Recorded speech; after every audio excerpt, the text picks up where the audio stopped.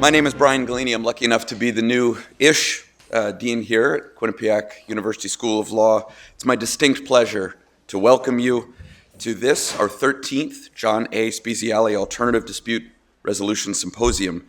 You know, for years, since 1988 to be precise, these symposia have brought together diverse voices to explore critical issues in alternative dispute resolution.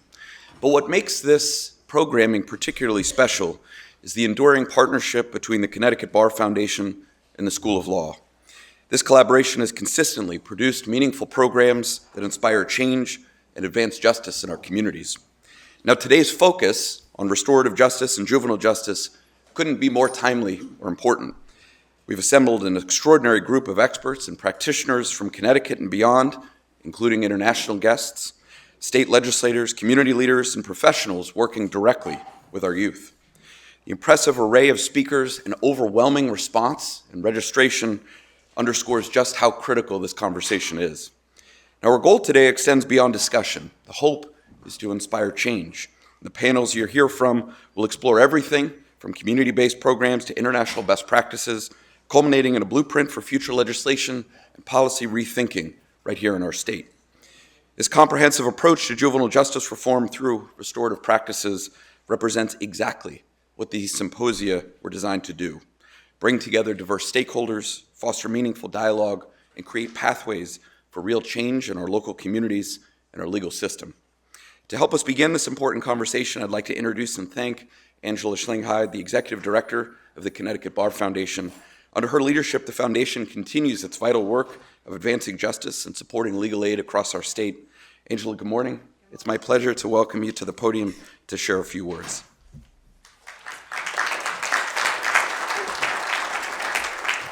Good morning, everyone, and welcome, and thank you for coming out on this not so lovely, gloomy day to join us for, as Brian said, our 13th symposium for the Speziale Symposium. I want to thank Dean Galini and the rest of the team at Quinnipiac for their unwavering support over the years in helping us to bring this very important event to life. I would also like to extend my deepest gratitude to our two co-chairs, Professor Charles Pillsbury and Judge Barbara Aaron. Professor Pillsbury, your unwavering commitment and leadership in planning this symposium year after year have been nothing short of remarkable. Your insight and guidance have played a pivotal role in shaping today's event. And Judge Aaron, your passion for justice and your tireless dedication to our theme, restorative justice and juvenile justice, have been truly inspiring. Together, along with our incredible committee members, all of whom are listed in the program, you have invested countless hours in preparing for today and ensuring that we have a meaningful and impactful program. We are grateful for everyone's efforts in bringing together such a talented group of experts and advocates for us to hear from today. Today, you're going to hear with individuals who work closely with at-risk youth, as well as community stakeholders, to explore how we can better collaborate to reduce recidivism and address the school-to-prison pipeline through restorative practices. As many of you know, there has been limited coordination between these systems, and it is imperative that we bridge this gap. You'll hear about work happening here in Connecticut, throughout the country, and internationally to understand how these practices can uplift our children, heal our victims, and ultimately create safer and more connected communities. We are honored to have with us our keynote speaker, Roman Hafford, a former restorative justice coordinator for the Office of the Attorney General and District of Columbia. His insights, experience, and national perspective will undoubtedly enhance our discussions and inspire our collective efforts towards meaningful change. At the Connecticut Bar Foundation, our mission is to facilitate systemic change that advances civil justice for all, regardless of power or resources, to achieve a more just and equitable society. Today's symposium is a vital part of that mission, as we aim not only to educate ourselves on how restorative justice can be an effective tool in the juvenile justice setting, but also foster an ongoing conversation that leads to true systems reform here in Connecticut. We need to constantly ask ourselves, how can we be doing better? How can we ensure that every individual has a voice, equal access, and opportunity? I know that today's discussions will help answer these questions and guide us in our advocacy work. I'd also like to take a moment to thank our presenting sponsor, the Tau Foundation, as well as our other sponsors, Koskoff and Beater, Fiondola, Malone and La Saracena, Shook, Hardy and Bacon, and the Connecticut Council for Non-Adversarial Divorce. Your generous support has made this event possible, and we are deeply appreciative of your commitment to our mission. So I want to thank you all for being here today. Your participation is crucial to our success, and I'm looking forward to a day of collaboration, learning, and inspiration. Now I'd like to introduce Professor Charles Pillsbury, who is the co-director of the Center on Dispute Resolution and a distinguished practitioner in residence in dispute resolution here at Quinnipiac University School of Law. Thank you.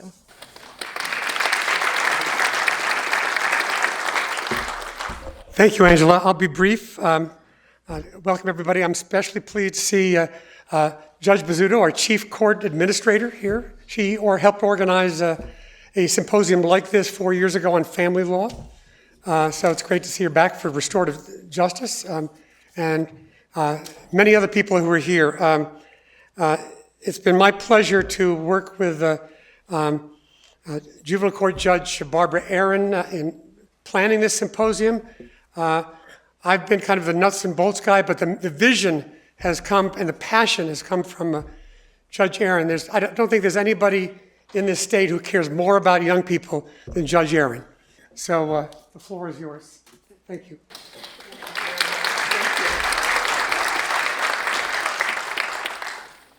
Thank you, Charlie, for your stewardship throughout the planning of the symposium.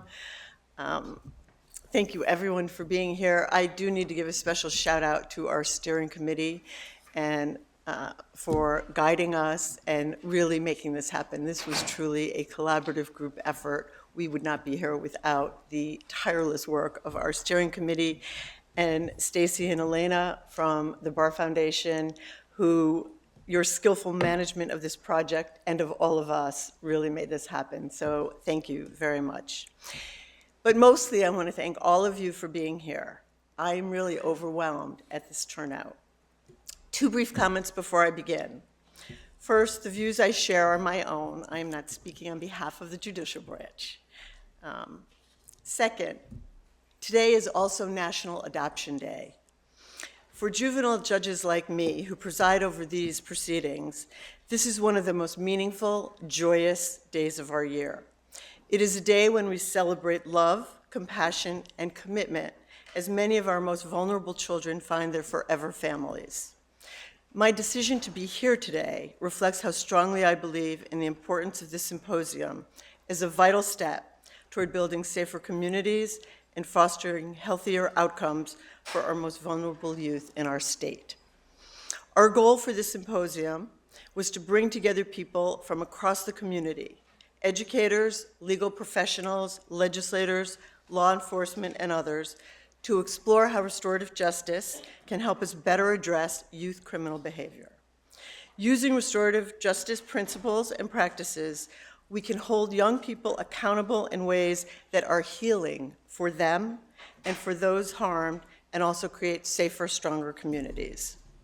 Since 2019, I have had the privilege of serving as presiding judge in juvenile courts in Waterbury, Torrington, and now New Britain. In every judicial district, I've seen the incredible dedication of the people working in our juvenile youth justice system. Prosecutors, probation officers, defense counsel, social workers, court service officers, and so many more. No matter our roles, we all share 3 common goals: to strengthen families, guide youth away from crime, and help them engage with school and their communities in positive ways. But despite all of our hard work, our efforts often fall short. The challenges facing most of the youth that enter our justice system, housing insecurity, substance abuse, intra and inter-family trauma, just to name a few, on top of the pervasive mental health crisis facing young people all over, can overwhelm even the most well-intentioned systems. Too often, kids cycle through the educational and justice system without meaningful intervention or support. And those who have been harmed by crime are often left feeling unheard and unsupported by a court process that seems remote and unresponsive to their suffering and loss. Too often, kids get in trouble at school, face suspension or expulsion, get arrested, and get pulled into the legal system, creating a cycle of disconnection and negative behavior that's hard to break. Traditional approaches often make the problem worse by failing to address the root causes. As a society, we often shift between two extremes: a strict lock 'em up approach that emphasizes punishment and a lenient sort of revolving door approach that often lacks accountability. What we need is a balanced alternative. Restorative justice offers that balance. It combines accountability with empathy, fostering healing and resolution for everyone involved. While not a perfect solution for every situation or a panacea for all of society's ills, it offers a more constructive path forward. I want to share an example. Recently, a mother whose son had been the victim of a brutal assault came into my court to speak at one of the youth offenders' sentencing. She came in trembling and sobbing as she described arriving at the hospital and seeing her son lying there, unconscious, bruised, and beaten up. And then sitting by his hospital bed, praying for his recovery and a return to his innocence. This was her only son. She had lost a son years earlier. She waited for weeks for the families of the boys who attacked him to reach out to her, to acknowledge what they'd done, but they never did. If the roles were reversed, she said, I would have dragged my son to their home and begged for forgiveness, not just for my child, but for me as a parent. I had to explain to her that in our current system, often one of the first things we do is issue a no-contact order between the offender and the victim. While that's meant and intended to protect families, it also prevents any meaningful accountability or healing. A restorative justice approach, on the other hand, might have given that grieving mother and her son the closure they longed for. It might also have allowed the offending youth and their families to take responsibility, make amends, and begin their own path towards healing. Restorative justice provides a powerful framework for addressing harm and conflict. Unlike traditional models that focus primarily on punishment, what law was broken, who broke it, and what should the punishment be, the focus of restorative justice is who was harmed, who caused the harm, and what needs to be done to repair the harm.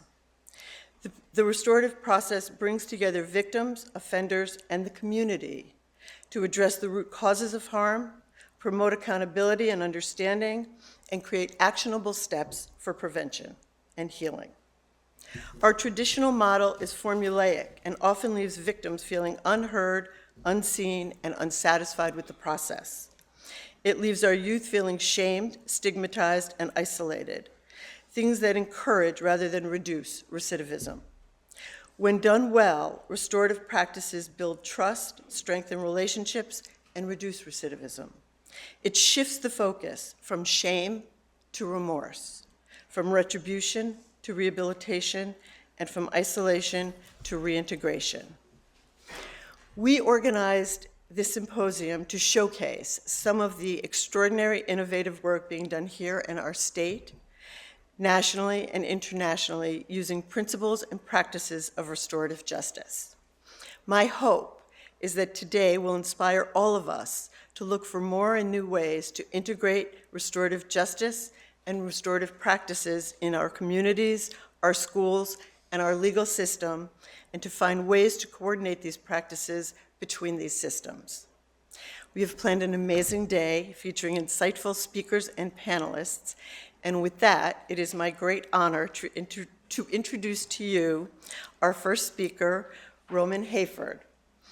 Roman is a restorative justice practitioner, civil rights attorney, farmer, and student of healing. He is a veteran restorative justice facilitator, innovator, and trainer, having facilitated or overseen hundreds of restorative conferences in cases diverted from traditional prosecution, including serious violent offenses. In 2017, Roman was hired as the first restorative justice coordinator for the Office of the Attorney General, where he helped build the nation's largest in-house restorative justice program in Washington, D.C.'s Justice Department. He and his team's trailblazing work establishing evidence-based restorative justice in the nation's capital has been featured in All Things Considered and Morning Edition. Roman now serves as an expert facilitator to help jurisdictions and leaders implement restorative justice outcomes in highly sensitive and novel cases. He also teaches restorative justice theory and practice as a professor at Georgetown Law School. Roman has a BA from Bucknell University and a JD from Harvard Law School, and it is my great honor and privilege to introduce to you Roman Hayford.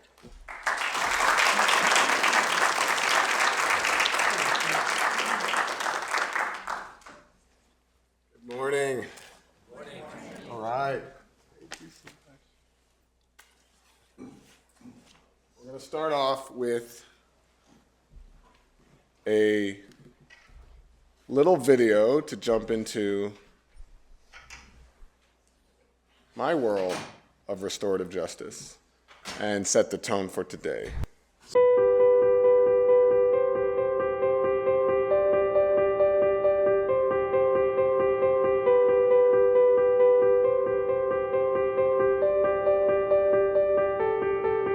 The objective, I think, of the program in my mindset is that through this program, it really showed how families, people who don't know each other can come together, can reason together, and work out their own ills.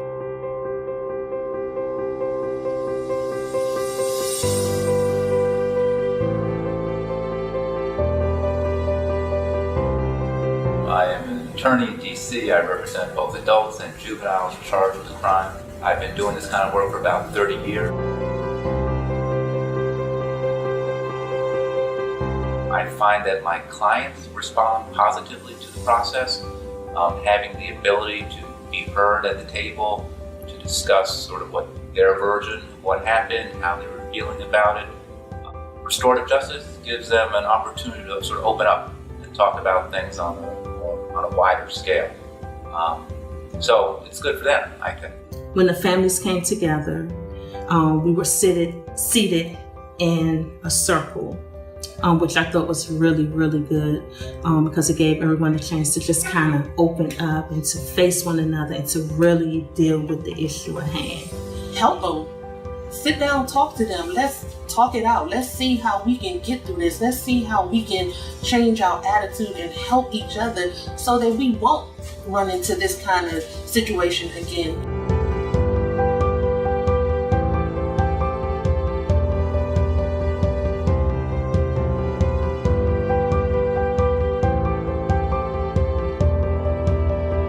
A lot of these kids talk about coming into the system in a very passive way. They never talk about it like, I did this, but rather, I caught a charge. The way you or I might talk about catching a cold, sort of this random thing that happens to them. And I get why they talk about it that way. I think a lot of them grow up in neighborhoods where there is so much crime going on. It's just something they see all the time, every day. And it's just sort of random who gets caught that day. Everybody's doing it, and I just happen to catch it this day. But having them sit down and speak with a victim, and hearing from a victim firsthand about how that victim went through the process, or what it meant to them to be robbed, to have property taken from them, to be physically assaulted. All of a sudden, the client can't help but feel some empathy, some responsibility for what they did. And I think that's just so important. And for them to see the victim willing to come in, sit down, and speak across the table to them, they're like, okay, this isn't just some nameless, faceless dude. This is Mr. Harris, who's going to come talk to me about this, who's taking the time to talk to me about it. I have yet to have a client who has come out of this process and complained about it. Also, it would give my son an opportunity to apologize for what he had done, and also kind of feel that regret, feel the regret for what he did, and to kind of talk about it and discuss why it happened in ways that it could have been avoided. Felt pain. She felt pain, and I could see that the respondent knew that she did wrong. I could see that she felt bad for what she did, and hearing the victim, it was probably like, oh damn, like, did I really do this? And I feel horrible that I did this. And I feel like it was an excellent opportunity for him to really pull himself together, to recognize what he did and to pull himself together. And, he's still in the program. And since he's been in the program, he has shown tremendous maturity and improvement in school, in his relationships with family and friends. He knows what he did was wrong. He knows he doesn't want to go back down that road with the court system. And I participated in it. That was great.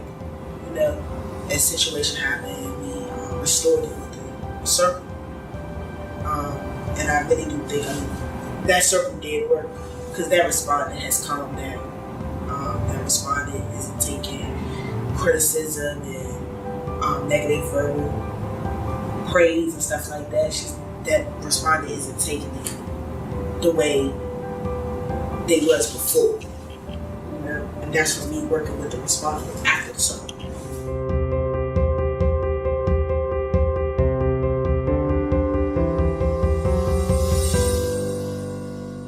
So I was a bit skeptical because I wasn't sure that victims truly would want to participate in this program or in restorative justice, because they have to basically face the person who committed the offense. I felt like it was also an easy way out for offenders as well. But what I've learned in my experience is that, one, for offenders, it is not an easy way out, because they do have to face this person who they've committed this harm against. It's not an easy thing to do, to admit that you're wrong. Well, to have power in a case for a victim is extremely important in my experience, because the offense started with them not having power and not having control. And then after the offense, they may still feel like they don't have that power and control. So restorative justice is a way for them to regain that power and that sense of control that they lost, which they can take with them moving forward. But I was just glad that you decided to have that circle, because that at that point, it was an opportunity for her to express how she felt. Now, I know how she felt when she came home, and we talked about it just that one time. But when we had the meeting, when I heard all of the things that she said, I was like, and I was shocked, because that was the very first time that she's actually opened up and actually said how she felt. And I was proud of both of them, because they both were receptive, they both understood, and then they both were even compassionate with each other. I have found that there are many victims who are interested in participating in restorative justice. There are victims who say, before we even discuss restorative justice, they're like, is there an alternative to the traditional justice system? Not only are they seeking it, but even ones who may not have been familiar with it, and even those who participate in restorative justice and then they enter it skeptical, they leave out many times with a resolution that they are happy with.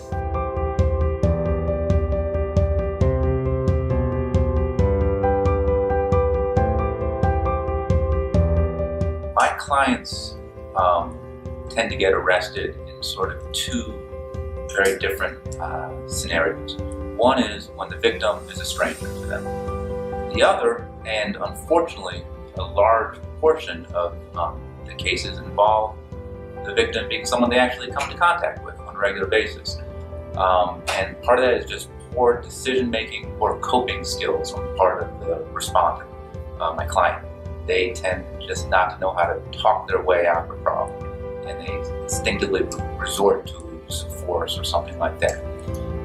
it's always gratifying as part of the restorative justice program to see my client be able to repair a relationship with someone who they're going to be seeing on a consistent basis. Yes. And at the end of the conference, we came in together and there was a little anxiety and, but by the time we finished, when the conference was over, everyone was happy. They was like, everyone felt confident that my son wouldn't do anything like that. They felt safe. Our kids still go to the same school. As a matter of fact, my son and the victim, they're friends now. I'm Jason Dixon with Metro Transit Police, and I've been with the Transit Police for about 10 years, going on 11. At that point, I knew he was in a world of trouble because the charges that I was going to bring to the table, assault on a police officer, resisting arrest, these were big charges. This kid was going to go through the system, talk to his lawyer, see the judge, get whatever he gets, he goes out the door, now he has a record and he does it all over again. And to me, 10 years in this system dealing with juveniles, that doesn't work. You have these cases of kids, if you could reach them early and let them talk to the victim, let them see the real damage they did, and then give them an opportunity to try to fix it. I needed this young man to look me in the eye, tell me why he did what he did, tell me if he was truly sorry. Really blew my mind. I'm like, this is the young man that put me in the hospital. And here we are conversating, talking, laughing, and I could bring him to my house, introduce him to my family, and wouldn't have a problem taking him to a cookout or something, and vice versa. And like I said, the regular way of doing things, you wouldn't have this result. You would have a bitter juvenile put through the system, still not understanding what he or she did wrong, and then probably going to repeat what they did because now they have a chip on their shoulder. This program is to me it's long overdue. It's something that has been needed for these kids for a long time. There's a lot to be said for the adversarial process, but in terms of mending relationships, it's probably the worst way to work something out. Restorative justice, if it's handled properly and if both parties buy into it, at the end of it, both parties walk out with the understanding that something bad happened, but amends have been made, and now we move forward. And this is a much better way when you're talking about preparing a community to proceed.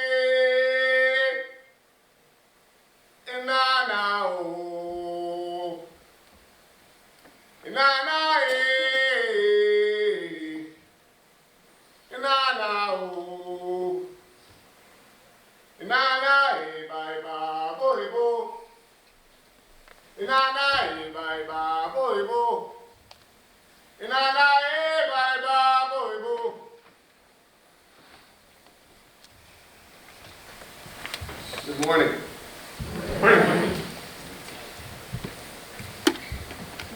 Thank you, Judge Aaron. Thank you to all of the people in this room that brought me here today. I'm grateful to be here.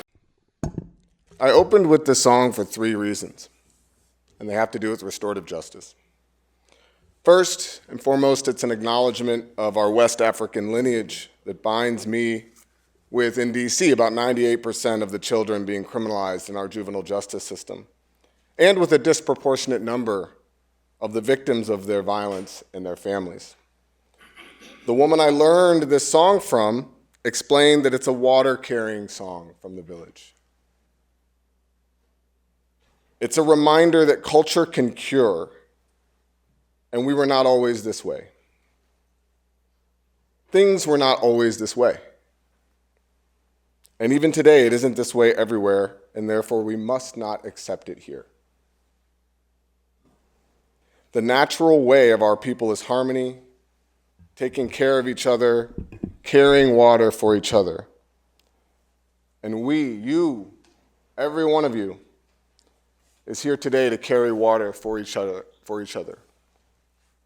The second reason I sang that song is because it opens hearts and it activates our spirits, maybe even uncomfortably.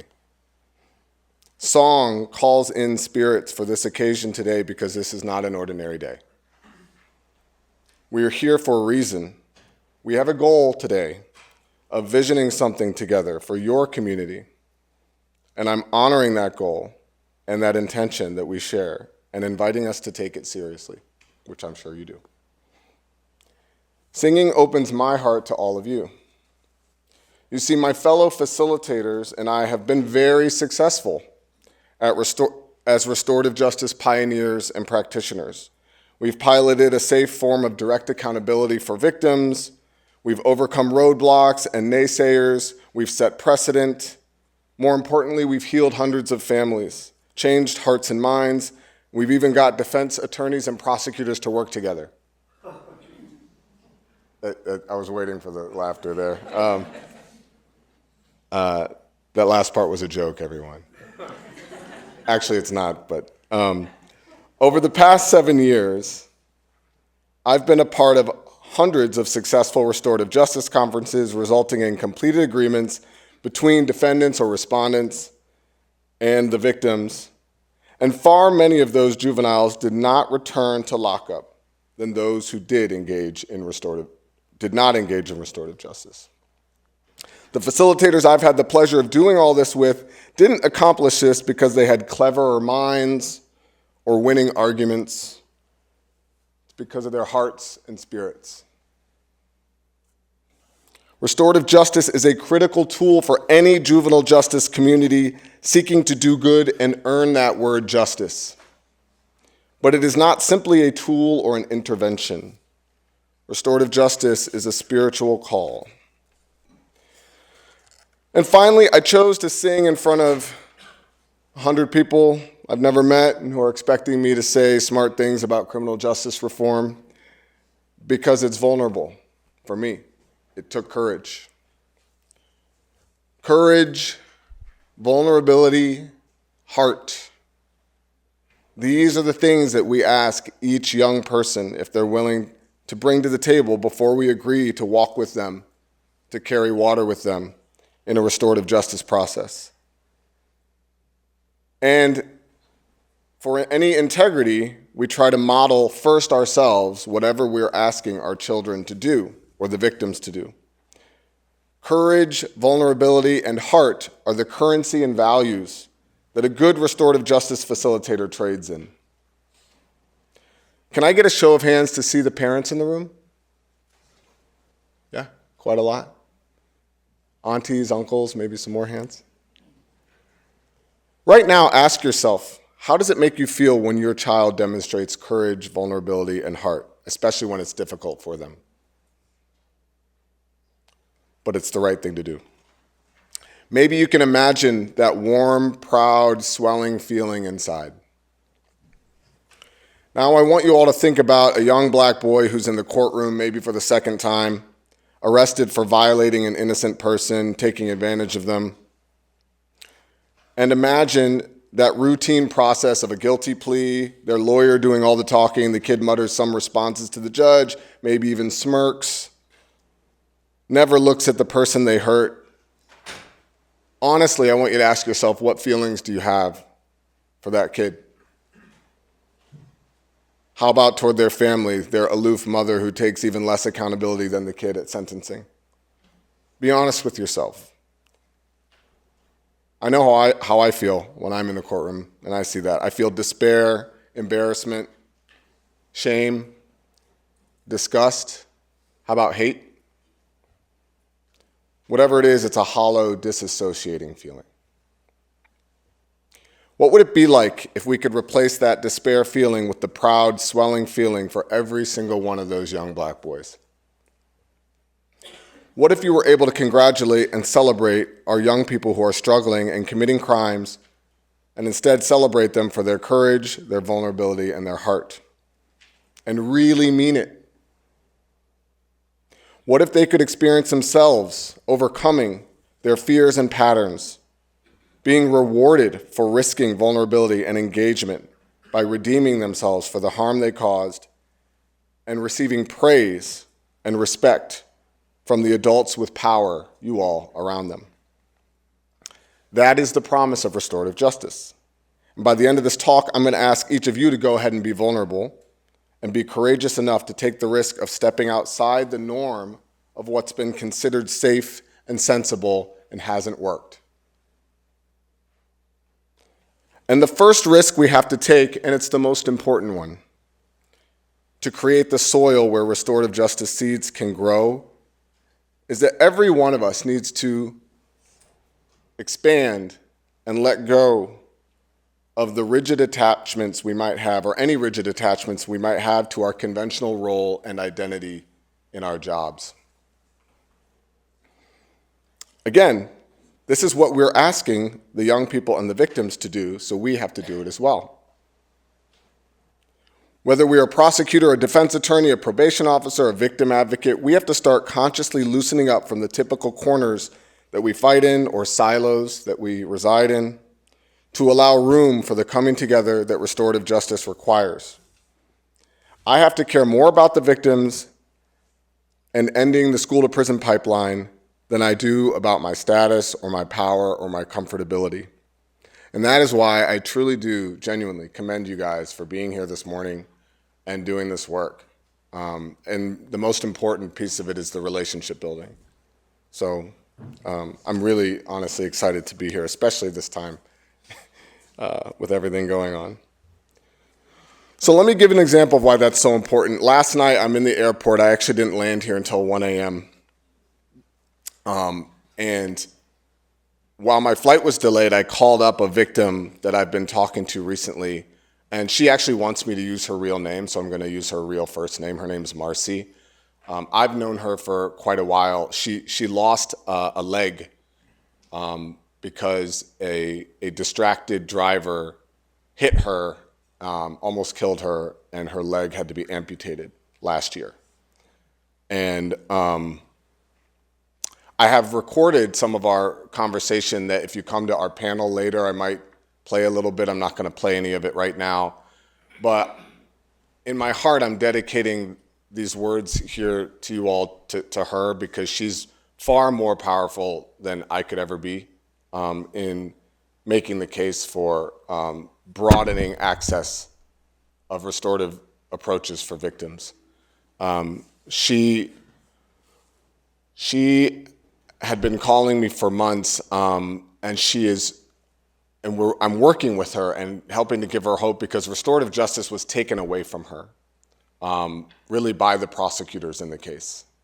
And this isn't a story about how bad prosecutors are, but Marcy told me yesterday, I said, I asked her, can you put into some words like what was at stake for you in this process? And she said, I would have had to be committed if I was made responsible for putting this young man in prison. And I told the prosecutors that. And at the same time, after months of meeting with them, of having restorative justice sort of dangled in front of me and then taken away, and she wasn't told why, she told me again last night that she met with the prosecutors. They sat down and they said, okay, so do you want us to ask for 60 days in jail or 90 days in jail? And she said, you gotta be kidding me. I don't believe incarceration is the answer to this crime. I wanna talk to the person. And another thing she said was, all I needed to know from November to July, she said, I was here believing that this man was back on the road driving. And she said, my trauma response had me waking up in sweats at night, not just afraid that someone was going to hit me, but that he was going to hit me again, because that's how trauma works in your brain. Meanwhile, they had already known for months that this driver who hit her had voluntarily chosen to no longer exercise his right to drive and was not on the roads. And she's like, that's all they needed to tell me and would have put me at rest. And instead, she feels very manipulated into demonizing this man that hit her. She feels like she was a pawn and that she was played. And she said that even at the end of my victim witness statement, where she was wrongly told that she had a 15-minute time limit, and then at 45 minutes, she startlingly looked up at the judge and said, how long have I gone? I'm so sorry. And she got down at the end and she said, even then I was still feeling so self-conscious about how I really felt that I went up to the prosecutor and said, did I do something wrong? Did I lose this case for you? And she said that his body, even though he said no, everything about his body language told me, yes, I'd done something wrong. And that's how we let this woman who's lost her leg leave the courtroom. So that's the victim side of things. That's Marcy's story. And we need to do a better job for Marcy. And so now here's a little bit about my team at the Office of the Attorney General and our story. So we pioneered a new type of professional within the Attorney General's office, restorative justice facilitators, bestowed with the sensitive and coveted power to speak confidentially both with victims and the accused parties and their families. And we had the audacity to ask you all, probation officers, lawyers, judges, and victim advocates, to help us out with that. What's worse, these restorative justice facilitators weren't lawyers. I'm a lawyer, but my team was not. Some of us weren't even, gasp, licensed professionals. And we want to call up victims and invite them to talk with the person who's assaulted them. We want to have a private conversation with the accused youth before they've even agreed to a plea. Not demure. These were pills not everyone in the DC system could swallow, especially at first, understandably so. The protection of a juvenile defendant's rights and the mental health and confidence of a victim really shouldn't be experimented with lightly. But all credit to our partners at the AG's office and everywhere who are willing to take a calculated risk, were willing to set their notions of professional hierarchy and turf aside for the sake of the people coming into our doors every day who deserve options, even options we may disagree with or have misgivings about, because it's not about us. And because of all that, I'm proud to report that now we have just as many restorative justice facilitators who are salaried, who are protected in the AG's office in DC as we have juvenile prosecutors. And my personal private goal, which has now been put to the test, was for once I want to be, and I mean for once, meaning for all of us, because we see, as the judge said, reforms come and go. For once, I want to be the spearheader of a program and be able to leave that program, a reform program, and have it sustain with integrity. And I'm proud to say that now I'm a year out from having been the coordinator there for 7 years, and so far so good, you know. And it's not all hunky-dory, and I've also been asked to talk about pushback. As many of you probably know, housing restorative justice facilitation inside of the prosecutor's office is highly, highly controversial. I also work nationwide with programs who house their facilitation professionals or volunteers in nonprofits outside of the system. Whatever the case may be, there's different strokes for different folks, is my personal belief. The most important thing is the conviction from people with power and people with funding power to weather the storm of critique and perceived public pushback to actually allow these reforms to do the work of generations that they need to do. I like to say in DC, we're 3 generations into the crack epidemic and mass incarceration. So it's going to be at least 3 generations until we see anything close to a real change. Another drawback of restorative justice is it's cost a lot of money, there's a lot of good work that needs to be done, and we can't be blind to the fact that funding one thing is going to take funding away from something else. And it doesn't seem always like it's doing that big of a difference, or it's making that big of a difference compared to the larger societal things going on. I mean, when we got hit with COVID, the impact that that's had on our youth, who are missing school, and the increased anxiety and everything else that's happening on, even that alone probably eclipsed the impact that we were having with our restorative justice program, right? Let alone just the continued daily thumping of urban society and its increased socioeconomic disparities and transience in professional life in schools and so forth. So it can seem overwhelming. So I'm not going to stand here and say that there's, if you come to DC right now, you're walking on rainbow bridges and drinking from honey streams. But what I can say is that what matters most is the experience that the people are really having who are inside the system and that you all are having every day. And I can say that that is different from when I got there to now. And I feel good about that. Yeah, thank you. I think I'm getting a note that I need to wrap it up. Thank you for having me there. I have some more things to share. I think I've been put on a panel today, but I would love to connect with you all. Actually, it was almost done, Professor, so I was just going to say,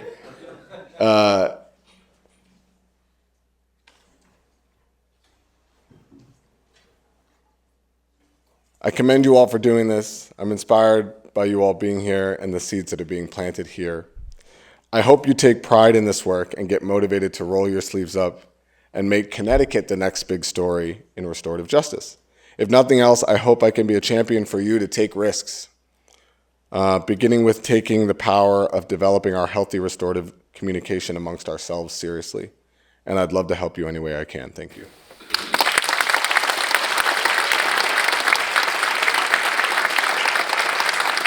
Good morning, folks. My name is Mark Donald. I'm president and CEO of Catalyst Connecticut down in Bridgeport.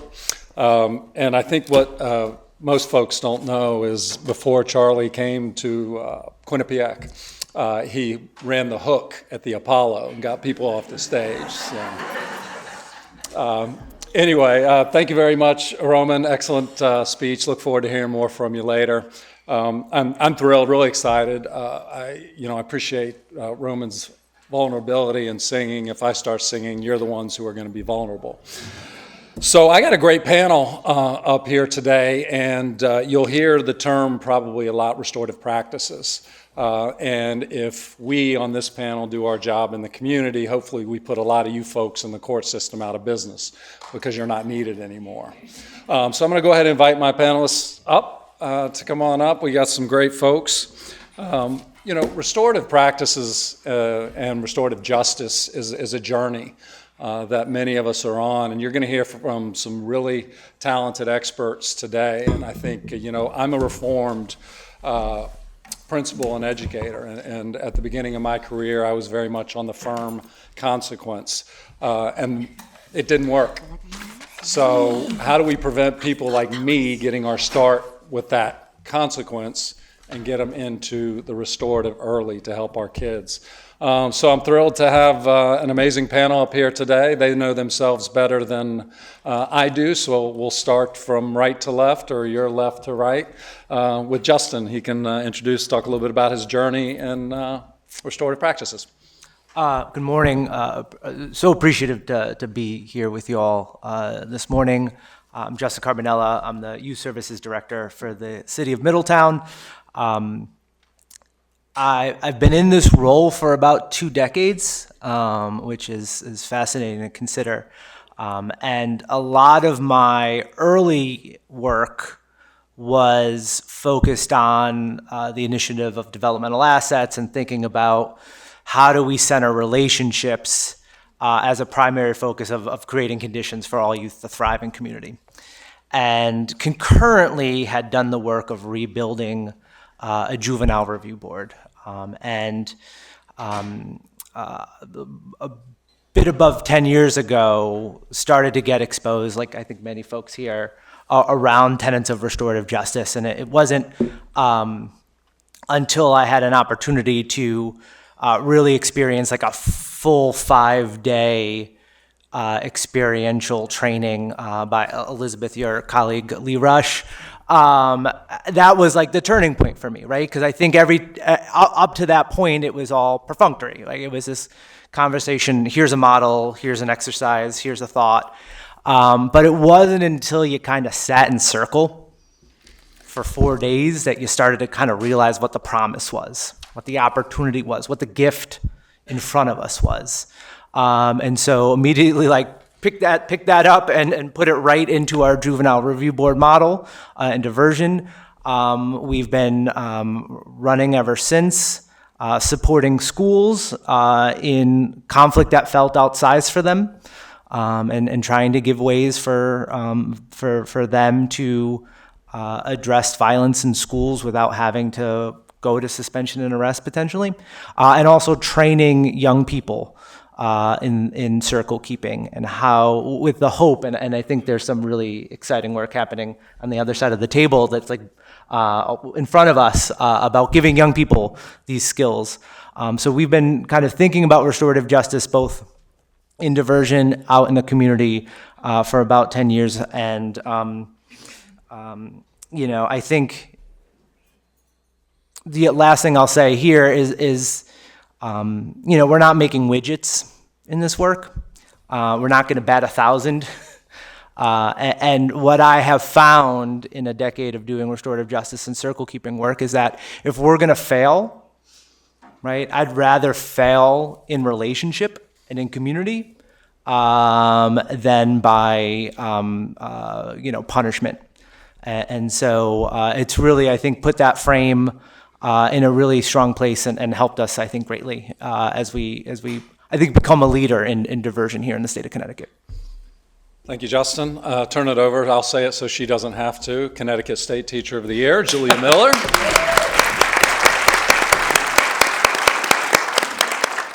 My name is Julia Miller. I am a New Haven Public Schools teacher at Metropolitan Business Academy. I'm here with my colleague, Stephen Stasniak. So I'll tell a little bit about our history. We're going to split up our story so we can both, there's a lot to share. I'm born and raised in New Haven, went to New Haven Public Schools, started my career in Brooklyn, New York, and had some experience with circles. In fact, in my Brooklyn school, instead of advisories, we called them circles. And that's what advisory model was. So I had some understanding of some restorative practices coming back to work in my hometown in New Haven. And then in the 2018-2019 school year, we had a professional development day, and a couple of professors from Southern Connecticut State University came to lead the entire staff in a circle workshop. It was phenomenal, and I think it brought the staff closer together, and a few of us, Steve, myself, and a few other teachers said, you know what? We got to do more than a one-off PD, right? Like, we have to, if we really want this to be in our school, we have to commit to it. And so we created a restorative practices working group, and we met after school. It was really organic, and a colleague of ours, Natalia Broginski, just posited the question, what would a school without suspension look like? And she just posed it to us, and we started imagining. At the time, some of you are probably familiar with, there was Project Youth Court in New Haven, an alternative to the traditional juvenile justice system, and a lot of our students actually volunteered there, so we were familiar with the program. And we started imagining what would a Project Youth Court model look like in a school version. And so after a lot of discussions, we created something we called the Metro Youth Justice Panel. We refer to it now as MyJP. And it started as an after-school program. And the idea was eventually to hope to have it be a real alternative to suspension in our school. And so we spoke to folks at Project Youth Court. They were very generous in sharing materials with us. We took their materials, we adapted them, we created our own training manual, we wrote a grant to pay ourselves for some of this work after school, and started this after school program. It was mixed grades, 9th through 12th. And we had our very first hearing. So it was a conflict with a teacher, admitted to wrongdoing. We had trained our students as we've changed the language from carceral system. So instead of lawyers to advocates, we've worked a lot on this over the years. Instead of jury, a youth panel. And we had our first hearing, and it was incredible. And the young man who was the student participant was kind of like, what is this? And he was so interested and excited by this process that, in fact, the panel, as part of his restorative contract, included an invitation to join the program. So we were glowing. We were so excited about how successful this first hearing went. And that was March of 2020, literally 1 week before the COVID shut down. So then we were out of school and remote hybrid for a very long time. And when we returned, some of the staffing had changed, and Steve and I were some of the last ones standing, and we said, we got to bring back MyJP. But if we really want to do this, it can't live as an after-school program. It has to be embedded into the school day. And so we created a proposal. We shared it with our principal. We thought, this is wild. We also proposed that it would be a senior capstone course in our law pathway. So we're a magnet school. We have different pathways, including a law pathway, law and public service pathway. And we proposed to be, I'll let Steve talk more about the class, but a class called Youth Justice in Practice, where MyJP, Metro Youth Justice Panel, would live. And we would train our seniors as a capstone course in the pathway to be restorative justice practitioners and run MyJP during the school day. And we said, we need this to be a co-taught class, and gave all these reasons why. And this is not a model that really exists elsewhere in our school or district in many cases. And so amazingly, it got approved. And so we are now entering into our third year. This is our third cohort. It's, as you said, you learn from the failures, been through the relationships. And so it's not always smooth sailing, but it has been incredible. And I would argue, not only has it been, I think, powerful for the students, young people, to go through it, but most especially, too, for our seniors as the practitioners. It has been transformative to their understanding of justice and, even their future pathways. So I'll leave it there for now and let Steve continue, but thank you. Great. Moving on down, Sergeant Tresher Parks, and since it's easier for me to brag on them, Bridgeport Public Schools and in partnership with Bridgeport Police Department have reduced in-school arrests by 700%. So, Sergeant Parks. Good morning, everyone. I'm Sergeant Tresha Parks from the Bridgeport Police Department. Like Mark said, Bridgeport has started partnerships with restorative practice about 10 years ago. I have 22 years on the job, and 22 years ago, we didn't hear of restorative practice. When students or young people committed an offense or a crime, the option was arrest or a warning or send them home. And 10 years ago, like Mark said, our numbers drastically dropped 700%. Within a school year, we would probably arrest young people 300 or 400 incidents or offenses.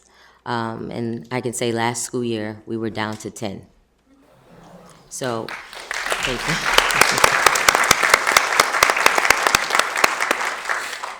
So I was an officer 22 years ago. And I was an SRO. I'm now the supervisor of the SROs, and they're doing a phenomenal job.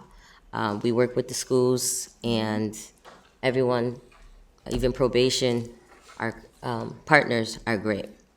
We're trying to extend that to our patrol division so that they can get on board too, so that we can help our young people. Thank you. Thank you. Kathy Silver from Harding High School in Bridgeport. Parks, you are way too brief. I'm in Bridgeport. I am an assistant principal at Harding High School. For those of you that are not familiar with Connecticut, Bridgeport is one of the poorest cities in the state of Connecticut. I'm on the east side of Bridgeport. Again, if you can imagine poverty, it is the most impoverished area in Bridgeport. I am a very proud Bridgeport educator. I know those of you in Connecticut have seen a lot of news coming out of Bridgeport of late. I was actually born in Bridgeport, and so I kind of feel like I've come back full circle. I started teaching in Bridgeport almost 35 years ago. I started as a visual arts teacher, and maybe about 15, 20 years ago, as you had kind of shared, Sergeant Parks, I attended this session on restorative practices. And I was invited as a teacher leader at that time. And I remember sitting in the training and being like, wow, like I do all this and they have words for this. So that was kind of my big aha moment, that in looking back at all of my mentors, the people that impacted my life, the seeds that they planted with me were now germinating. I've been an assistant principal now in Bridgeport for 11 years, and I've seen many of the things that Sergeant Parks spoke about when I first arrived to Bassick. I can remember the police showing up in lunch and handcuffing kids on the table, and I was horrified, like, what are we doing? The work that I'm doing, Roman, thank you so much for being you. I feel like I've been a mountain mover in Bridgeport. At Harding High School, we're the only high school in Bridgeport that has what we call a refocus room. I work with the 9th grade. My husband says I'm a victim of my own success. 9th grade, for those of you, it's a big transition year. It's a year where if we don't put tools into our kids' toolboxes, if they are not on track, what we refer to as on track, they become the statistics. I'm blessed that relationships are huge to me. I work so carefully, diligently with my team to do the best that we can for those 9th grade students. And it is nice to hear on that back end that data, because right now it's very overwhelming in the schools, very overwhelming. Coming out of COVID, we all knew it was going to be difficult. I thought last year was going to kind of be the high point. This year, even more so with the mental health. So restorative practices is really important. Some of you may be wondering, what is a refocus room? Point is, my expectation is kids go to class, teachers teach. Teachers use their bag of tricks. If there's a student that is unfocused, unable to take part in that learning, we don't want them to completely derail the classroom. So we bring that student into the refocus room. From there, we assess, what do they need? Do they just need a quiet place? Do they need a conversation? Do they need a phone call to a parent? Is there something larger? That's the essence of that refocus room. From there, we have altercations that transpire. Oftentimes it's things that are happening out in the community that spill into the building. I've always been that believer, we have to get to the root of it. If we don't address the root, yeah, from my position, I can write the slip and suspend a student, but if I haven't gotten to the root of that problem is going to continue to rear its head. So the people that I work with, I'm very blessed. Mark, thank you. Catalyst, y'all, Maury, you have been so supportive to the work that we do at Harding. In the years that I've been at Harding for 9 years, when I first started, there were maybe 5 staff that were trained in restorative, And over the years, each and every year, as you invited me to come to forums and speak, what I learned was we talked about what we did, and then I kind of talked about what we'd like to do. And there were always people in that room that were willing to support the work that we were doing. So for those of you that are in this room, that are in that capacity to support, thank you so much for your support, because it does help. As I said, the work is very overwhelming, but then Roman, your words this morning reminded me how important it is. So I'm beyond that overwhelmed feeling. Thank you.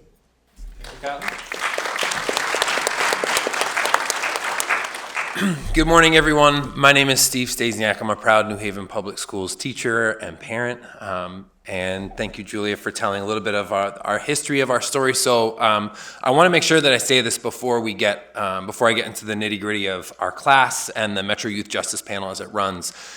Being a part of doing this restorative justice work and doing this work with young people in New Haven has been the most impactful work of my almost 20-year career as an educator.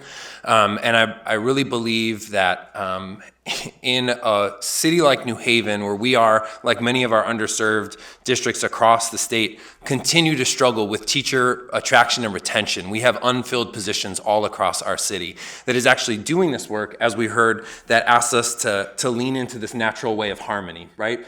It feels like the most humanizing, the most powerful work I've ever done as an educator. It has reinvigorated me in the profession at an incredibly difficult time, and as a taxpayer in New Haven, as a parent of kids who attend New Haven Public Schools, we want all our teachers to feel that way when they go to school, and we need teachers in front of our kids, first of all, ahead of everything. And I think restorative practices really offers one avenue to get us there. Having said that, the model that we're working with at Metro, we've been incredibly fortunate to have people invest resources into us. So a co-taught model is not something that is normal in New Haven Public Schools, and yet we've been entrusted with running this. So we have a senior capstone class where we essentially have we've had groups of 26, 27, 28 students that we meet with as a class every other day. We have a block schedule. We begin every single day with a circle. Sometimes those circles are 15 minutes. Sometimes those circles are 45 minutes. We lead the first few, but our students take that on, and our students run circle. They know that it is actually us building our group identity, and especially in the age of digital distraction, of the adolescent mental health crisis, it is having our students hold space with one another, having our young people look each other in the face, and really listen to one another, to share, to be vulnerable. That is actually the most powerful work that we do, and that's our starting point every single day.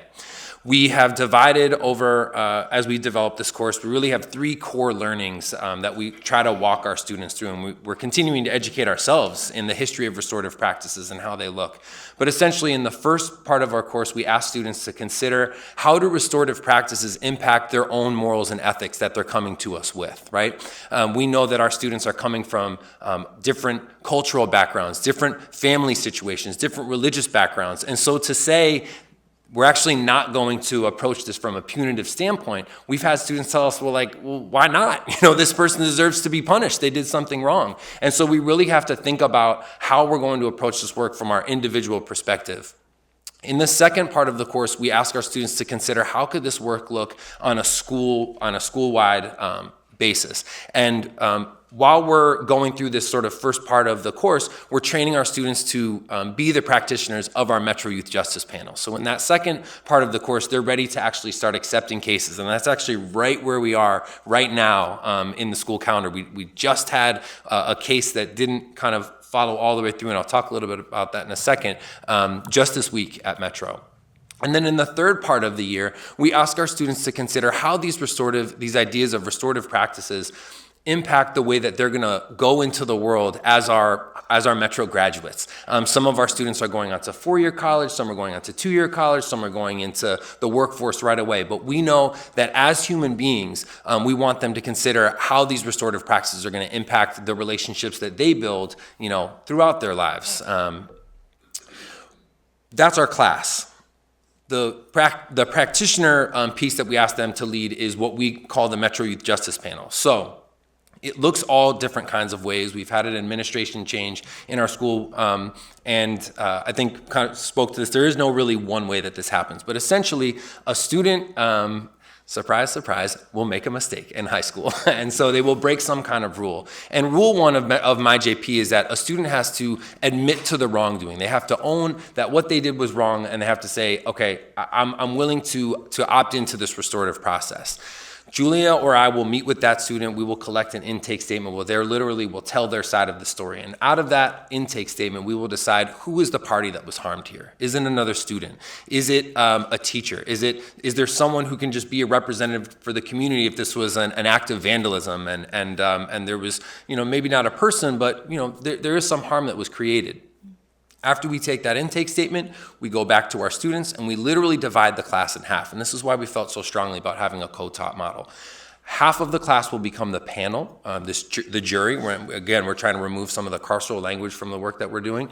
And so they will literally be sequestered. We have all of our students take an oath of confidentiality. And so we go to a different room in the school. We will do something else for the next 3 days. We do a little bit of prep for the hearing, but really we're working on other things. The teacher that's working with the advocates will then use those statements from the parties that are involved, and we go through a process. That is to read the statements, to come up with questions. We then implement a circle where we have representatives from the side that's going to represent students, represents the side that's going to represent the community, sit with that student that's opting in and say, we're actually not here as a gotcha, we're here to celebrate you. Thank you for opting into this process. Do you want to continue? So there is consent all the way along the process. If the student, once we have everyone a little bit more familiar with one another, we continue to the next step, which is preparation for the hearing. We hold our hearings in our library, which is our most beautiful and sacred space in the school. It's like the kitchen of our school. It's where all the good things happen. And so we reserve the library, and this can be some of an overwhelming experience for students. We actually had one student get all the way up to their hearing day, and when they learned there's going to be 25 of my peers in my business, and we're going to be in this big room. And they actually literally left the building. They decided that they did not want to be a part of this. And so, and we understand that. Can I get you to... Yes, I'm sorry. We go through this a hearing process, and what comes out of it is the panel creates a contract, and this is the core, really the core of our class. A good contract, we ensure that students take accountability, that there's repair to any harm that's been done, and that students accept support, so that way that this is not something that happens again. We're very lucky to be in a school where we have social work interns, trauma clinicians. We do have a lot of options for how we build out that support, but the idea is that students get that contract and are supported with a mentor that they get from our class to hopefully not come back to my JP and maybe even be one of our students in a future year. Thank you. So the only thing harder than getting a young person at the table to deal with this discomfort is getting educators and lawyers to be concise. I think, what I heard across the table in their experience, and again, we're all in different parts of our journey, is a lot of lessons learned. So I'll throw it out to the panel, two-piece, and we'll try and do it 1 minute or less for each of you. To what are some lessons that you learned, and what is the next step in your own journey? By the way, I don't know if anybody saw Sergeant Parks dabbing her eyes. She loves this work so much she got emotional. Go ahead, Justin. Yeah, I've learned a lot about power, and I'm appreciative of the commitment to vulnerability, right? And how we can do this work as on purpose as possible.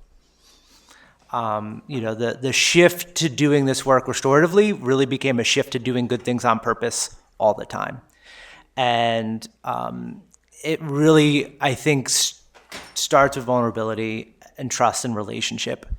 And I think it also is about being really explicit about what accountability is.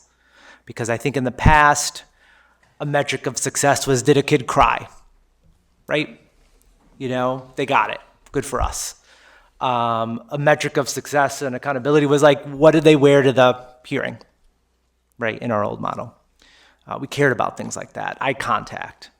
And so, I think restorative justice has helped us in the intention of creating the environment, right? In the same way that this room feels different, right? Like creating a space where you do these circles with the centerpiece, this notion of you did this for me, I think is critical, right? And because we're trying to do something different, we're trying to solve conflict in a way that we don't traditionally do. That we can create a process that's not one size fits all, but one size fits one. Thank you. Yeah. That's very good phrase. I feel better cutting off the men because I know we talk. So since I cut Steve off, Steve, let's go to you. Okay. We think that MyJP, we want it to exist in every school in New Haven. We think that our model is replicable, and we want to be given the resources and to share this model with all our schools because we think it can work. We know it can work. We've seen it work in our school. Great, thank you. And you already shared your lessons learned, so I appreciate that. Can I add in? Of course. Steve had mentioned the student who decided at the last minute to not participate, and we learned from that. And in fact, at a event very similar to this at the Yale Law and Racial Justice Center last year, we listened to a panel of formerly incarcerated folks who had been part of a restorative justice program in prison here in Connecticut. And they talked about the importance of mentorship within that role, within that program. And we were like, oh, that's the missing piece. Well, so one, after that, that was our first case where the student decided at the very last minute to not do it. That's when we added in the circle. We were like, oh, we literally ground every class starting with a circle. Why didn't we do that with this program? And so that's where we added in the circle element as an absolutely key part before the restorative hearing.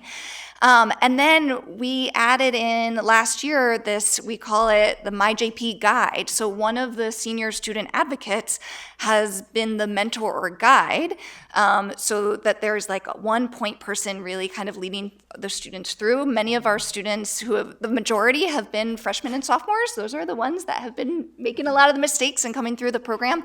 And with that very first time we added in the guide role, it was so powerful that even before the hearing, we were getting feedback from freshman teachers saying that they were already seeing a change with this student just because of going through some of the lead-up processes and having this senior mentor. And that mentor role was so successful that the students on the panel could see it, and they wrote into the contract a continuation of that mentorship. And so that has now been something that has been, it's not like we do a ton of these cases every year. We did 7 last year, just to give you a sense of the quantity of what we're doing, but that mentorship role has been added into it. So that's an example of like a lessons learned from the practice. And the last thing I'll say, because I know I'm probably out of time, is the idea of really co-creating this with our students has been really essential. So every year it has looked different because we have a different group of young people in front of us and their ideas matter.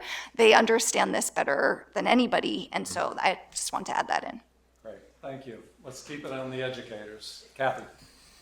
Lessons learned.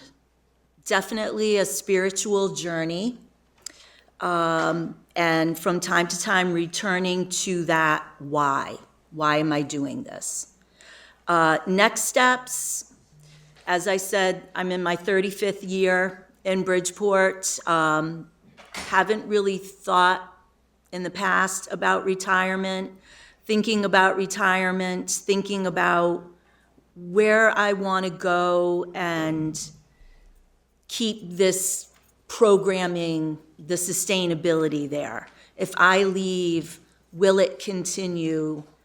And what are the things that I need to do? Who are the people around me that I need to continue to fill their buckets so it stays? Thank you. Sergeant Parks? Lessons learned. I would say that we've done a great job touching these families and young people and, diverting them from the criminal justice system. I could kind of touch on what you just said about retirement. I have 3 years to go. And now, just wondering who will take my place and fill Yeah. my shoes. Will their thoughts be the same? Will they feel the same way about restorative approach? And I think the expansion of it, next steps, I would think expansion of restorative justice is much needed. Thank you. And, two notes that I'd like to add is you heard different kind of road, where we are in our paths to the journey on the table. But I had literally been in the room when Sergeant Clark's supervisor ordered a subordinate, a patrolman, to unarrest a young person. And this same gentleman is the guy that said, I arrested every kid at the beginning of my career, and it didn't work. So I got my own timer kicking in. So that's important. And it's like, how do we make this work contagious? Right? Everybody here has drank some of the Kool-Aid. Some of you may be on your second or third cup, and everybody knows how good that Kool-Aid is. How do we translate this work? How do we make it contagious? How do we infect others? Probably a poor choice of terms, but one that's real. So you got 5 really smart, capable people here. Love to hear questions from you folks. Feel free to direct them at people, at the entire panel. Open. And yes, I can see you folks up there. Yes, ma'am. So actually, I was at that restorative justice conference at last year. I'm actually a second-year law student in Vermont Law, doing a restorative justice JD. So, and as someone who's formerly incarcerated, and I was a mentor on the work unit at Great. So Can we stop, y'all?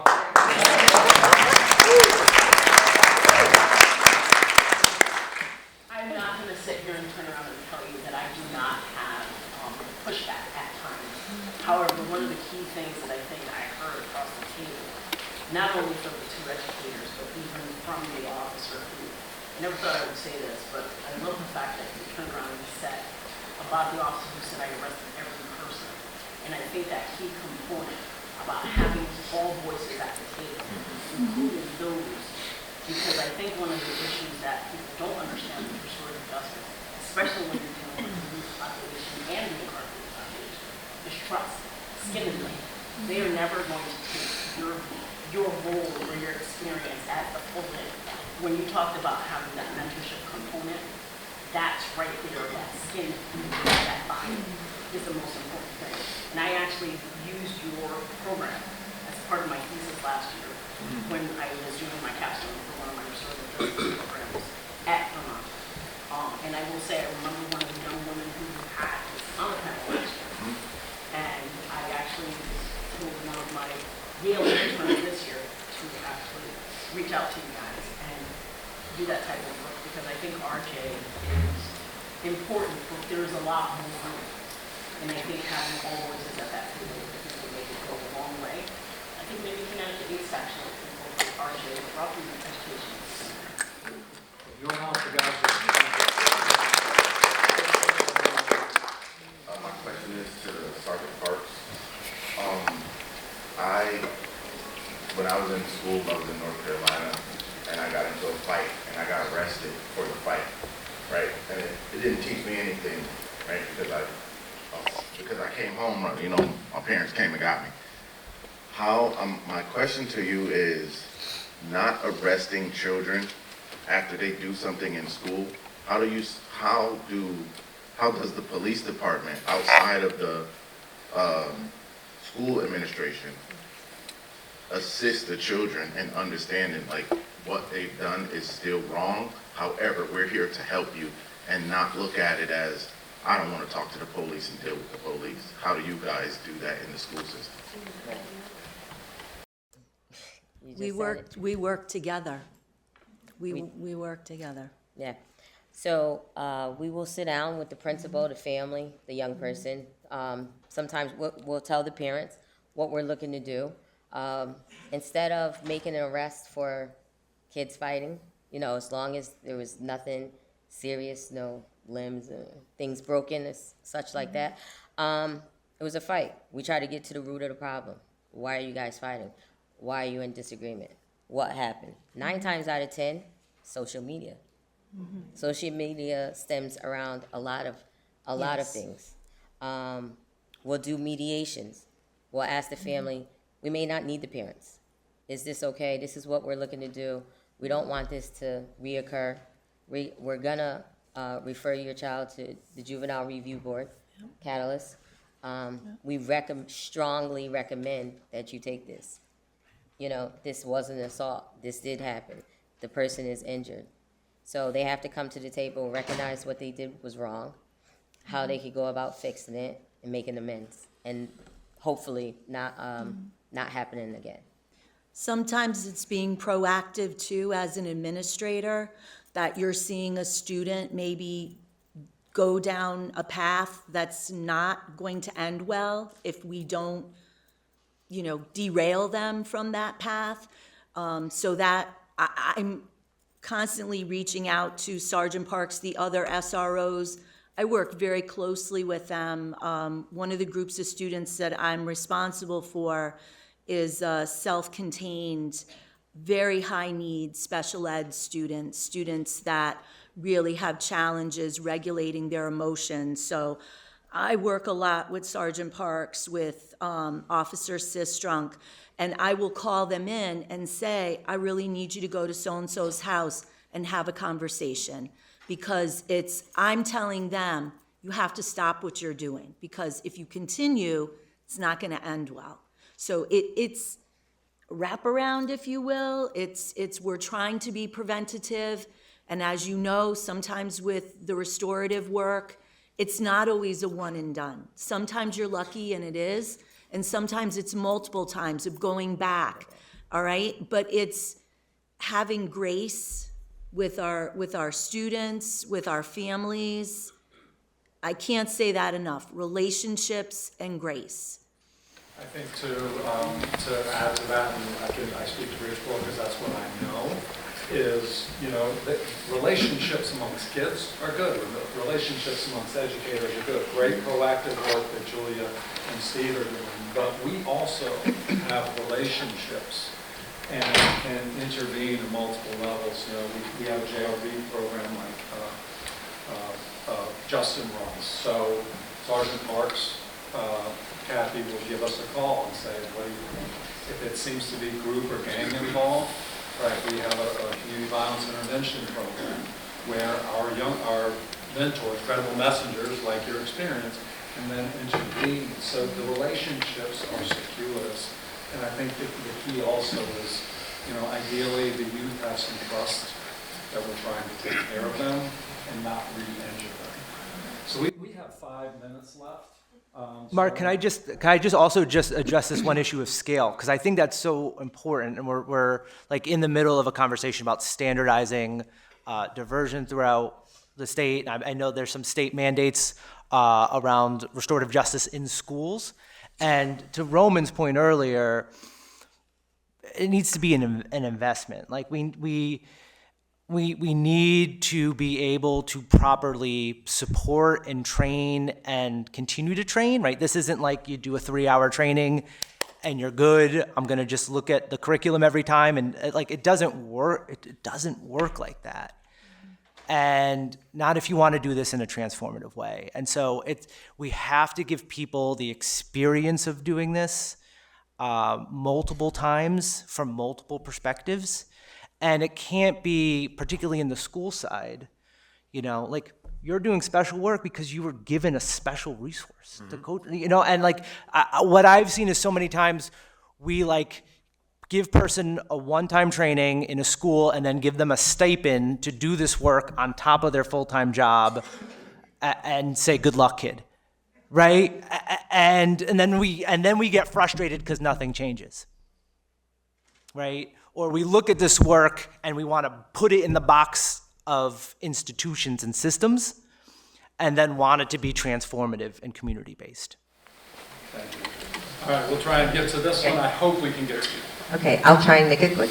Thank you so much for your presentations. I'm Susan Johnson. I represent Wyndham, which is also a very poor community. And I know, as the former chair of the Public Health Committee as well, during the horrible tragedy of Sandy Hook, the special education is something that we really are not paying enough attention to in all of our schools. And when you get to the poorer communities, there's not as many resources because of the formula that we have for special education. So therefore, the students aren't getting what they really should have for the support, and even reaching into the families to make sure that the support is there for the students. We have students who are traumatized by homelessness, people that can't even get into a homeless shelter, living with their children in a car. This is not how we should be conducting our society, and this is also creating the trauma that can lead to some of these behaviors that we haven't really fully connected.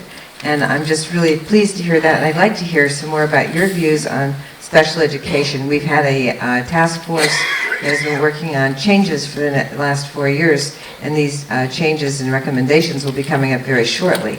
So I'd like to know what your ideas are. Thank you so much.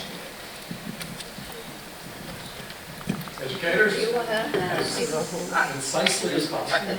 I can say that one of the things that, again, at Metro we're really fortunate to have is a wealth of resources due to some creative administrative work, but we also had a school-based health center open in our school last year through the partnership with Fairhaven Community Health and Cornell Scott, that are two community-based health centers that exist in New Haven. And so the idea for students to be able to who have high needs, to be able to have those needs met, whether those are high needs, psychiatric needs, having being prescribed medicines, when those things can happen literally in the building. Our nurse practitioner at Metro can even prescribe fresh fruits and vegetables for students that are not having their nutritional needs met because of the food deserts that exist in some of our communities. I think that having floods of resources at the points of contact in which we are meeting most of our students, which are the schools, I think the community-based, the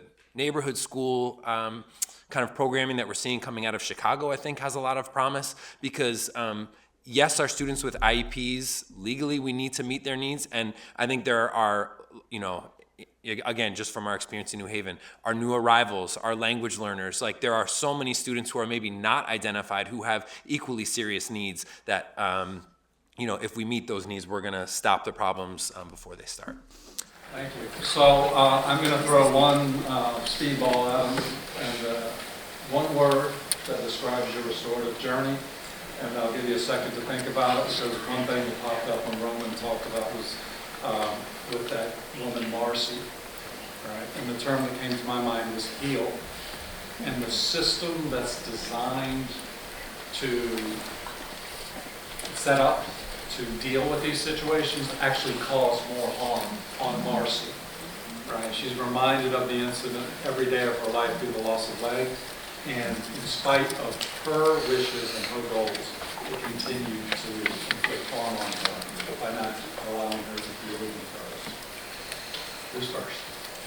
Kathy. Mountain mover. Great. Relationships. Just say restorative justice is coming home. That's 5 words. It's Yeah. always You can't box me in, baby.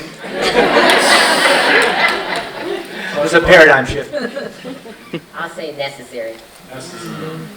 Steve, bring us I'm home. gonna use some hyphens, work in progress. All right, let's give him a round of applause.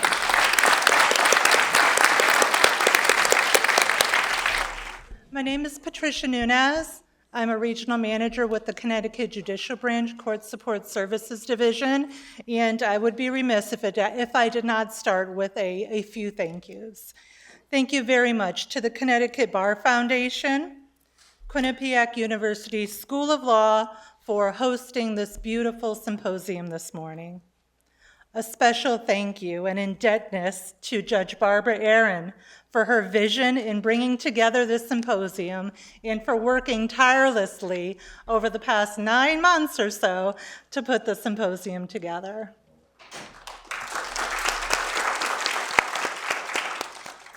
Professor Charles, I know you as Charlie Pillsbury, thank you for your tiredness, dedication to bringing together restorative practices to the Symposium Symposium this morning. I appreciate you. And thank you very much to our administration at the Connecticut Judicial Branch for their work and their heartfelt dedication to supporting restorative practices within the branch and within the Court Support Services Division. So thank you, Judge Bizzuto, for your time and being here with us today. Thank you, Director Tasha Hunt, and thank you to our Executive Director, Gary Roberge, for his support, but he is not able to be here with us this morning. With that, I would like to turn your attention to three distinguished gentlemen that make up our panel this morning, and I'll introduce them for you. First, we have Mr. Paul Gordon. Paul is the center superintendent at the Hartford Residential Center, where he's responsible for overseeing the operations of two distinct youth populations, both a pre-adjudicated youth with pending cases and post-adjudicated youth receiving treatment at the Region Secure Treatment Program that's co-located on site at the Hartford Residential Center. Paul has a deep commitment to community improvement and facilitating long-lasting positive change for justice-involved youth. Thank you so much for being here today with us, Paul.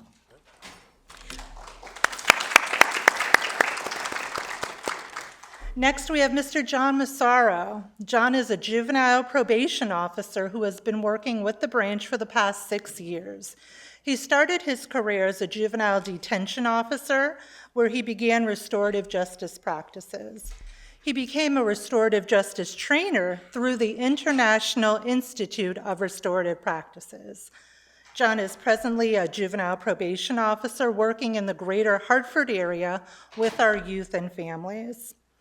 Over the past year, he has joined the Juvenile Probation Restorative Justice Response Team, where he has facilitated restorative harm circles and conferences for at-risk youth throughout Connecticut. Thank you for being here today, John. And lastly, we have Mr. Ty Richardson, who is a juvenile probation office supervisor down in our Bridgeport region. Ty has extensive experience in juvenile justice and plays a critical role in overseeing probation services for our Bridgeport area, Norwalk, and Danbury, where he implements restorative practices. He serves on several committees through the branch, including our advisory committee on training and our policy committee, in addition to being an adjunct facilitator for many of the branch's cultural responsive initiatives. Ty is deeply committed to promoting rehabilitation and positive outcomes for youth in our JJ system, emphasizing the importance of restorative approaches that focus on healing, accountability, and community engagement. Thank you for being here today, Ty. I do have, and we have prepared 2 questions for each of the panelists for you this morning. And I do have a PowerPoint presentation that includes many photos. Some of you sitting in the audience and watching in our closed caption room may in fact see yourselves on the large screen here today. So just putting that out there. Surprise. So restorative practices began 10 years ago. So as someone had stated earlier, this is not a light switch. It's not something that can be turned on and off. It's not something that's going to be accomplished within a 1, 2, or even 5-day training. It's a lifelong commitment and journey. And to that end, I want to thank the collaboration and the partnership of the Center for Children's Advocacy, specifically Martha Stone and Dr. John Ducksworth, who are also in our audience today, for their partnership over the past 10 years. Thank you.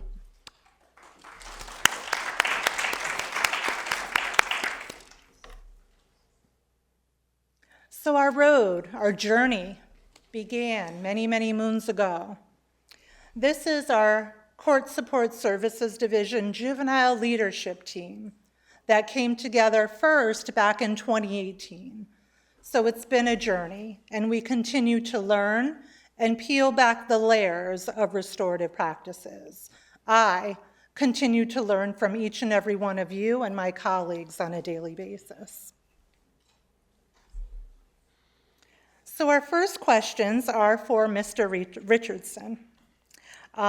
Restorative justice, if folks have not previously seen the social discipline window, it talks about utilizing control on one axis and support on the other axis. And where we really want to be is in that with box. And folks know when they hear me speak, I talk about with a capital W-I-T-H. Restorative justice teaches us about the social discipline window and how working with individuals produces the best outcomes. So Ty, if you could kindly share some of your experiences in working with stakeholders in the community to elevate and encourage the use of restorative practices. Thank you. Good morning, everyone. And so when I think about I think about community. And so if we can, I know adult learning theory tells me that we lost you about an hour ago. So if we could just get the blood flowing and everybody just repeat after me, with. It is so much more powerful when we're saying a word together. And so when I think about stakeholders in juvenile probation, juvenile justice, we can't talk about stakeholders without first starting with the youth and families that we service. They're our number one stakeholder. And so we have found ways to partner not only with our state's attorney, who's here, but also our public defender's office. In order for this work to truly work, we all as a system have to be on one accord and we have to trust one another. I'll share an example because I know that we're short on time. I'm sitting in probably my second racial ethnic disparity meeting in Bridgeport. Martha Stone is there, and there's a lot of pressure. And we're having a dialogue, and in that dialogue, we are talking about the numbers of school-based arrests and how those have gone down. But then a particular school comes up, Louis Marin School, and that there were a group of 7th and 8th grade boys who were struggling at the school, and that it was permeating throughout the community that they were the next up. And next up means that they're coming to my system. And Martha, in her very eloquent way, turned and looked at me and asked me, "What do you think about that?" And I immediately thought, I went to my youth development hat. I'm born and raised in New Haven, and never thought that I'd work anywhere but the city of New Haven. But Bridgeport became my home. And so I immediately said, well, I think I could go over with some probation officers and maybe we can talk to the young people. And here's where partnership comes in. Mark Donald at Catalyst CT says, well, you know, we have restorative justice facilitators at Marin. And Sergeant Parks says, you know, I think it would be good for you all to get together. So I went back to my staff and had a conversation with them. I explained to them that we would be doing this on our own time, not on judicial's time, but we would be going over and potentially working with and talking to the young people. And what we did was we had conversations with the young people, not about them doing anything wrong, but they chose the topics that they wanted to talk about. They wanted to talk about social media. They wanted to talk about peer conflict. They wanted to talk about things of that nature. And so we came together and had that dialogue. And we spent 6 months. 6 months. And instead of working with the boys that had been targeted or identified, we worked with the entire 7th grade and the entire 8th grade. And there are 2 classrooms that are actually Spanish-speaking only. Our Spanish-speaking juvenile probation officers dealt with those young people in their native tongue in a culturally responsive manner. And so that showed me the power of community. That showed me the power of moving outside of your silos and working together. And so the way we do it now is Sergeant Parks will call me. And she'll say, hey, Ty, we had this situation going on. I don't really want to make an arrest. What do you think? and we'll have a dialogue around that. When a young person is at the youth diversion team in Bridgeport, which most people would consider a JRB, when they're there and maybe they're struggling and they're on the brink of maybe being discharged, Thais, who works with them, will often call my cell phone and say, hey, Ty, I have a young man, I have a young woman, they're struggling right now. Can you have a conversation with them? And they'll come over to the office, and we don't do scared straight. We talk about the opportunity that they have. We talk about the power that they have to move this forward, because we try to center all of our work around the young people. Thank you, Ty. And so what Ty describes, right, is something that, for those of you who perhaps attended the Juvenile Justice Policy and Oversight Committee meeting yesterday, heard, is our juvenile probation staff, our supervisors, our officers are out there in the community, right? They're building bridges, they're doing hard work to divert youth from ever having to come into contact with our criminal legal system, and I appreciate that. Second question for you, Ty. So you are, in fact, a very skilled leader who does manage the operations of a large juvenile probation office, some of which are on that screen in front of you. Please share with us, how have you utilized restorative practices in your role as the Bridgeport Juvenile Probation Office Supervisor to develop and support your team? Model the behavior that you want to see. And it's important for us to recognize that in our system, there were mental models, deep assumptions about how we do our work that were challenged when restorative justice was brought to the table. I remember sitting with Dr. Duckworth and being like, I don't know about this, but there was something about him that I trusted. And he took us through a journey where he modeled how we should not only engage with young people, but with our staff. And so very new, more recently, I began to open up my staff meetings with circles, begin to have dialogue with probation officers when they come in and maybe a young person is struggling, not about what I think they should do from a directive approach, but from a supportive approach. What do you think, and I usually use this term, what do you think we should do? And really putting the power on them. Because when we're with the young people, I want them to be doing that same thing. But also encouraging them to use the skills that they have. So we have a restorative justice team in juvenile probation. 2 of my probation officers are a part of that. We had 2 young men that were in placement in Litchfield, and they had gotten into a physical altercation. They're from different parts of Bridgeport. Physical altercation and on the verge of being kicked out of the program. This probation officer, who's a brand new probation officer, comes to me and says, hey, Ty, I know I'm only 2 sessions in, but I want to go do a restorative circle. Do you think the program will let me do a restorative circle so that the kids don't get kicked out? Because if they get kicked out, they're further entrenched into the system, because we'll likely have to do a violation of some type of court order. And so the directive part of me wanted to just say the policy states that we should be doing, this violation, and we should be picking them up and placing them in detention. But the width that was brought to us, and also I want to add in a by, right? There are some things that when we do the width right, there are some things that can be done by the young people, some opportunities that we can give them. And so they went and they had a restorative circle. Those young men remained at the program, successfully completed the program. And the reciprocal effect of that ripple is this. They're from 2 different parts of Bridgeport. If we just violate their court orders and they're back on the streets, we may create a war amongst 2 areas. But we were able to teach them and model to them how to appropriately deal with conflict, and then give them an opportunity to move forward. So constantly at the forefront of allowing probation officers to use their voice, to use their thoughts, because that's what I want to see happening with children and youth and their families. And additionally, when there are opportunities, if there's a struggle even in the community, bringing them in and having a child and family team meeting before we decide that we're going to violate them. Things of that nature are really important. It's newer to me in my 12 years in probation, but I think it's been very helpful, and it's really community-based and community building. Thank you, Ty.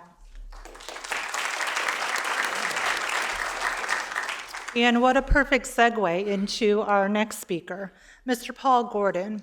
He's going to talk a little bit about how we build that bridge so that youth who do need to come into a congregate care setting have and are using those same restorative justice practices.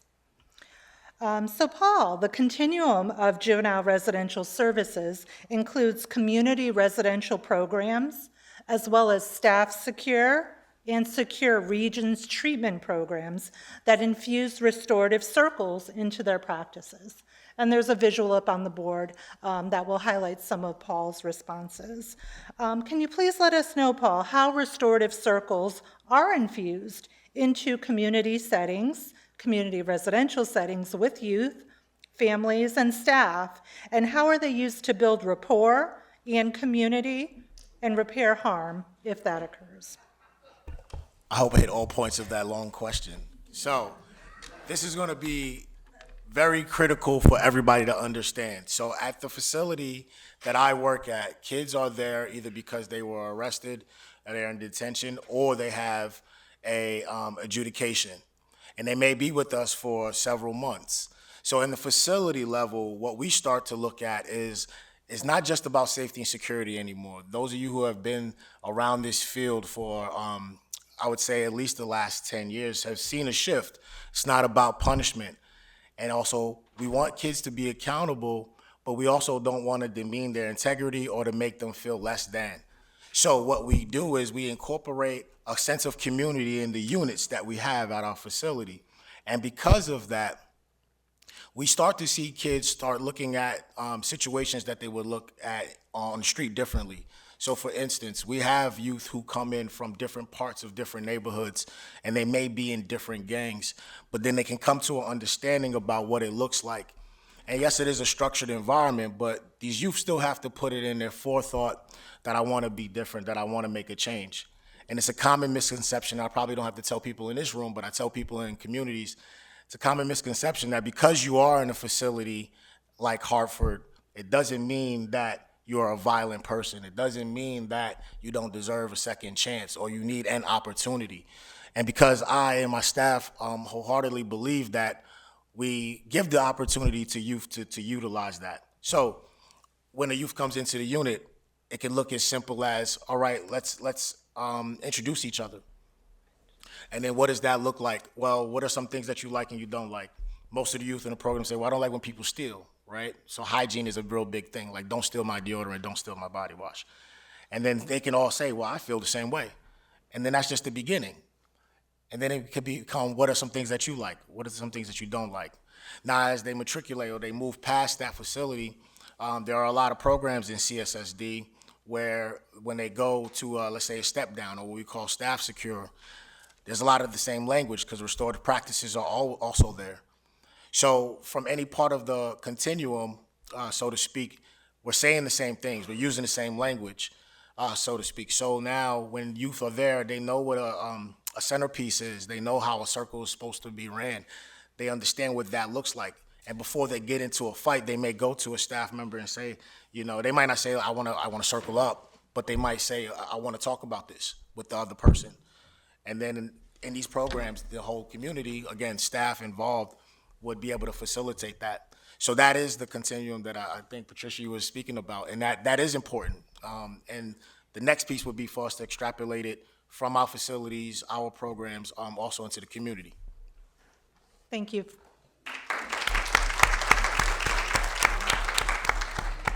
And so what Paul describes, and for those of you who have spoken with me previously, right, I talk about restorative practices not in that reactive sense. And I say, what, how much, John? 80% proactive. Yes, 80% proactive, right? So it's about building those relationships and that community with our young people. Second question for you, Paul. I understand that the Hartford Residential Center recently completed a youth leadership restorative practices pilot in collaboration with Dr. John Ducksworth that benefited youth, staff, and your residential community. Can you please talk about how that youth leadership pilot benefited the youth, the staff, and your Hartford residential community? Yeah, definitely. I think that it was a very enlightening experience for our staff. The way that it came about, Dr. Ducksworth from CCA, had approached me and said, I think that we need to give the opportunity for youth to facilitate these on their own. And I was all for it, especially because we were just finishing Restorative Week last year, and we went around to a lot of the units, and we were talking about what restorative justice is. So remember, we might have kids there from maybe 6 to 24 hours, maybe up to a few months. So it's cyclical. So a lot of the kids, they were like, well, I'm interested in that. But one of the hard things that they would ask that we weren't ready to answer was, so if a kid is trying to shoot me in the street, you want me to sit down in a circle with him? And, I don't fake the funk with the kids, and I was like, that's a good question, but Dr. Ducksworth had an answer. So once we helped these kids facilitate it, the end result was going to be what that looks like in the community. So the program went underway.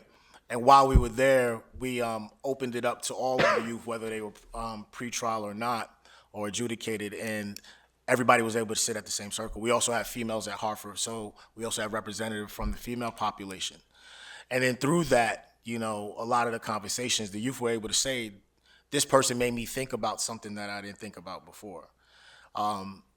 The staff themselves, they've seen the kids do some amazing things, but they were kind of amazed at how vulnerable the kids were with one another, even though they might not have known each other beforehand.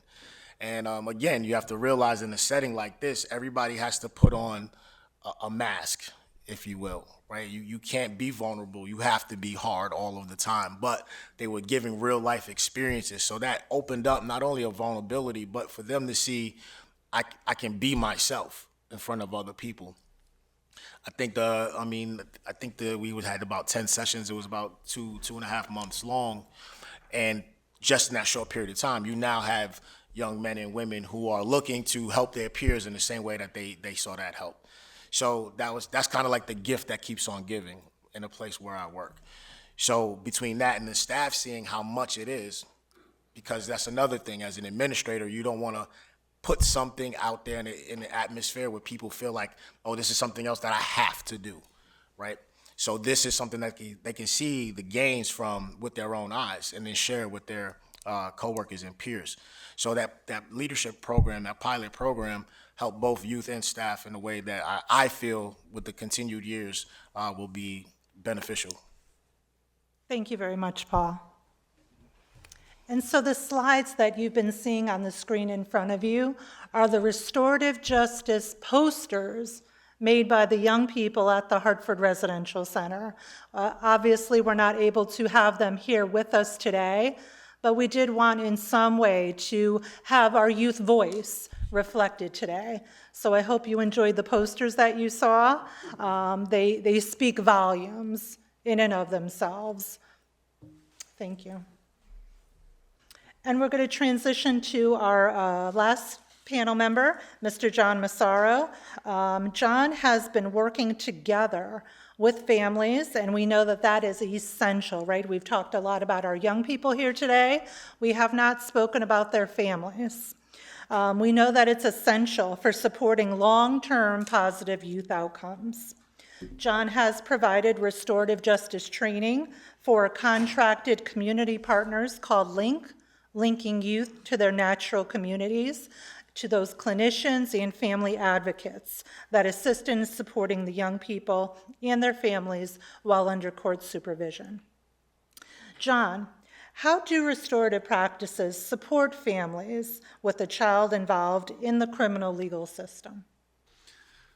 So good morning, everyone. So I've had the pleasure of being a part of both worlds.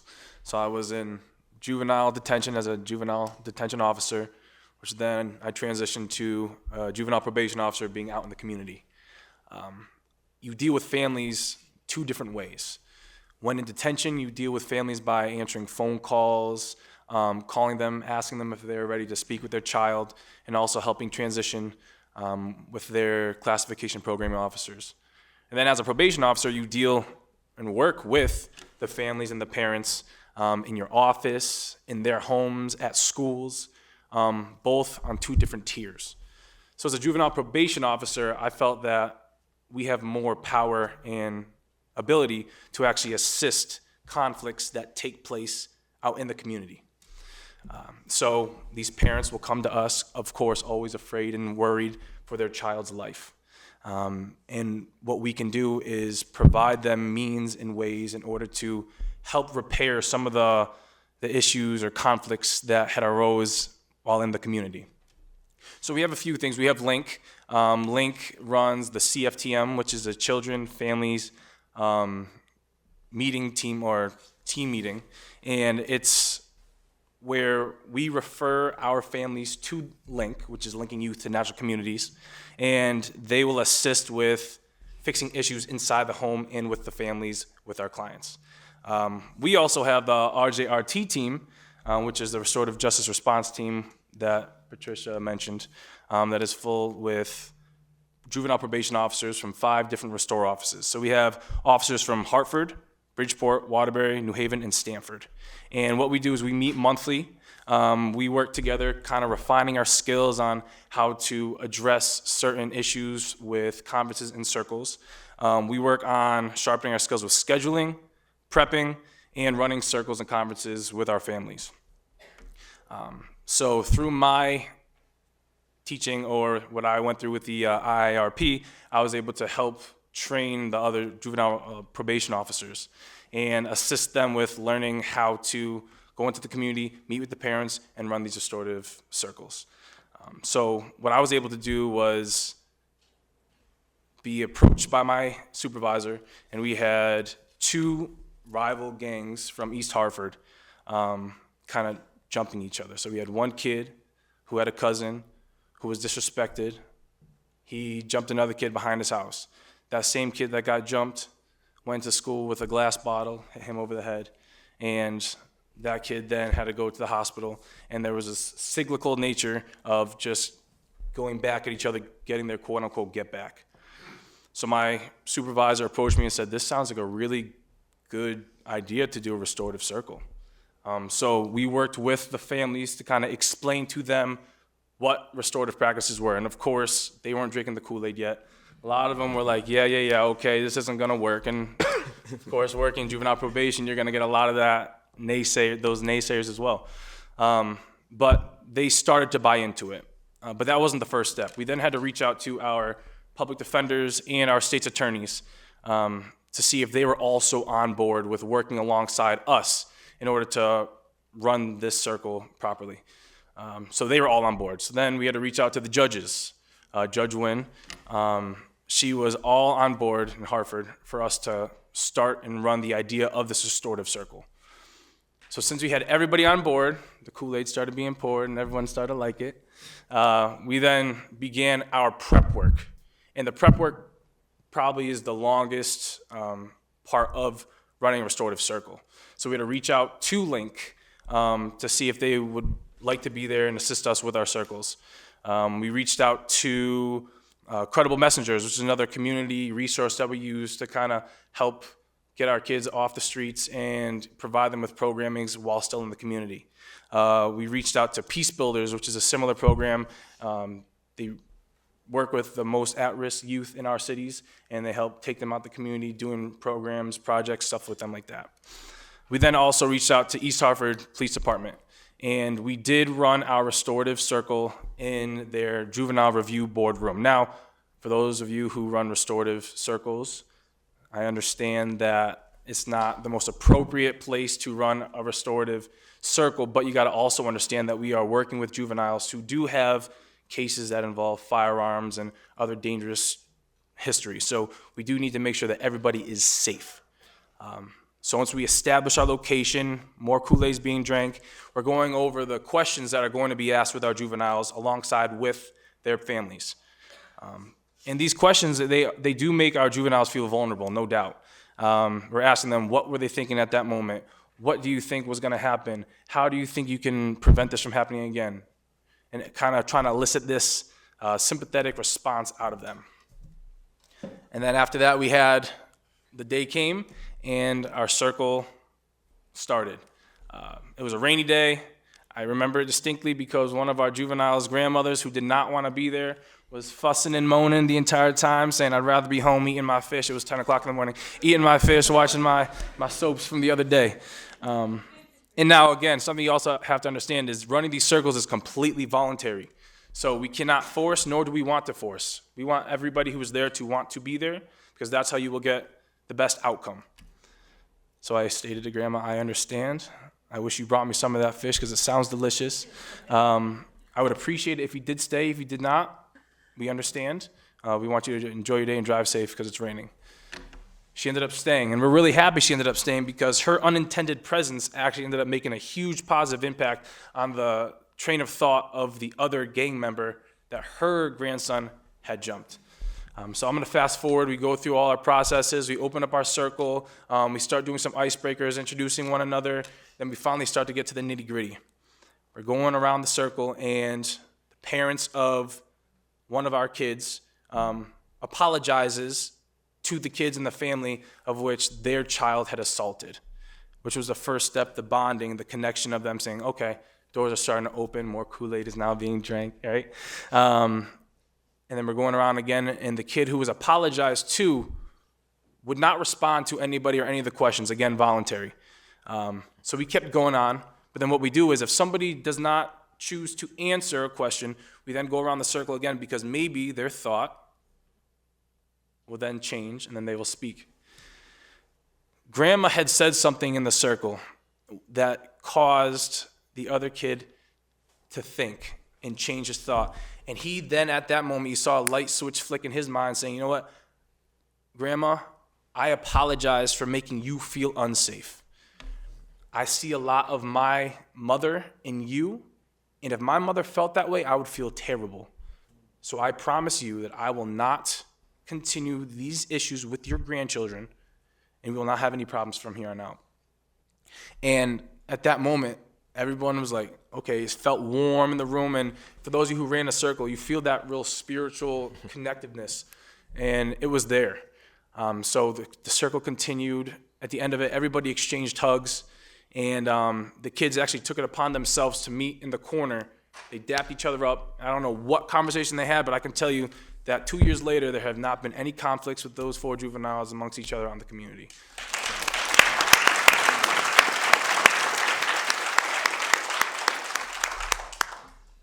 Thank you, John, for describing that circle for us. I remember the day clearly. It was chilly, it was rainy, pretty much like today.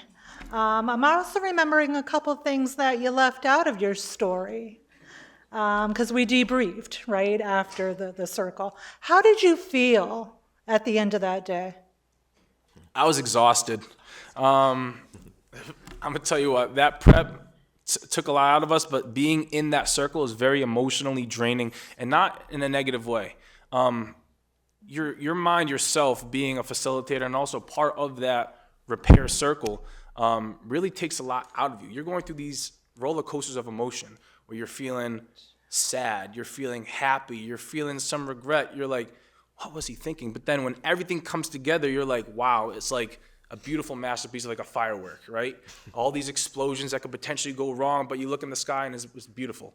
And the outcome worked out really, really well for us. But I was exhausted. I called Patty, I called the supervisor, I said, listen, I need to go home. Got some lunch, went back to the office, finished some work, and I crashed. But yes, very emotionally draining. Thank you. And I'm also remembering about Grandma, who was fussing, didn't really want to be there, wanted to be home and having her meal. What did she do with you at the end of that circle? Grandma came over to me and gave me a very, very big, tight, strong hug. And her grandson isn't my client, but her grandson still comes to our courthouse for some other hearings. And she still, to this day, comes up, asks for me, and gives me a hug every day in the lobby when she comes to court. So that circle really helped build that connection, not only with juvenile probation, but also with family members, right? We're not here for punitive reasons, punitive measures always. We're here to actually try to make a difference in our community and with our clients, and to keep our clients out of the system. And the best way of doing that is building relationships, positive relationships and rapport with not only our clients, but our families as well. Thank you. And I don't know about you, but I got goosebumps as John was describing that. So for individuals, and I get this question all the time, isn't that soft? Like, nothing's happening. No. There's power, there's emotion, there's healing in bringing together not only the individual that caused that harm with the individual that was harmed, but as we heard in John's scenario, and this is a photo, thank you, John, that was taken on that rainy day up in East Hartford, right? Bringing together not only those two parties, right, but all of these other supportive individuals. So that third leg of the stool is the community, right? Was the police department, were those agencies that were connected with those young people. And so as we close out this panel, I want to highlight our restorative justice response team members. This is a photo that was recently taken. We celebrated our 1-year anniversary. Folks are coming together, again, not one time and done. Not 2 times and done, John, but we come together each and every month to continue training and technical assistance so that facilitators, our juvenile probation officers, can continue to hone their facilitation skills. And these are some other photos of recent trainings. They went through a very intensive conferencing training, which is a whole separate end of the restorative justice continuum. And I leave you with some tidbits that are taking us into 2025 over in the Judicial Branch and Court Support Services Division. So this is a photo of our CSSD executive leadership team. And so we're here today, right, talking about young people and families. And so I'm very proud of the work that the branch has done in radiating and expanding out from juvenile justice. And so we are bringing together our various other disciplines over at the Court Support Services Division, such as our adult probation partners, our family services partners, our pretrial bail services, to bring us all together, and our administrators to see where and how we can do things differently. And so I leave you with this final slide. On the left is a beautiful centerpiece that was recently created during one of our trainings. And on the right, a very powerful quote that I hope resonates with individuals. We repeat what we don't repair. And this is by Carl Wilkins, who's a humanitarian, most notably that did work in Rwanda during the '94 genocide, and he actively saved lives.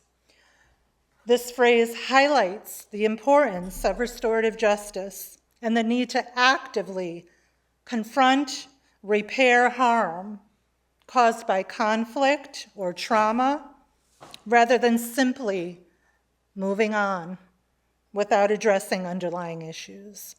This symposium emphasizes the need for open communication, accountability, and proactive efforts to heal. Thank you.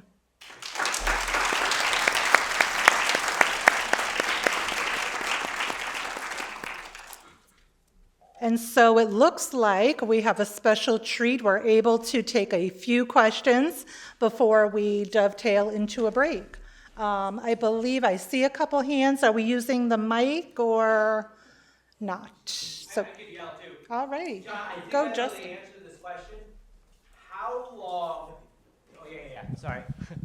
How long did the prep work take for the East Hartford Circle, and how long was the actual circle? The investment of time is so important. I think to quantify for that for people is really important. Yeah, thank you for asking that. That's a really good question. So the prep work prior to the circle took a little over 3 weeks.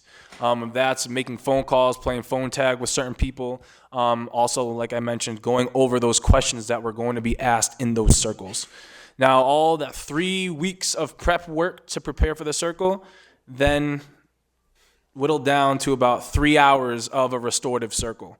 Now, circles can run as quick as 15 minutes, as previously stated today, or they can run as long as 5 hours. It really depends on the energy and the conversation that goes on in the circles. The picture that you showed of the kids who came together, it had them sitting together. I know I've done circles and it's kind of intentional how we place people where they sit, but I wanted to know if you could share your thinking behind that. Yes, so you could see there were some faces blotched out, and that were the juvenile and families' faces, of course. But we had a juvenile probation officer, kid and their family. Because my client and my other co-worker's client were direct cousins, they sat on the same side, no breakage. Then it was then broken up again by another juvenile probation officer, one of the kids who had that connection with that grandmother and his family, another probation officer, because there's 3 of us in that room, and then we had the other family and the other kid that jumped in, and we had our community providers all together, and then the SRO as well. So they were broken up, so there were no direct conflicts sitting next to each other. Thank you, John.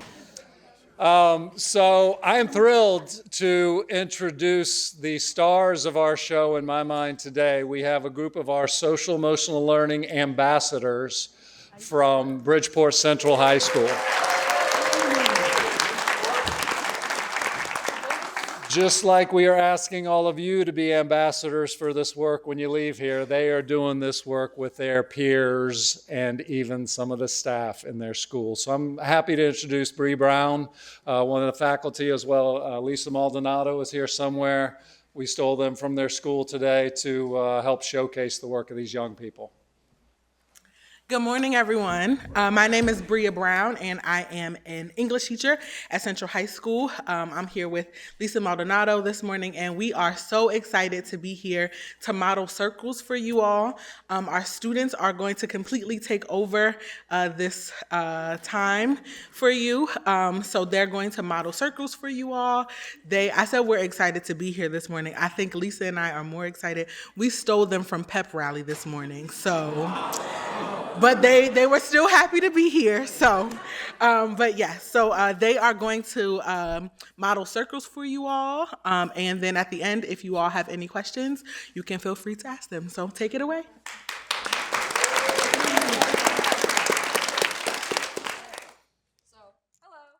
My name is Anaja Gonzalez. I am a sophomore at Central High School, and today I'm going to demonstrate for you a conversational circle. Conversational circles, as you can guess, is about conversation. Everyone sits in a circle, and everyone gets the equal opportunity to speak about what they feel, ideas, and everyone gets to collaborate and kind of boost each other up. The most important part of a conversational circle, besides thoughts and ideas, is this. You may be looking at this and go, a plushie? But it's more than just a plushie. This is what we would call, what would we call it? Talking piece. The talking piece kind of symbolizes order. You cannot talk if you don't have the talking piece, and you must wait your turn. This way, even if we're sharing ideas, everyone will have this equal ability to share their ideas with the same amount of respect that we want for ourselves. For example, if she shares, we're not going to have her talking. If she shares, we're not going to have her talking. This way, everyone focuses and everyone sets a really cool environment. Now, there are 2 types of conversational circles. Does anyone want to guess what they are? Throw a random guess out there. Topic. Okay, good guess. Proactive. Okay. Now, conflict. That's what we're doing next. But the 2 types of conversational circles are a little bit more liberal than that. Consecutive and non-consecutive. Obviously, consecutive means that everyone goes in a circle. Non-consecutive means that whenever someone, basically we will go in a non-consecutive order. Of course, there will still be one person talking at a time, but there's no established chronological order of who speaks. So first, we're going to demonstrate a consecutive conversational circle. I will start, and let's do something light. If you were an ice cream flavor, what would you be and why? Simple question. Me personally, I don't know. I'm just I would be cookie dough. Maybe because I don't really know why, it just tastes really good, and I would really like to be a good tasting ice cream.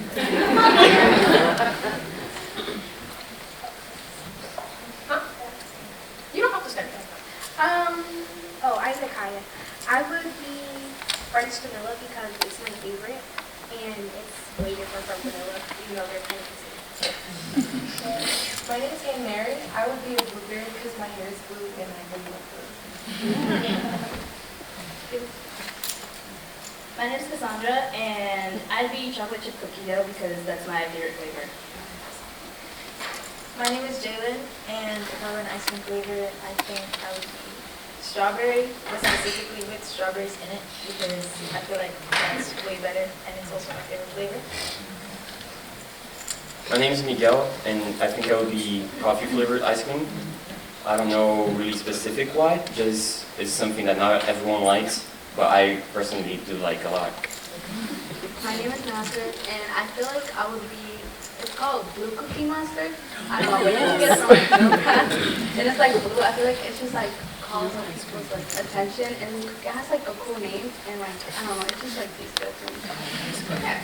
So, what do we notice?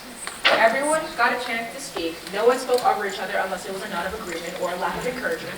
Everyone felt comfortable, even if they didn't know why. I didn't know why. I just said because it tasted good that I wanted to be whatever I chose. The point is, we're creating a comfortable environment. We're creating an environment where nobody's stiff, nobody's scared that someone's going to point and laugh at them. We're creating an environment where it's okay not to know, and it's okay to share without feeling judged. Now, we're going to get a little deeper. Our next question, and this is our non-consecutive conversational circle, is what motivates you to be a CHS ambassador? Motivation behind what you're doing is incredibly important. I don't think anyone here wants to go into work not wanting to do anything, wanting to go home and take a nap, because you're not going to perform well. You need a motivation to drive what you're doing. Personally, me, CHS ambassador means to represent social emotional. Personally, me, I'm a person of faith, and Jesus saved my life. He showed me the importance of my mental health, and I want to show everybody here, no matter what you look like, what you're going through, how people may not like what you're going through, that you deserve to be heard, and you deserve somebody to listen to you. Now, this is not going to go in a circle, but when anyone wants to speak, they can speak. My name is Jalen again. I wanted to be an SEL ambassador because I wanted to use my skills of helping people, my empathetic skills, just trying to create a warmer environment for the students at my school, because I feel like coming into school, if you feel unwelcome or unsafe, you're not going to want to be there, you're not going to perform well, you're not going to have all of your focus on what needs to be done because you're worried people are going to judge you or that you're going to get hurt or something. So I wanted to make an environment where people can feel safe and heard and welcome.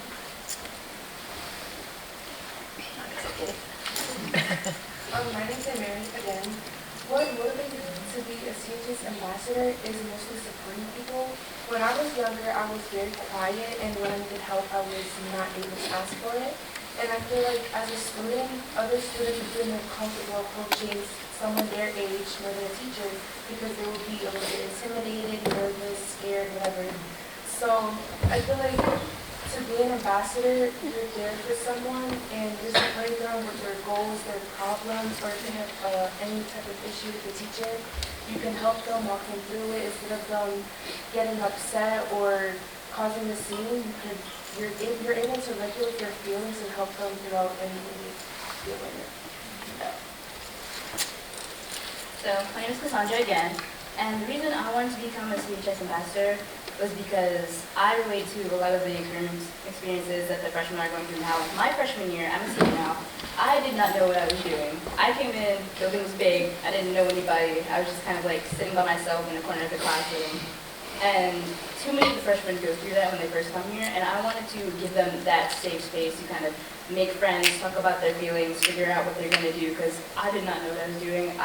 If I could go back, I would definitely change a few things that I did, like maybe take some different classes. So I think that getting to guide the underclassmen and give them like a sense of direction in what they're going to do in their high school life will really make an impact on their future choices in their last years, especially their senior year. That's like a good question because I remember freshman year when I got like the invitation, I like didn't know, like I wasn't like expecting anything, and like adding on to what she said, I feel like we had very like similar situations because during my freshman year, I was like very quiet. I remember when I went back last year, sophomore year, my math teacher, she was like, I remember you were like so quiet, and like I only got to hear your voice once during the whole semester, and like now I get to see you more like outgoing and stuff. And I feel like joining like clubs like Ambassador really like gets you out there. You're like a supporting system for other students who might need it. Like we do tutoring.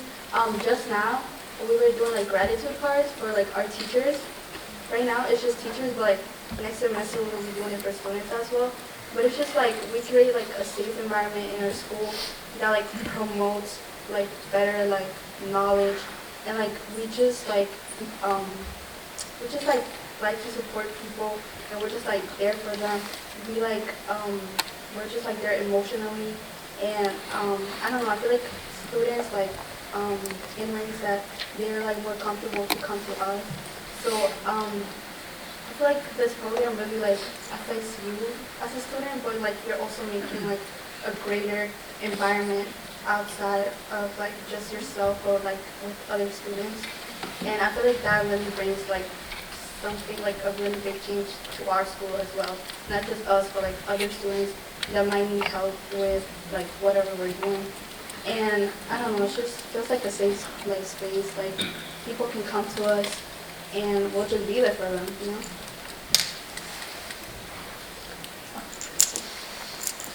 I really like this question because when I first came to the United States, I'm not from here. I was bullied in school for not knowing English, and after a few years I was learning more and more, and creating an environment where people like me can be helped and work can be translated for them is really important to me because that was the help I didn't have, and it really, like, I really feel happy when I can help other people in my situation. So seeing their smile at the end of the day and like seeing that they can be successful is just the best feeling I ever had.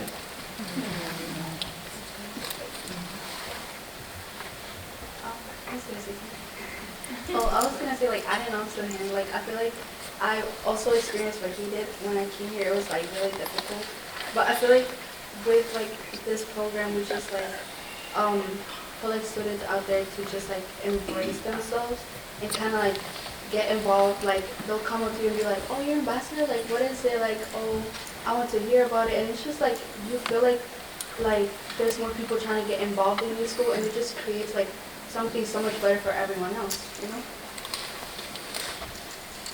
I feel having a sense of community in school is I feel having a sense of community in school is very important. And so having a community where diversity is encouraged for people that don't know English yet or for people that just moved here, it's very important. And also I wanted to add on to what you said about how it can help you grow personally, because I also was very quiet, and this program forces you to reach out to students and try and get them out of their comfort zone, which in turn makes you get out of your comfort zone. And that was really a big turning point for me, and I made so many new friends and even connected with teachers and staff because I had to put myself out there more. Yeah.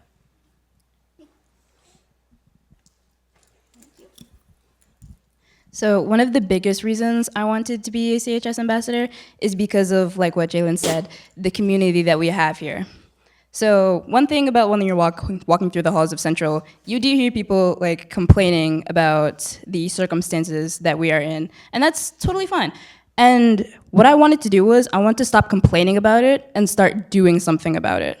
So like I want to improve my community, not by talking, but through action. And I think that as a student doing that, I think I will encourage other students to help improve our community as well, and that in turn will help us grow and become stronger together.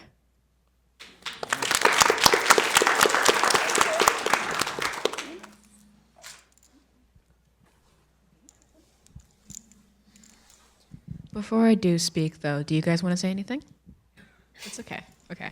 So the The talk of anti-bullying kind of sparked some memories in me, honestly, and I do feel it is important to create an environment where bullying is not normalized. Instead, it is something that is actively called out. I didn't start getting bullied in Central, but I was bullied before I came to Central, so I came to Central looking for a way to push that hate onto others.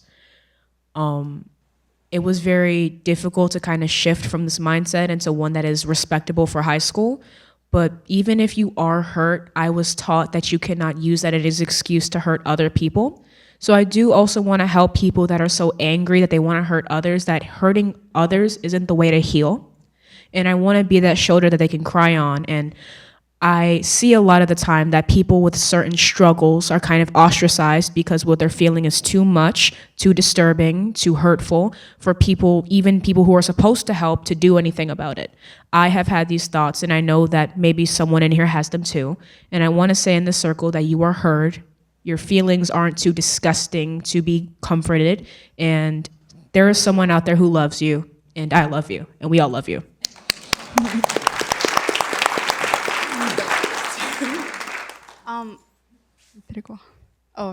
I was like gonna add on to what she said. Like, I feel like with circles, people just feel like really comfortable, and like we just feel like heard. You know, like sometimes we feel like we're talking to people, but they're not listening to us. And so I feel like with circles, we just like actively listen to each other, which is what makes them such like a comfort zone for everyone else. And like as CHS ambassadors, we're like there to listen. And I feel like what she said, like, oh, we can be like a shoulder for like someone else to cry on. I feel like it's just like something that makes you like feel good about yourself. Like you feel like, oh my God, I'm making a change. I'm helping other people. I'm not just being like selfish and looking for ways where I'm just improving myself, but you're being there to improve other people as well, which is what we do for as CHS ambassadors.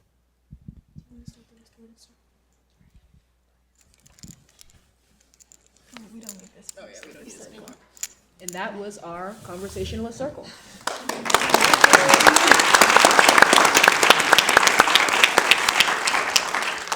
So I will be demonstrating our next circle with some of our participants here.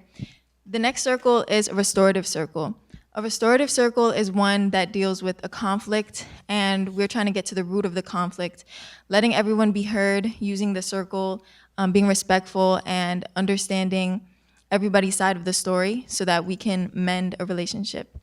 So today, myself, I'm going to be the mediator. Miguel, Nazareth, Emery, and Cassandra, if you guys want to come over here. Yeah.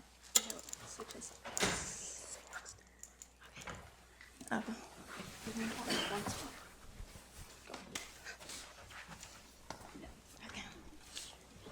So before I start, I want to talk about my role as a mediator. In these type of restorative circles, the mediator is always here to guide the conversation and never to overtake the conversation.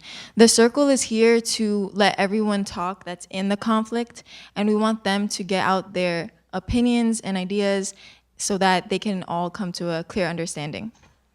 So in this conflict, Miguel and Cassandra were very good friends, but Cassandra decided to make a group chat without Miguel. Miguel heard that they were talking bad about him in said group chat, and now they are about to fight. So we have to mend this issue. So before we start, we always want to establish some rules, some norms, because we don't want this to get too hostile, especially because it's already a tense environment. We want to set boundaries, and we would like to know that from our participants. So what boundaries would you like to set? I would say not getting physical, not letting your emotionals take over our actions. I would say like use appropriate like language. Don't like curse at each other or like, be rude, you know? I would say allow everyone to be heard and not, what's the word? Overshadow their feelings or make them feel like their feelings aren't valid. I would say controlling facial expressions, like no expressional intimidation.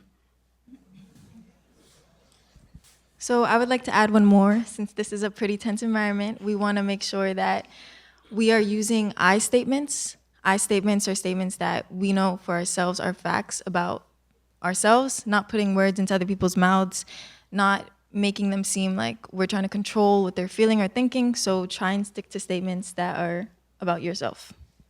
So we would like to start with everyone's side of the story. So Miguel.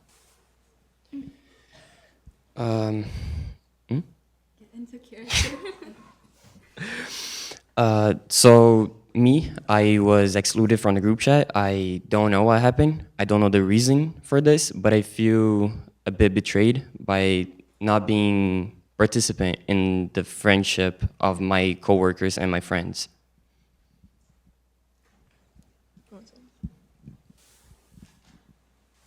I also feel betrayed because Miguel has shared the personal secrets that I have chosen to share with him, and those were very important to me, and I did not appreciate it. As her friend, I automatically agreed with her that what he did was wrong, so we started to talk about him in the group chat, which now I realized might have made the situation worse. Here, I'm just kind of like in the middle. I'm friends with Cassandra as well as Anne Mary and Miguel, and I'm just like trying to understand what's going on, but I don't really think I like choosing a side, but I would just like to know what's going on. But as friends, I feel like I'm just gonna be here to listen and support. Okay, so now that we know everyone's side, I want to get your feelings and opinions on how everything made you feel.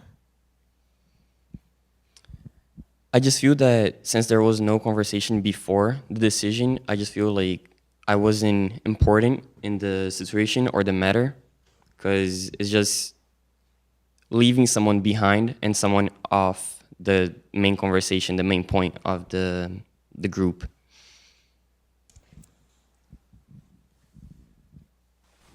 I feel like my personal values and the secrets that were important to me were disregarded, and I feel exposed in a way that I did not want to be. I feel angry that he exposed my friend in that type of way, but I also feel like we could have communicated first before making the situation expand into something bigger than it shouldn't have been. I feel kind of confused, but like angry at the same time because I know that they were like both really good friends, and they let something get in the way when it could have just probably been like a misunderstanding and miscommunication that we could have fixed. So now I want you guys to respond to what you've heard and to reflect on how you can move towards making the relationship better. Honestly, I didn't feel like the secret was that important. I didn't feel like you would be exposed by the secret. I didn't think it was as a big of a matter as you think it is. And I'm sorry for it, but I think I can ask more about boundaries and talk more of what's important to you and what's not.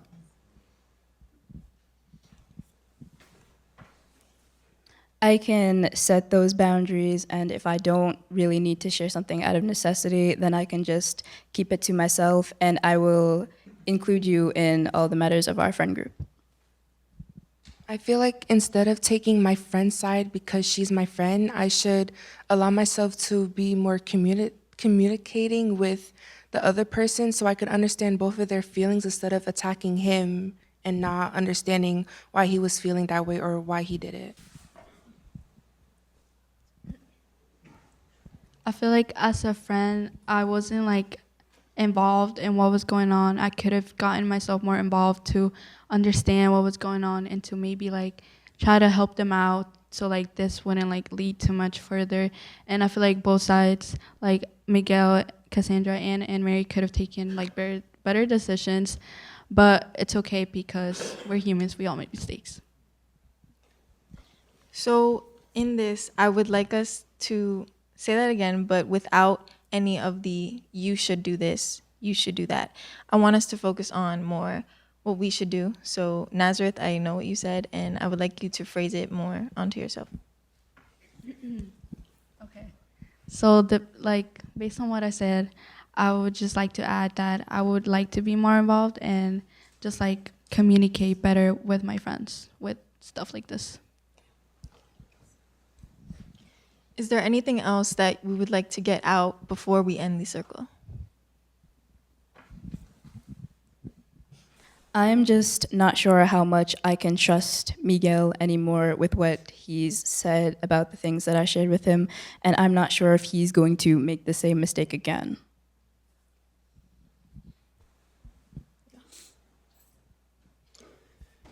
I understand how you're feeling, and I'm sorry that I hurt you.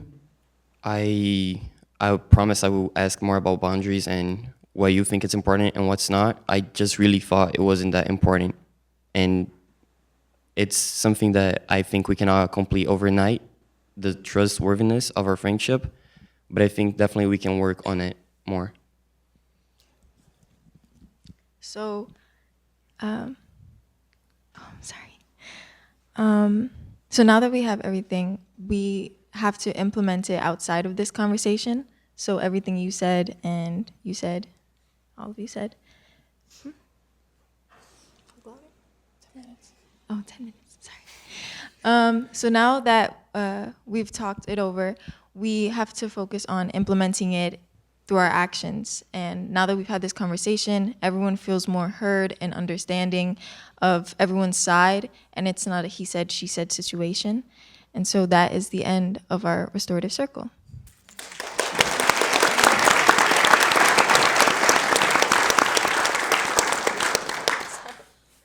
Okay, thanks all. Let's give them another round of applause. That was outstanding. Very, very brave of you to get up. We do have a few minutes for questions. I think that was a great example of how restorative circles can be used as a tool in two different ways, and obviously they can be used in many more. One thing I want to point out is the circle symbol is certainly important to this. We did a horseshoe to prevent anybody from being with their backs to the stage, and I think a horseshoe is also an important symbol because at the end of this, we want to wish everybody luck in spreading the message. So I'll open it up to questions for the young people. So actually, I would love to ask the question of the young woman at the end there, when you were talking about how you wish you could go back, right, to your younger self when you started school. So I'm a second-year law student, actually at a law school that does restorative justice. And I'm interested because I heard you guys talk about this circle and especially implementing it within the school. How did you guys feel, or like what were the steps now that you guys are like older and you are doing this type of ambassador program? What would you say to someone who's trying to set this up in a similar environment? But obviously it's a little more competitive, a little different, and it's not meant to be where we're all buddy sometimes, and we're not always willing to be that vulnerable. So what would you recommend? Can you grab the mic since you're going to answer? Pick it up at the bottom so they can hear you. Okay. Don't do what I did. Pick it up. Thank you. Okay, so I would suggest, since it's a competitive environment, I think it's very important to be able to sometimes let go of that competition and realize that at the end of the day, even though we are kind of going against each other, we are also all human, and our mental state and our emotions are all valuable, and that should be prioritized over our little competition. Because it's hard to compete if you're not like in the right mental state, if you're not there emotionally. So like you don't have to be completely open and vulnerable, like you don't have to act like they're your friends, but if you can find a good support system and a good group of people who will make you feel better about yourself, not as a law student, but as a person, that would be a very good way to establish this in such an environment.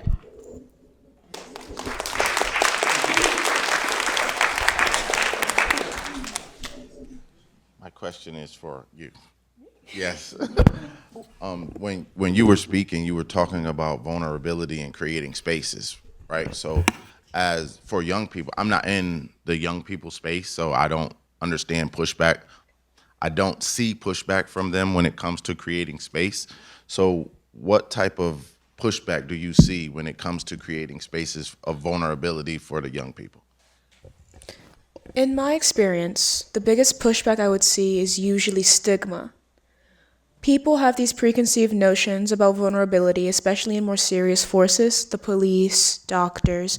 There's so much focus on perfection that any slight flaw comes with all these ideas. Maybe you're lazy, maybe you're not working hard enough, maybe you just need to push harder. All that, when it's forced onto you so much, it doesn't make, the pushback comes from yourself. Because all these ideas, you hear it enough times, you start to think that they're true. So maybe it wouldn't come from an external source, but maybe the person that is going through this wouldn't feel comfortable because they're so used to being talked down to, being ignored. So I'd say the answer to your question is, it might come from yourself.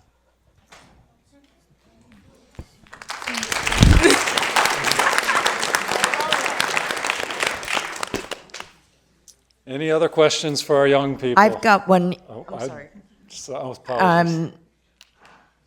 I think you also spoke a little bit about, and I don't want to use, I'm going to use the word trauma, about some things that were going on in school, right? Were you were being teased or bullied, much better word. Was that you?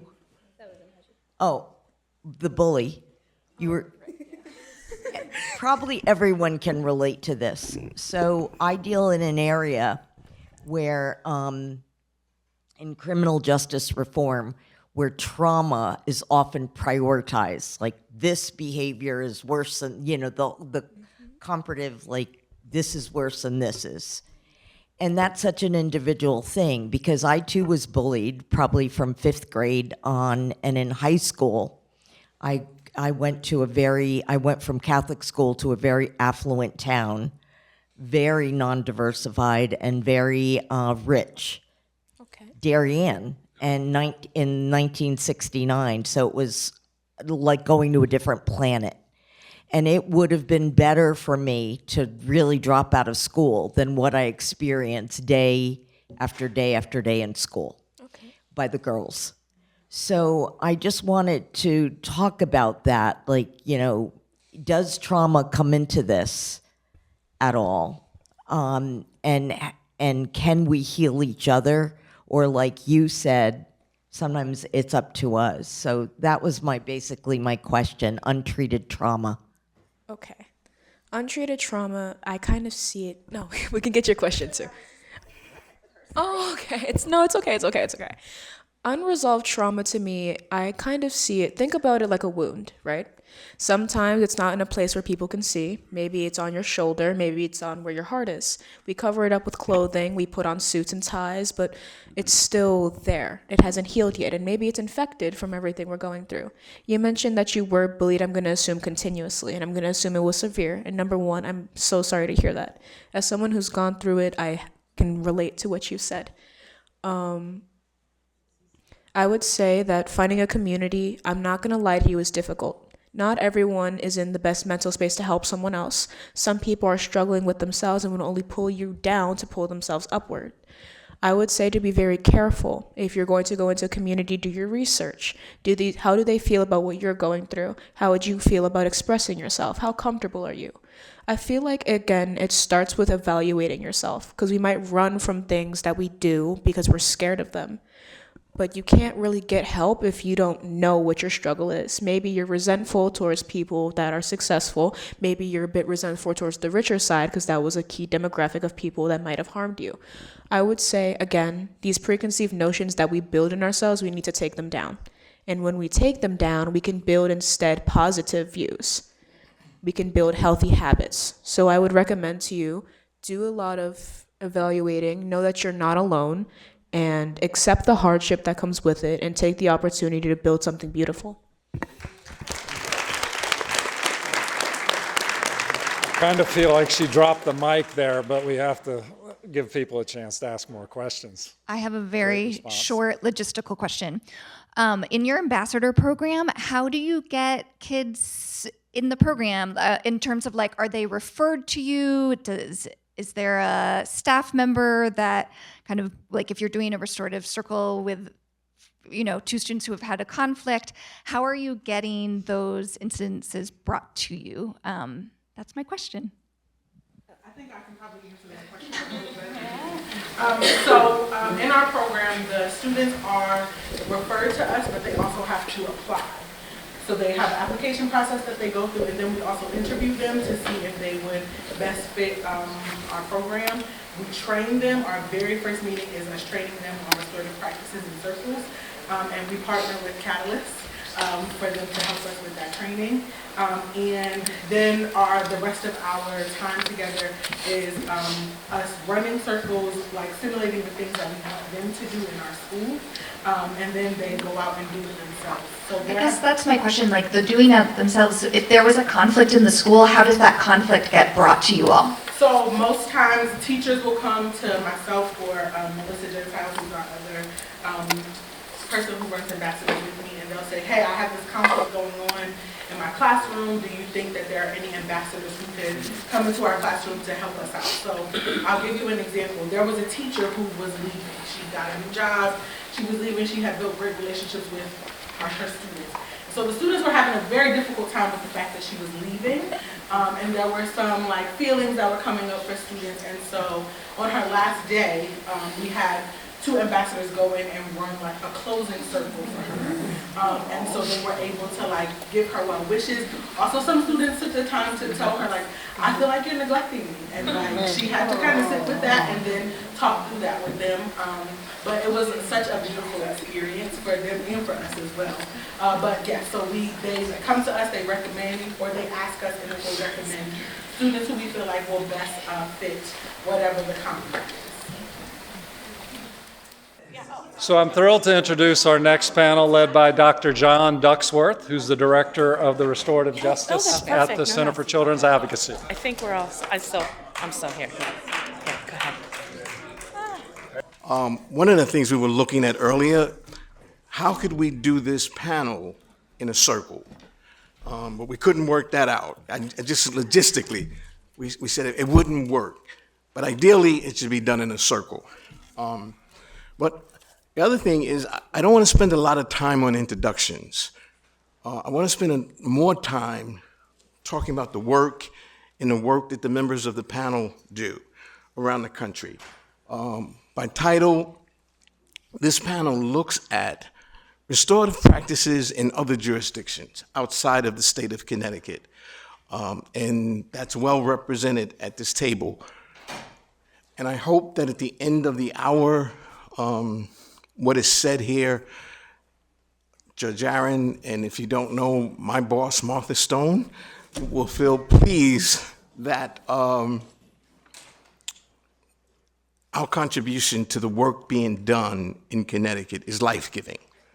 So without any further ado, I'm going to get us started. You know the gentleman next to me, you heard him this morning, and we'll hear from him again. Are you going to show a video? No. Okay. No more videos. Okay. If we move to my left, I'm not Kelly Sayers. She is from New York. She works in New York for. She's the executive director of a program that she's going to talk about. And if you go further down, there is Beth, who joins us from Philadelphia. Now, on the panel, we have 2 lawyers, 1 clinician, and then myself. The 2 lawyers are here. Okay. So I want to start, and whoever wants to go first can go first. We don't need to go in any particular sequence.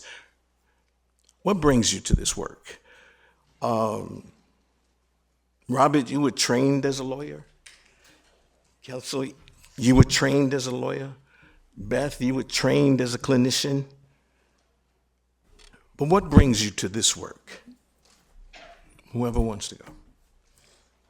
I can go first. So I'm one of those lawyers that really likes school. So I'm actually a lawyer and a clinician. So I'm also a licensed social worker. So I think actually both experiences really brought me to RJ. I started my career as a public defender in New York City working in Brooklyn in criminal Supreme Court. I'm a native New Yorker. I'm a Brooklyn girl, so I was in the courthouse seeing people I grew up with, seeing people I'd gone to school with, and really feeling like there was a need for public defense, and I really respect public defenders. I say like that's my home base. That's who brought me into my professional career.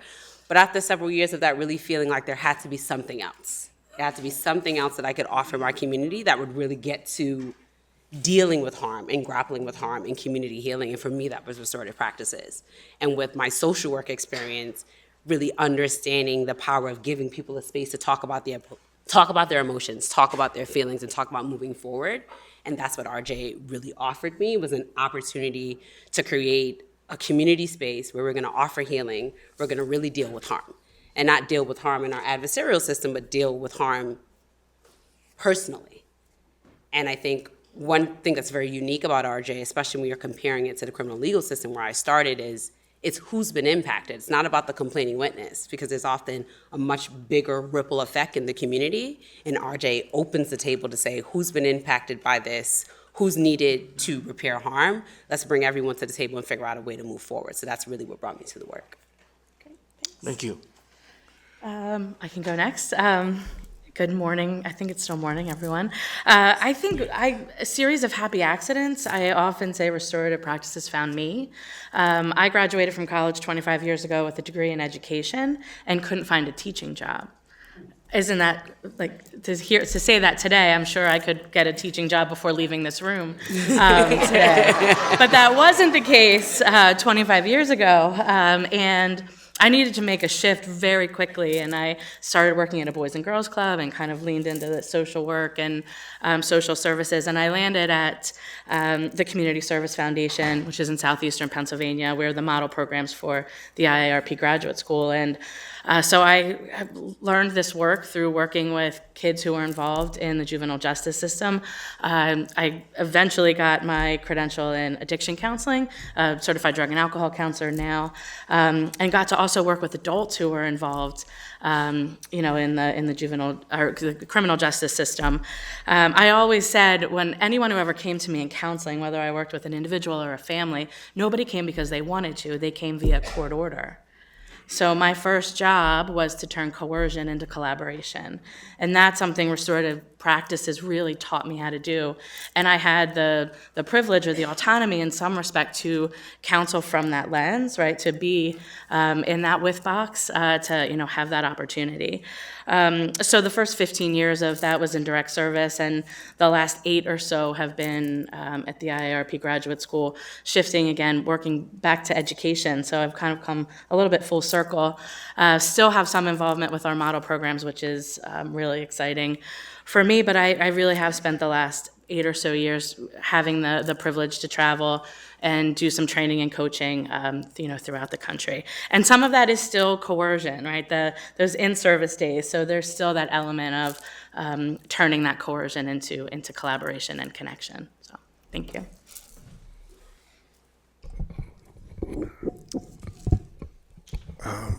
There's a lot of ways to answer this question. So I had it all. I was a new senior associate at WilmerHale in DC, making a bunch of money. I'm getting great cases, working with talented attorneys. But I honestly wasn't that happy. And there wasn't a whole lot of community in amongst the people I was working with. Now, again, I'm not condemning that law office. But for me, I can only tell my story. And this was about 10 years ago, and I had 2 friends who were running a weekly meditation circle in their home. I now meditate every day, but at the time it was something that was helping me, and I was learning about it. And I sat with a man named Siddharth, and I forget his last name, he's an Indian guy. And after we sit for an hour, we share a vegan meal together. And he and his wife were there, and they spoke about how he was this rock star on the Indian stock exchange, making millions of dollars. And then they left it all to start a thing called Sava Cafe, which is a Dana gift economy cafe, And they said, they were told it wouldn't work. What are you doing? Why are you doing this? But as he was sitting there in front of me that day, he was getting ready to open their 5th cafe, I think. And it's helping people every day, and it's a gift economy, and it's a community. And I left that meditation circle, and I walked into my law firm the next day, and I gave my 2-week notice. And I said, I'm not going to spend another day deferring work for people in my community, period. And so then I spent a year and a half. When I was in law school, I mean, these kids are just amazing. I mean, really, another like. And I say kids. I hope that's okay. You know, I'm like almost 40, so I can like call you kids now. But really, like, it lights me up to see you all, and like it's just. You know, the communication that you're practicing. I didn't see that amongst the brightest and best educated people, the best minds. I mean, you're seeing all these articles about how Ivy League education is ruining this country, and you know, the race to the top, right? And the type of communication that you all are practicing. And again, I think it'll take probably years for you all to process exactly what that means for you. You're under incredible pressures to perform and achieve, and you're under an incredible degree of distraction in your lives and your mentality and your psychology. But I do hope that even just quote unquote going through the motions and learning this will help you in your communities later in life. And I didn't have that when I was your age, but I was searching for that. And I crave it, and I wanted to do it as much as possible. So back to my story real quick. I'll wrap it up here. But when I was in law school, I was trial advocacy champion and all these sorts of things, and criminal justice defense lawyer, and I worked with prosecutors internationally. I'd never heard the words restorative justice, not until 6 years after I was practicing law. But then through a series of events, after I took that leap to leave this great fancy law firm job with nothing in front of me except doing pro bono civil rights work, I met the right lawyers who were doing work that actually made my heart, feel the way I wanted to feel. Because I did have the privilege of having the educational pedigree, I was thrust into a new type of training, and I don't make as much money as I used to, and I don't necessarily have the role or status or security in some ways that I used to. But I think the relationships and the skills that I have served me, and that's what brings me to this work. Thank you. Thank each of you for sharing. Moving forward, now again, part of our job today is that folks who are here, we want them to leave this conference saying the symposium like, wow, we need to really be charged about restorative practices because it's happening in so many other places around the country and they're doing such a wonderful job. With that in mind, I'm going to ask each of you, think of where you are, and in 2 minutes or less, what are the victories that you're seeing produced through the work of restorative justice? And if we can go in the same sequence, Kelsey, start with you. In our work at the center, we run a couple of different youth diversion programs. So these are young people who are arrested on a variety of charges in New York, pretty serious charges. I think New York has done an incredible job in terms of criminal justice reform that you really just don't see kids arrested for small level crimes.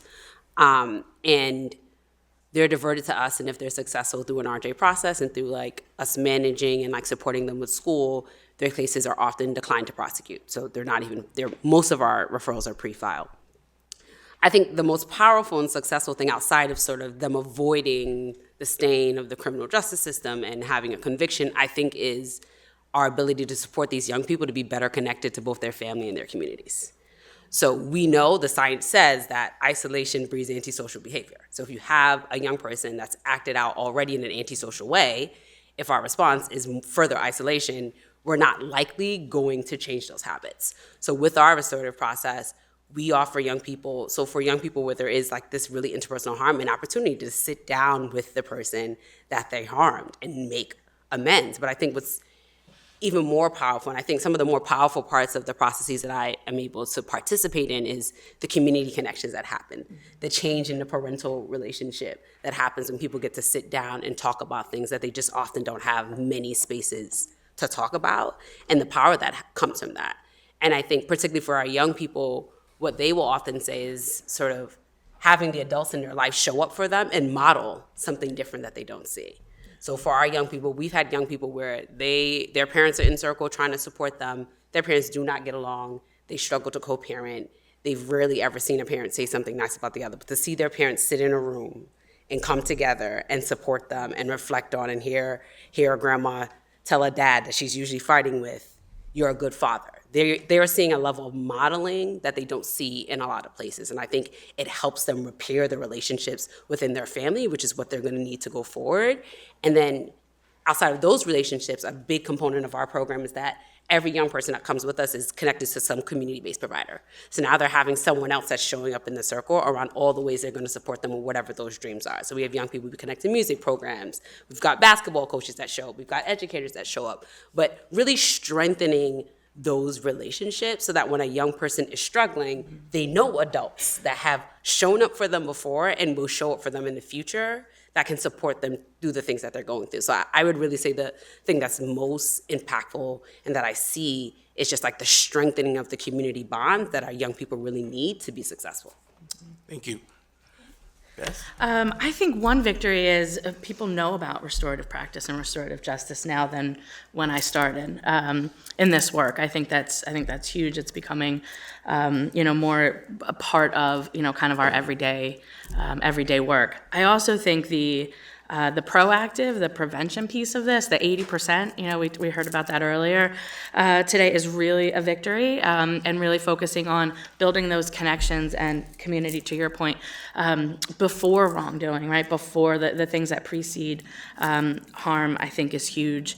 And also, what we heard from the kids earlier, that self-reflection piece, I think your process is as restorative as the person who's facilitating it. And without looking in the mirror first and kind of holding up, and that's been a huge shift for me, I think for, some of the folks that I grew up with in this field of, it's not just this thing that we do when we show up, but how are we really looking inward, and starting with us. What does it mean to be restorative with self, that with box, right? Am I the perfectionist? Am I just setting expectations without support? Am I, just trying to be a savior, which I think I did for a lot of my career, to no avail, right? So how do I balance those things? So I think my victory, or the thing that it's not mine, I think the field's victory is looking within first.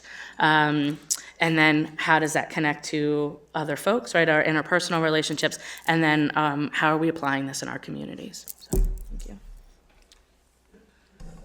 Yeah, for me, I think this is kind of a simple answer, John, and that's, the sky hasn't fallen.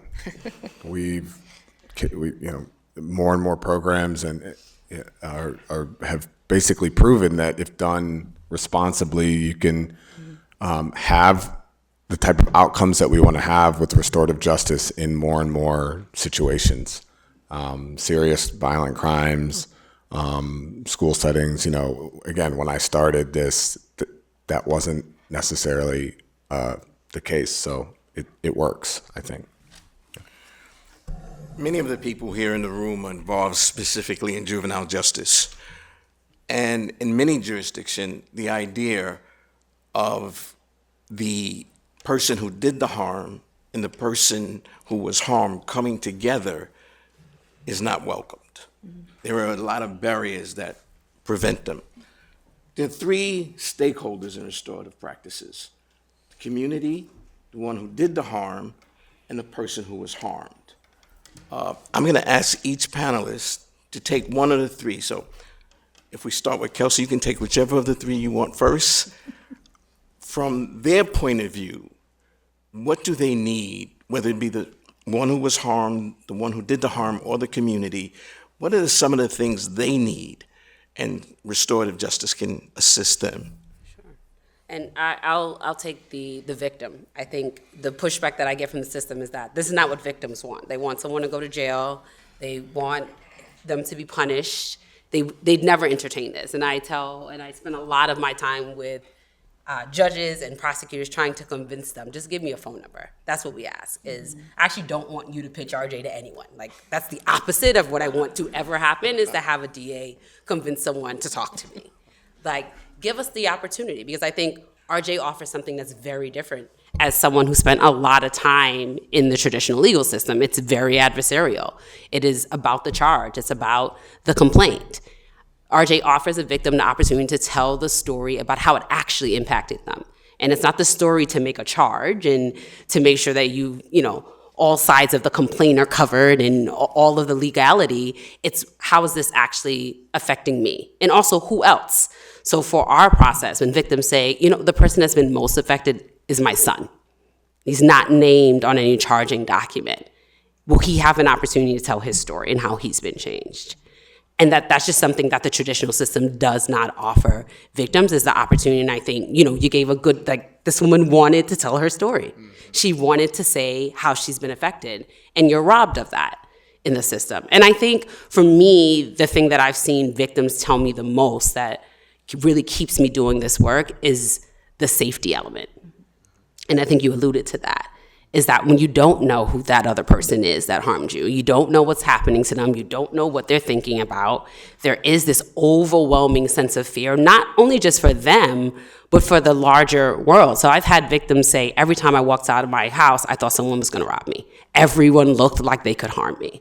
And that the ability for her to sit down with the person who actually caused her harm and hear his story and hear what was going on with his family restored her larger sense of humanity, that locking him away for any number of years would have been done. That she walked outside saying, okay, I feel like the world as I imagined does exist.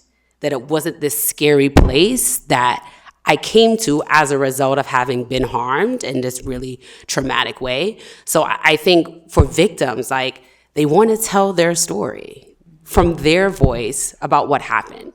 They want to feel safe in community again. They want their sense of humanity restored. They want to know who this other person is. And oftentimes, and not all victims, they want to forgive. They want to ease the shame of people who've caused harm. I've sat in many processes where they are saying, you've already been forgiven. You're not that person. They are spending more time pouring into the person harmed than we as a society pour into anyone. And they've been harmed by this person. And they'd like an opportunity to do that. And I will say this is not all victims. I've had victims who say, I've come to tell my piece and I don't forgive you. I'm still very upset about this, but they still wanted an opportunity to tell their story. And I think our system doesn't do that. Someone else writes your criminal complaint. Maybe you get to give a victim impact statement. They're not gonna look at you. They're never gonna say sorry. And for victims, this process opens the lines of communication in a way that just is not possible within our traditional system. All right, Roman, do you have a preference on? That is so restorative. Yeah. You know what? I do. I was afraid to take the community one, but I want to take that one. Perfect. Is that okay? Yeah. All right. Because I was going to kind of lean into the person who created the harm. Let's get down. Perfect. We're like on the same wavelength. So again, I spent 15 years in direct service with folks who created a lot of harm. So I think I tended to understand understand those needs because those were the needs that I saw, right? And I think that there is a level of, I want to make this right. And there are so many barriers, right, that get put in the way of, of allowing that to happen. I think, again, with the young people in particular that I worked with, getting ready for a restorative conference was some of the scariest stuff that, they ever did. So that piece of this is soft or this is easy, right? To sit across from, the person that you've created a lot of harm, is not easy. And anytime I've done training, and the folks who are like, nah, this is, I want the pound of flesh. I've always said, do me a favor. Like when we do the first role play, take the role of the person who created the harm. And that strategy has never failed me. If you're training, use that. Please, as soon as you sit in that space, It's like the weight, the weight of the world. And the after part is how you get that reintegration, right? Is, to be able to, to have that opportunity to, to make it right, to, have some breaking of the bread afterwards. I facilitated a conference once years ago. There were 4 seniors who broke into the school and did like this school prank gone wrong. They were all like the best and the brightest. They all, the school resource officer, they were all arrested because they didn't know who it was.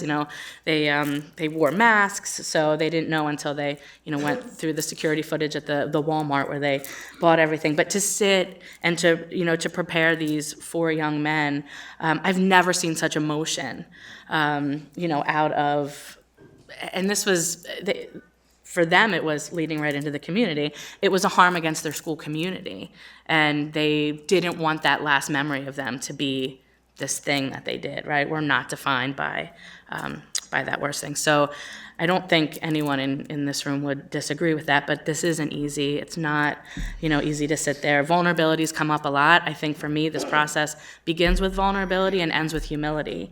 And having that opportunity to sit there and face the people that you've harmed is not an easy task. Thank you, Ben. Robbie? Okay. Again, a lot of places we could go with community. I'm going to answer that this way. In DC, when I think of community, the most coherent community that I think about is the community east of the river, where much of the violence, a disproportionate of the violence and poverty and the people that come through our doors are. And I just want to tell a quick story. So when we were starting restorative justice, my incredibly esteemed colleague, LaShawna Thompson-L, started this side initiative called Sister Circle. I was talking to Judge Aaron about this today, and it was just our female facilitators going into certain schools, I think middle schools in DC east of the river, during lunch period, and just sitting like these young people were sitting here and just having a conversation circle. Very simple format. Fast forward 8 years later to this past couple months, I have a sanctuary farm that's BIPOC owned and run, and community can come and heal there. And LaShawna's daughter, who's named Charnal, we're working together to bring the Sister Circle out on a retreat.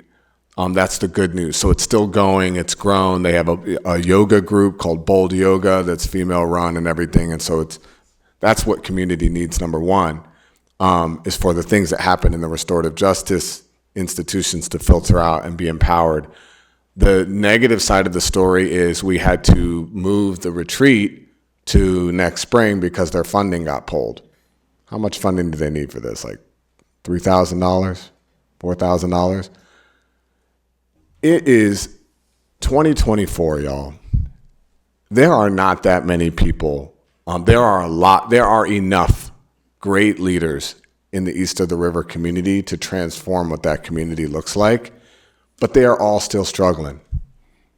And I just don't understand why. Funding in 2024 should not be, amongst all the obstacles we have with the leaders in these communities, funding, and I know our legislators and some of our power brokers aren't here today, funding should not be one of the obstacles that they have. Like, can we commit to that?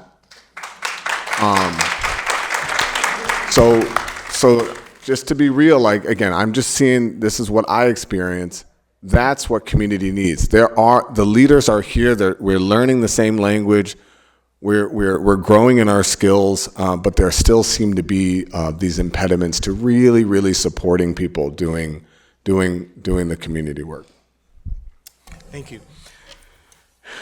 Kelsey, is directed to you specifically. You work in the streets of New York. You said you're a girl from Brooklyn. What makes restorative justice work? So I think I alluded to this earlier, I'd say what makes restorative justice work is that it's a process that actually centers the voices of those most impacted by harm. And that is not what our traditional systems offer. you're giving those people the opportunity to name what they need. And we heard the questions earlier this morning about, what happened, who was harmed, what are the needs. This is what RJ is offering.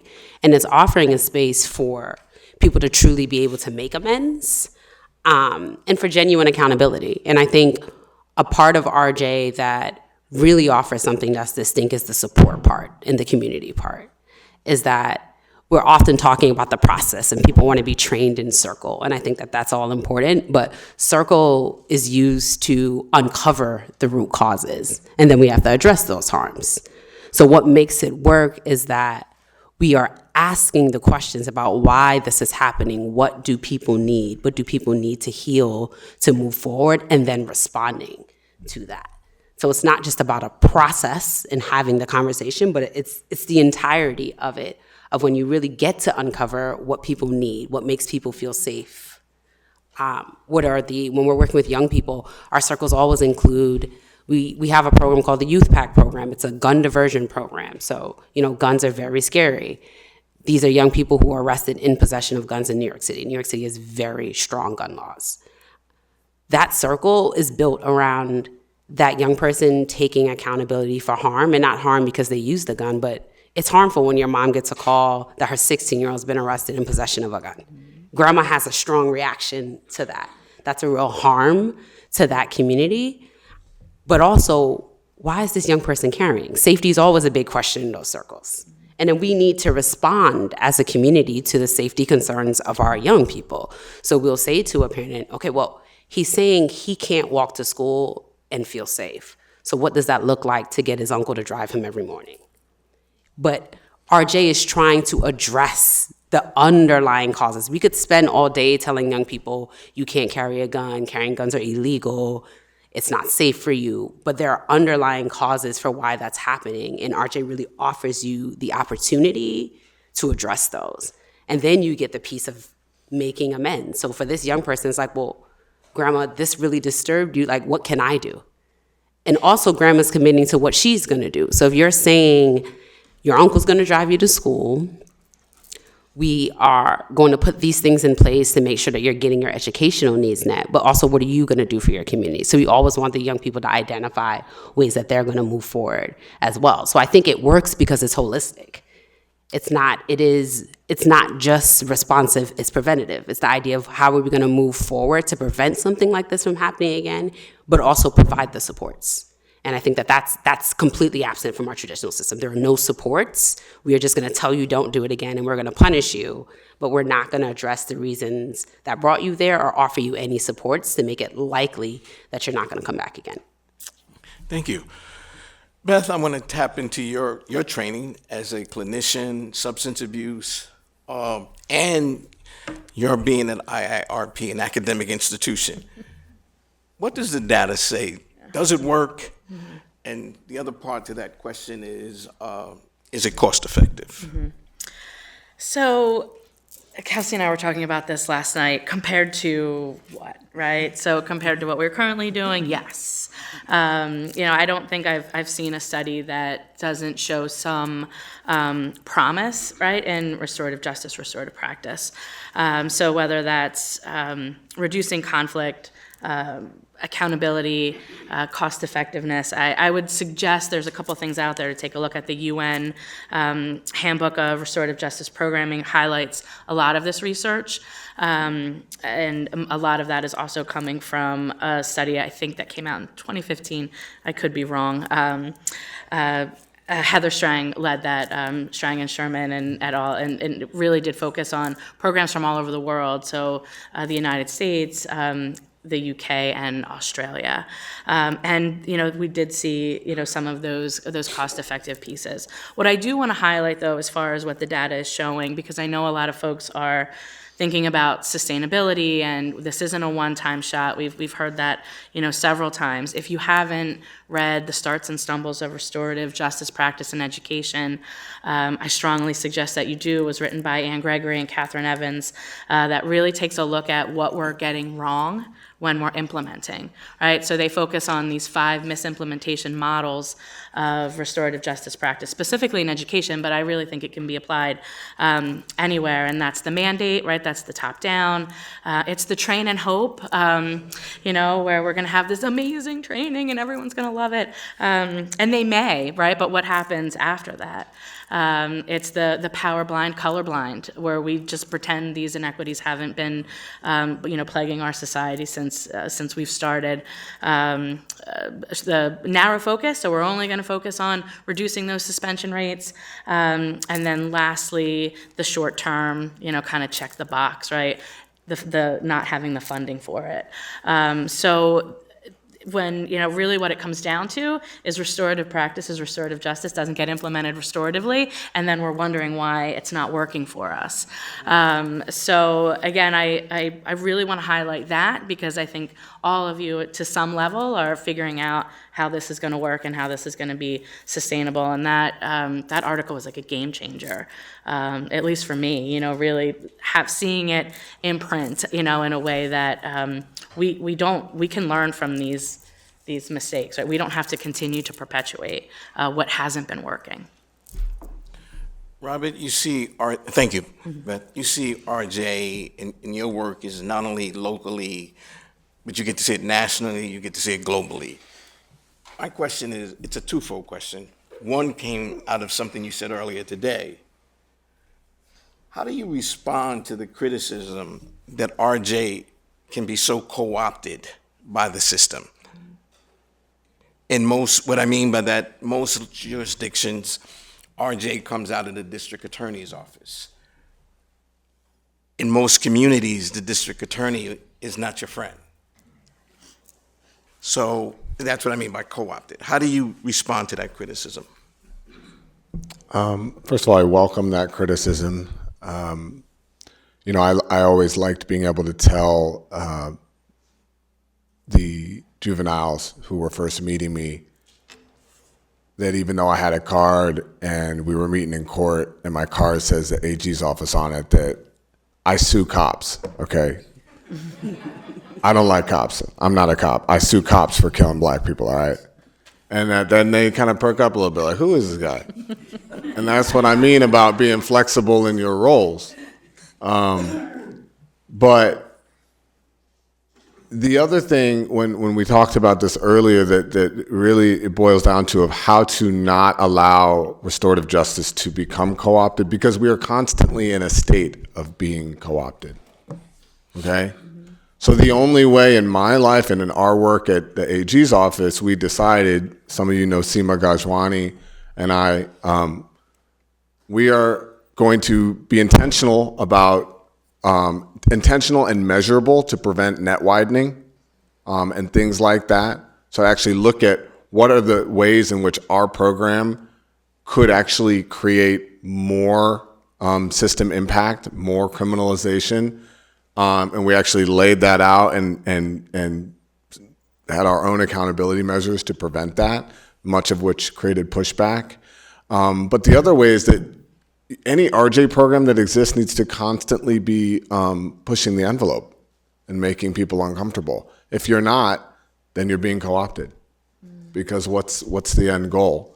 So what that looked like in our office was we started off with a certain number of crimes that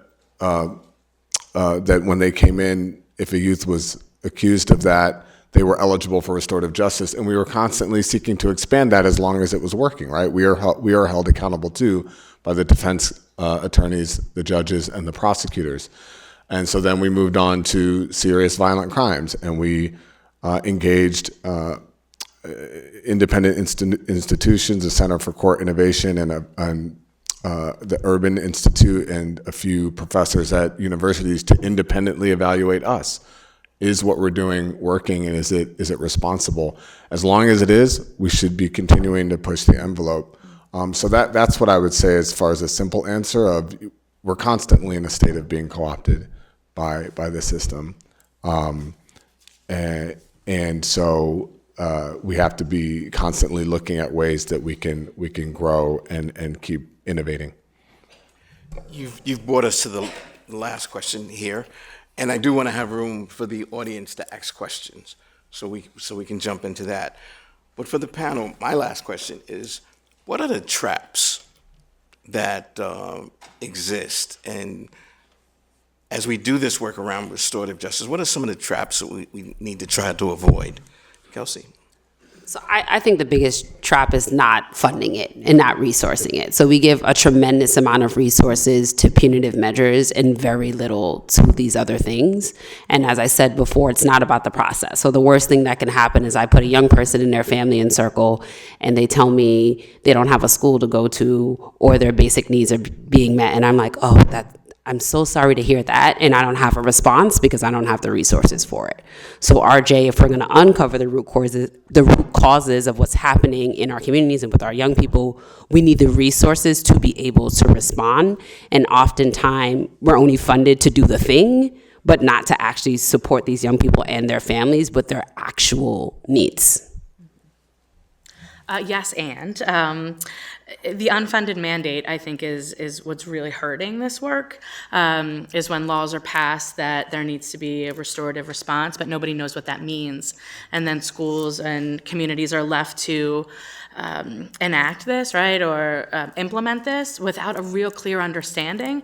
And then things are taken away, and then the headlines are restorative practices, restorative discipline makes schools less safe. So I think the funding is key. I also think really having open lines of communication by the folks creating the laws and the policy and the people who will be responsible for implementing them. There's a lot of different ways. I think we get lost in the how, right? Because we don't always share common language, or again, the folks creating the policy and the law don't have the understanding of what it's actually going to look like in practice. So having the practitioners, work with the lawmakers and the academics and the activists, right? All of the different entryways into this work, there needs to be, in my opinion, more collaboration. And obviously, funding is how that's going to happen. What's the question, John?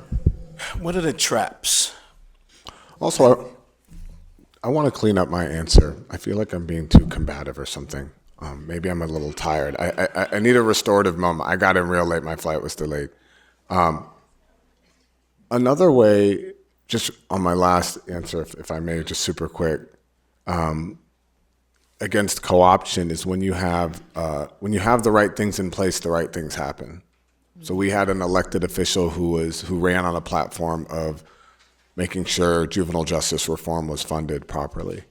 And then we had a team that was hired of facilitators whose hearts were in the right place. And luckily, like the people in this room, that's more and more and more of us are being supported to be there. And we had system partners who were good human beings and willing to try something new. And when that happened, we had double-digit reductions in recidivism. And we have all these great, wonderful stories to tell. So it's also like not complicated, but it's just that like in our daily work and like the incredible everything, lining those things up is challenging. And so I just wanted to be clear about that. I'm not just an activist and railing against the machine all the time. But as far as what the traps are, isn't that kind of the same question? It is. You've identified at least one trap.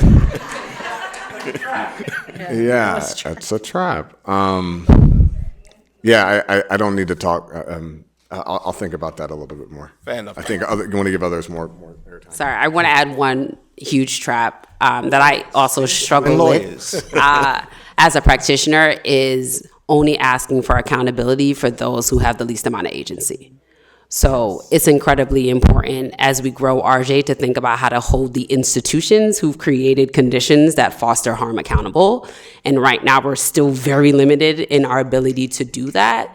So what does it look like? And this was particularly, I started my RJ work in schools of saying, well, I need the teacher who every fight in the school happens in her classroom because there's something else going on here that, how do we get them the support? Someone else has to be accountable. We can't only hold the young people accountable. Like if our young people are feeling unsafe in our communities, it's our community's job to create safer communities, which is our institution's job to have safer communities. So I would say the trap is to be stuck with the individual harms and not the larger institutional harms that have existed for generations, and figuring out how to hold those people accountable for the conditions that we're okay with existing in our world.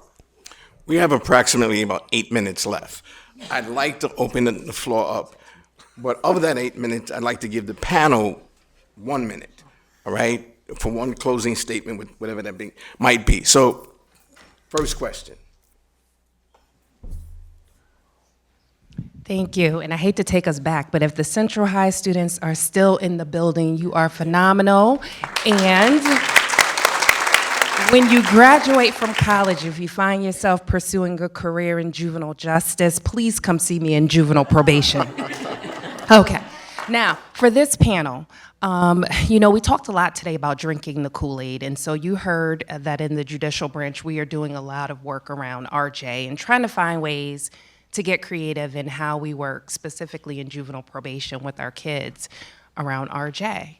And so when it comes to the system, oftentimes I think we've seen RJ evolve to the point where people can drink the Kool-Aid if we're talking about the front end of the system, if we're talking diversion, if we're talking low-level crime. But when we start to look at our kids who kind of find themselves in that deeper end, committing more serious, offenses, sometimes it's hard to get the buy-in around RJ. And I think sometimes the system is struggling with, the either or rather than the and. So it's like RJ, right, or the hammer. And so sometimes and it's not always clear who the they is, they want the hammer. And so is there space between RJ and the hammer, right, so that you don't have Marcy, who's feeling like I didn't get my opportunity to tell my story because there needed to be a different system response that looks more like punishment and less like what I'm trying to do with telling my story and getting my day to hear from this person who created this harm. Anyone? So I'll say, at the center, we've been trying to find all of the different entry points. So I think for our juvenile justice work, it's mostly in divergent. In the adult context, I have used restorative practices for people who have long-term sort of like serious felony charges where they're going to be doing a 24-month mandate, and RJ is a piece of that. We've also used RJ for sentence mitigation, where someone has taken someone's life. There is going to be a period of incarceration, but there was a desire from both parties to have a restorative process that offered them a way forward. So I think there are lots of creative entry points for RJ. We've also seen the ability to use it on the back end. We had a reentry program for people who had spent a significant amount of time behind bars, it was 15 years or more, and we were using RJ to help them re-enter their community. For those cases, often because they're orders of protection, we were not bringing them together with the individuals they had harmed, but their family has been incarcerated with them for 15 years. How do we heal those wounds as well? So I think that there are lots of creative ways to do it at many different entry points. It's not just at Divergent. I will say, and I'll speak for myself and sort of the work we do at the center, I'm very reluctant to do it on sentence mitigation cases, because what we're asking people, the level of vulnerability I'm asking people to do, knowing they're going to be sent upstate for some period of years, is often a huge tension for me. And I'm very transparent when people say they want to do this, is that this is very different and you're going to be going to a very different place after this process. And are you prepared for that? So when we have done it and someone's facing a period of incarceration, again, I'm talking about in the adult context. We don't do this work where young people are being sent away, at least not yet in the city, at the center. We did the harm circle where they spoke with the victim that had been harmed, and then we did a support circle about the transition to going in. What does it look like to support you while you're in? What does it look like to begin to plan with you for when you're coming home? Because I said I couldn't, in good conscience with the values I have as an RJ practitioner, create this vulnerable space for you to be accountable and not offer you the supports to go to a very different space that was going to be a period of years. So for me, we built that into the process because we were doing it at a very different point. So it happens outside of the sentencing process. So the court process is still. We've done it both ways. So it can be built in where they're doing RJ and the understanding is that they're getting a different kind of sentence because they're doing RJ. We've also done it where someone's getting no benefits. This is just something they really want to do. It's post-sentence. The DA's office is aware of it. We've made sure that orders of protection are adjusted so that this can happen and it doesn't put them in jeopardy of violating any additional crimes. So I think there are many, many creative ways to do it. I think the biggest thing is like getting folks who want to do it. And I think if you can get the parties who want to do it, that is the people who've been most impacted, and stakeholders who are open to creating conditions where it can be successful. There are numerous entry points for when RJ can happen. I get the opportunity to give you an announcement, one that you're waiting for, and you'll enjoy in a couple of minutes, but I'm gonna ask if a person can ask that question. I've got the mic. Okay, I can't, oh, here we go.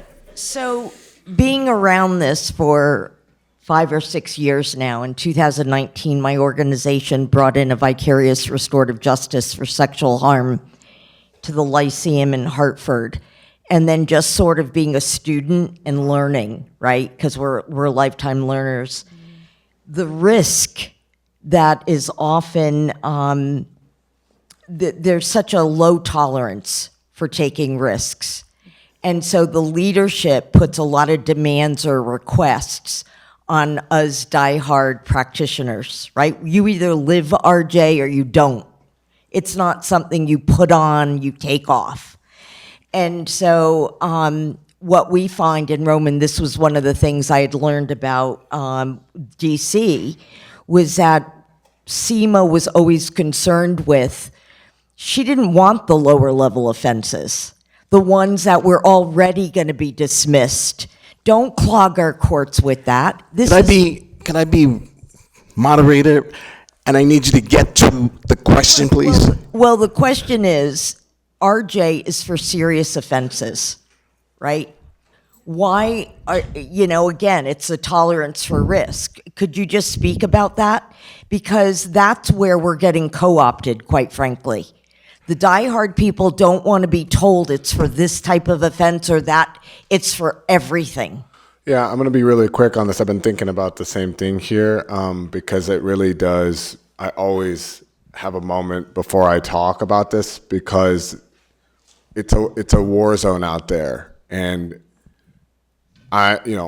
most of us in this room are privileged enough to not have to live in communities and walk around where every day we are afraid of gun violence, and so that's what I'm thinking about, and I think this would be my offering on that debate. There's a lot that emotionally and cognitively we get conflated when we think about talking about doing RJ in serious cases. What comes up for people in that debate is other reforms that are soft that make the community less safe. And everything gets grouped together in our minds and it becomes that tug of war. The fact is that you're not talking about that many cases, at least to start with. Like Kelsey said, it's cases that hopefully there's consent and they take a while to do, and each jurisdiction's going to move up slowly, and it's actually not going to affect the safety of the community at first. And then you got to start there. So I would just offer that. I mean, and the data is what the data is. When it's done right and responsibly, and you're still getting reductions in recidivism. And yeah, I agree with Seema. I've done RJ, and got a shooting case in Alabama right now in federal court, and it works the same way. It works just as well. Because of time, and Judge, you have the mic, so we're going to end. One, I'd like for you to give the panel a hand, please. I'd like also the panel, each person on the panel has decided to give a gift back to the state of Connecticut. They have agreed to meet quarterly with myself and whoever else comes to the table, is interested, and talk about how we can help Connecticut move the work forward. So I also want to thank the panel for that. So, good afternoon. I'm Brittany Lamar. I work on the International Justice Exchange with the Institute of Municipal and Regional Policy, led by Andrew Clark, the executive director, but many of you also know me as the senior project manager of Connecticut's Juvenile Justice Policy and Oversight Committee. We're here to provide an international perspective on the utilization and the success of restorative justice in an international perspective.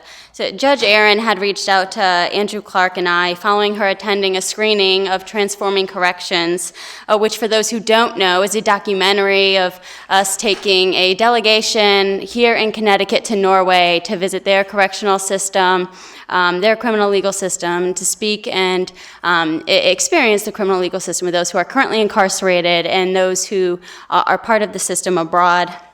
We have taken subsequent trips to additional countries since then and continue to build on the international collective of partners that we have here to build and share and practice and thought of what is possible.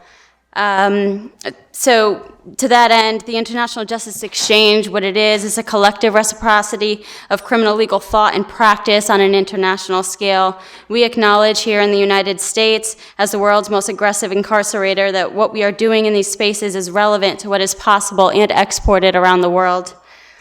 Roman this morning invited us to recognize that the reality we live in doesn't have to be the reality that we accept.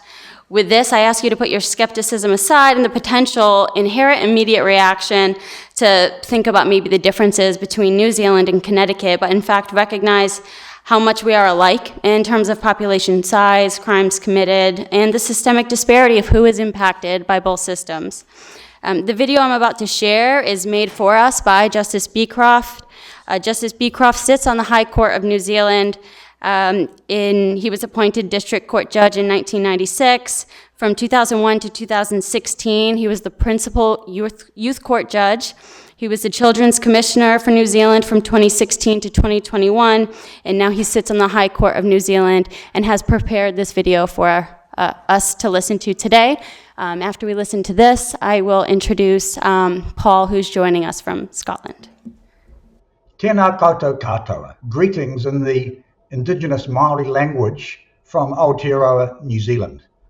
Greetings from a country of 5 million people, actually about 40 million sheep. And we're 19 hours as I speak in front of Connecticut, so if I leave New Zealand, Connecticut time, I land before I left. It's wonderful to be able to speak to you and a great honour, and I bring you all warm Kiwi greetings. I can imagine you in Connecticut. I've spoken at a conference at New Haven. This morning, I would like to talk about a revolution that took place in New Zealand's youth justice system. It was a quiet revolution and it was unheralded, but I think it's brought some pretty positive results. And now, 30 years later, from the 1989 legislation, we can look back and really thoughtfully examine what has happened. I want to speak to you in three parts. Firstly, I want to say why and how this, what I call revolution, took place. Secondly, I want to talk to you about two key features of our youth justice system, which I hope will explain it. And thirdly, some concluding comments. How and why did this happen? Well, you know, back in the 1980s, there were things going on in New Zealand that were causing great concern in our youth justice system. Firstly, there was significant institutionalization of young people, by which we mean 14 to 17-year-olds. In a lot of homes, particularly boys' homes that were really custodial residences, they became breeding grounds for crime. Often significant abuse took place there. The second concern was that our Indigenous Māori population was grossly disproportionately represented in the youth justice figures. we're talking 60 to 70% of those in the youth justice system and in the youth court were Māori, as against a population percentage of then about 17 to 18%. So it was a profound problem. And thirdly, there was a feeling that a group of young people were being recycled through the system, almost impervious to youth court intervention. And there was a feeling, to a degree, of disillusionment that those in the system were just processing a repetitive cycle of young people who frankly were untouched by what we had hoped would be the positive aspects of our system. So in that environment, there was a countrywide move to try something different. And we did something different, and it was our 1989 Children and Young Persons legislation, and it ushered in a paradigm shift. So the first key feature of this new youth justice system was the role of the police and the commitment to reduced charging. Let me read out the provision that was so hotly contested at the time. It says this: a key principle that unless the public interest requires otherwise, criminal proceedings should not be instituted against a child or young person if there is an alternative means of dealing with the matter. It's quite, I guess, confronting words, that unless the public interest requires otherwise, don't charge if there's an alternative means of dealing with the matter. We call it the don't charge provision. It was hotly contested at the time. I guess most people thought police were trained to investigate crime, arrest, detain, charge. What in New Zealand we'd probably say cuff 'em and stuff 'em. Quite contrary to the expectations of many, police bought into this provision in, I think, a spectacular way. They set up a separate division of uniformed trained police called the Police Youth Aid Division, about 300 specialists scattered across New Zealand, with a commitment to deal if at all possible with young offenders by alternative approaches. That might mean engaging the community for assistance, using community counselling, community programs. And the specialist police probably aren't even recognised properly in New Zealand for the work that they do. They're often the brightest and the best. Sometimes they're senior police who've become disillusioned with the criminal justice system and want to make a difference. I think the best difference, and they're right, can be made with young people. And we reached in New Zealand very quickly, almost overnight, a reduction in charging young people, so that in most areas around the country, more than 80% of young offenders weren't charged. 80%. If you look at the graph, in the 1980s, the line is pretty steady in terms of young people appearing in court. It's a flat line. In 1989 and 1990, it just drops. It drops like a stone, from about 14,000 young people being charged down to about 4,000. And then it reduced further in the next couple of years to 2,000. That is a massive shift. And it meant that only the most serious offenders were left coming to the youth court. And we know that's consistent with the research. Every young person breaks the law in some way, major or minor, on their path to adulthood. And we know that bringing most young people to court is just about the worst thing we can do. It's counterproductive in every way. Young people congregate with other young offenders. For some, it's a badge of honour to be charged. And we can do so much better when we deal with young offenders individually in the context of their own community, using community resources, supervised in New Zealand by the police youth aid specialists. Now, that of course demands a lot of trust in the police because it operates under the radar. These young offenders never get to court. There's no supervision from the court process. It's a process of high trust, and the New Zealand police have, in my view, delivered on that trust, and it has meant that the youth court has just been declogged of many young people who never need to be there. And it works, because most of those who are dealt with by the police either don't ever offend again, or their offending tails off very, very quickly. So that's the first feature of our system in New Zealand. The second feature of our youth justice system, which I think equally revolutionary in its own way, is that when a young person, and if a young person comes to the youth court, remember the most serious 20%, they must undergo a family group conference if they don't deny the charge. That incidentally is quite an interesting little double negative that triggers or activates the mandatory family group conference system. A young person doesn't need to admit the charge exactly. They might be saying, well, I did something close to it, I was involved in some way, not quite that. It's enough if they say, well, I'm not outright denying it, I'm not entering a not guilty plea. So long as that quite low bar is reached, then the family group conference is mandatory. Who goes to a family group conference? Well, the young offender and as many of his or her family as possible are encouraged to attend. So is the victim and as many supporters as the victim wants to bring. There'll be a police youth aid officer, there'll often be a social worker, but most importantly, there'll be important members of the community who are connected to that young person or who could become connected through counselling organisations, sports groups, community groups. And the conference is supervised by a trained specialist coordinator, independent. And ideally, the conference can take 3, 4, 5 or 6 hours. And its purpose is to establish what actually happened, what the young person will admit, and secondly, how that young person can be held accountable. There's a plan to be put in place. It's hammered out in some length. Often those plans are more comprehensive, more creative, and probably more challenging than what a youth court and a youth court judge could come up with, because the plan's born out of knowledge of the young person, knowledge of his or her circumstances. And then it comes back to court, and the court will either approve, usually does, because often the plans are way better than what I could come up with or what a youth court judge could come up with. And then we monitor it and we supervise it. And it may take a year or two, perhaps more likely 6 months to 9 months to complete.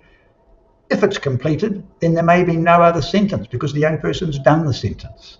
So the family group conference is both a decision-making mechanism and it is a body that comes up with a plan and a suggested sentence for the youth court. Now, that's just the big picture. Let me give you some, I guess, variations on that theme and some just more detailed comments for you to consider. First of all, you'll see it's for the most serious youth offenders. The family group conference system isn't used for minor offending. That's dealt with by the police and the community. What comes to the youth court are the serious assaults, grievous bodily harm, sexual offending, top-end drug offending, serious aggravated burglaries.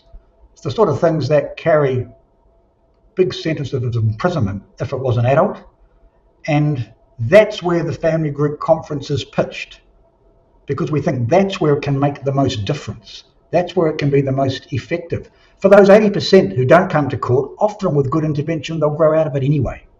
So the first thing to say, the family group conference in New Zealand is for the toughest and the most challenging offences and offenders. That's why it's hard to compare what New Zealand does with other countries, because most other countries cherry pick the offences, if I can say, and the offenders, where everyone has to consent. Consent isn't a requirement having a family group conference in New Zealand. It's simply coming to court, being charged and not denying it. The second thing to say is that the work of the coordinator is everything. Their work in preparation and putting things together in advance, getting the biggest group possible along, allowing the magic to take place, that's a very skilled and important job. The third thing to say is the plans aren't some form of mamby-pamby, kumbaya singing, weak response for accountability. They can be very tough. Let's be honest, sometimes if the family group conference will recommend imprisonment, because that's obviously the only option. Not often, but can happen. It's also worth saying that there are some offences in New Zealand, only two, murder and manslaughter, that are automatically waived from the youth court to the adult court. And there's also ability for a youth court judge to say, this is just so serious that we will transfer it to the adult court, which is the same judge with a different hat on as an adult court, and deal with it in the adult court. But the overwhelming majority of offences and offenders are dealt with by the family group conference plan, kept in the youth court, supervised by the youth court, and end up with a productive outcome. And the final thing I was going to say about the family group conference system, just so you know, is that it's not actually explicitly a restorative justice system. But that's how it's being practiced in New Zealand. Because the legislation entitles both a victim and an offender to be at the conference, very quickly the family group conference coordinators allowed meaningful interchanges between the victim offender and their families and supporters. And that, I guess, retrospectively came to be understood as a restorative justice process. The satisfaction rates for victims who attend a conference is high. Of those who attend, it's about 80% to 90% satisfaction. But the challenge is getting victims to the conference. That's where a good coordinator really is pivotal. It's only a restorative justice system, mind you, for that 20% who come to court. But judges only hear about what goes on. We don't ever get to a family group conference, we just see the report. But I've heard some terrific stories that have been profoundly moving. I remember a robbery of a corner dairy where the particular young boy was prominently involved as a lookout by the door and almost a director of what happened. And the robbery had been of we call it a corner, you call it a drugstore, we call it a corner dairy, food and drink and cigarettes and the like. And the woman who was the wife of the owner, she was on duty by herself at the counter, she was severely traumatized. The family group conference for the young boy who was the lookout and the victim and her family, there were about 50 people at the conference. It lasted 8 hours. There was a wonderfully comprehensive accountability plan put in place. It was approved by me as the youth court judge. It took 14 months to go through. It was carefully monitored. But you know what one of the really moving components of the plan was? That for that 14 months, the boy would work in the store for free with oversight by the owner of the drugstore, of the corner dairy. Because he and his wife had seen the young person, they'd begun to understand him. They knew that he was a boy who'd been abused physically and sexually from an early age. He hadn't been with his family, he'd been from foster care placement to foster care placement. He was struggling with alcohol and drugs. So typical of the young boys that we see in the youth court. And in fact, as I've travelled and seen youth justice systems around the world, he's the same young boy as in the London Children and Young Persons Court, as in San Francisco Children and Young Persons Court, no doubt as in Connecticut. These are our challenges.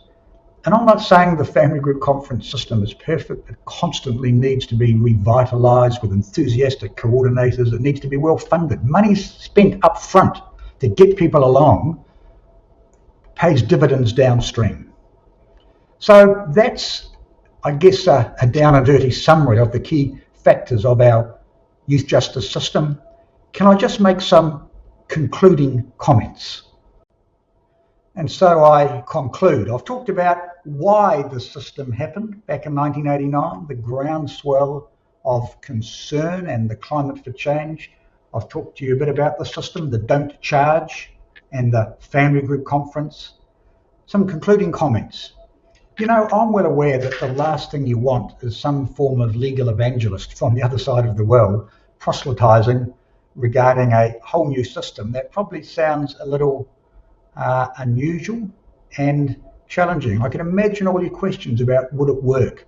Is it going to take off here? I can understand all of that. We were lucky that we had a commonality of purpose back in the 80s, and I think it's fair to say that it worked better than even our wildest expectations. Everyone bought into it. But some concluding comments. Firstly, of course, it's not a perfect system. In retrospect, we trusted too much on people voluntarily coming to family group conferences. We didn't have enough specialist coordinators. We didn't put enough upfront work in. And we quickly, too quickly, it became a mechanized cookie cutter approach where there was a mother and her son, or a grandmother and her son, and virtually no one else. You know, that's not a family group conference. That's a pale imitation of what a family group conference ought to be, and it robs the conference of all its power. It's withstood a lot of criticism over time. It's seen by outsiders who don't know it as too soft, too ineffective, a little bit liberal mamby-pamby, as I said, kumbaya, singing, chocolate drinking. Doesn't cut the mustard. Actually, it does. It's tough and it's powerful. And you know, I don't know whether we would have got this system through now in the current, more tough on crime climate. But actually, in my view, this is a tough on crime response. It is tough to go through this system. And done well, as I say, it has the seeds of genius in it. I wish you well in your pursuit of improved youth justice responses in Connecticut. Let me start with a story. I was in our youth court as I concluded my time as principal youth court judge for New Zealand in 2016. The young person came in and he took off his hoodie. I demonstrated exactly what he did. He took off his hoodie and he exposed that he was wearing a t-shirt. I got a copy of the t-shirt actually. This is exactly it. I'll hold it up. I hope that you can see it. It says, "Let the Lord judge the criminal." And he just stood there wearing it. And I could see that he wanted me to notice it. And I sort of thought to myself, well, he probably wants me to engage and it would be good to engage. And I said to him, "That's an interesting t-shirt." And he just smiled. So I boxed on and said, "Well, it's a little early to call yourself a criminal. You haven't even answered the charge yet. It's not been denied or not denied." At this stage, his lawyer was on his feet waving, clearly wanting me to stop, but I continued. And I said, "But I can't fault your theology," I said.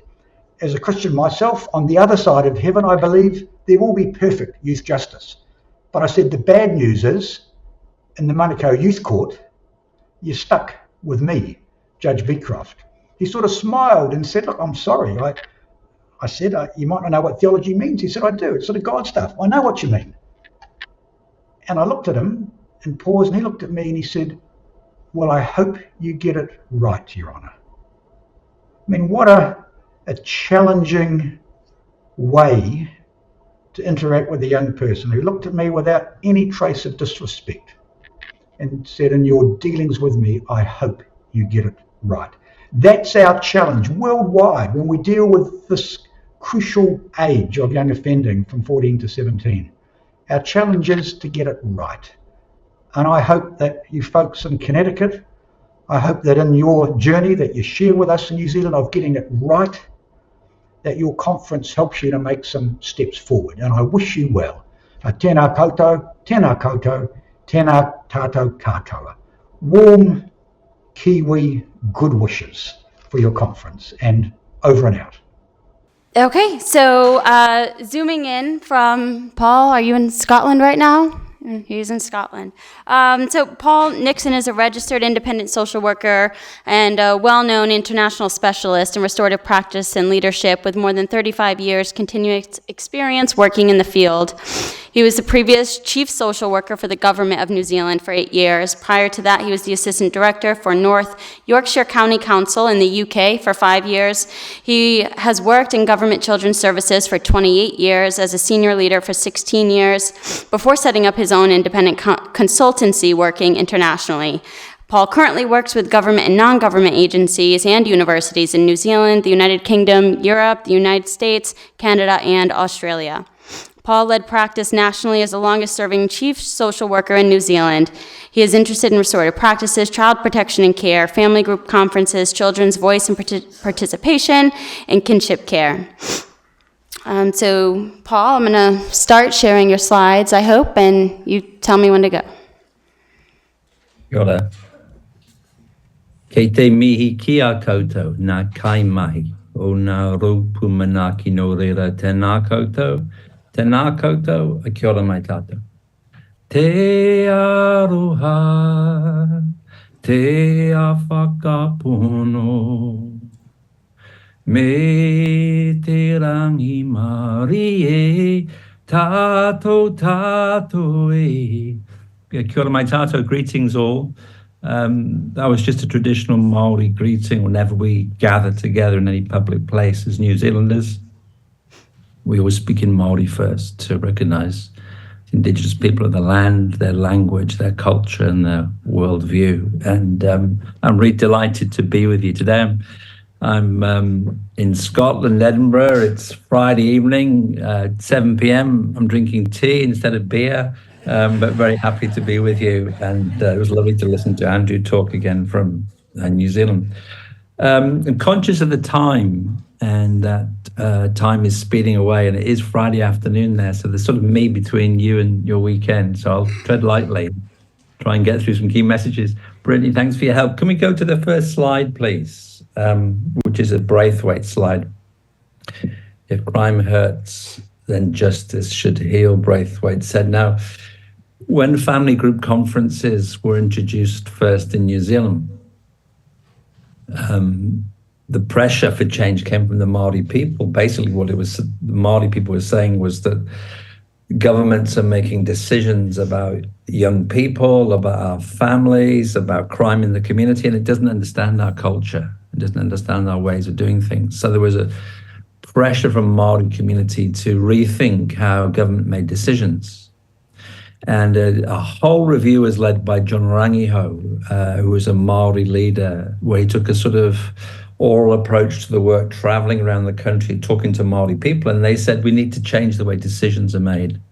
When young people are in trouble, when there's matters of justice or protection, we need to change what we do and bring people together, and that is our way. And quite quickly, New Zealand decided to put that idea into the law, and in 1989 radically changed the way governments, courts, agencies made decisions about matter of justice for young people and for victims, matters of care and protection, and the family group conference was born. So I'm going to talk a little bit about that and then leave a bit of space for questions.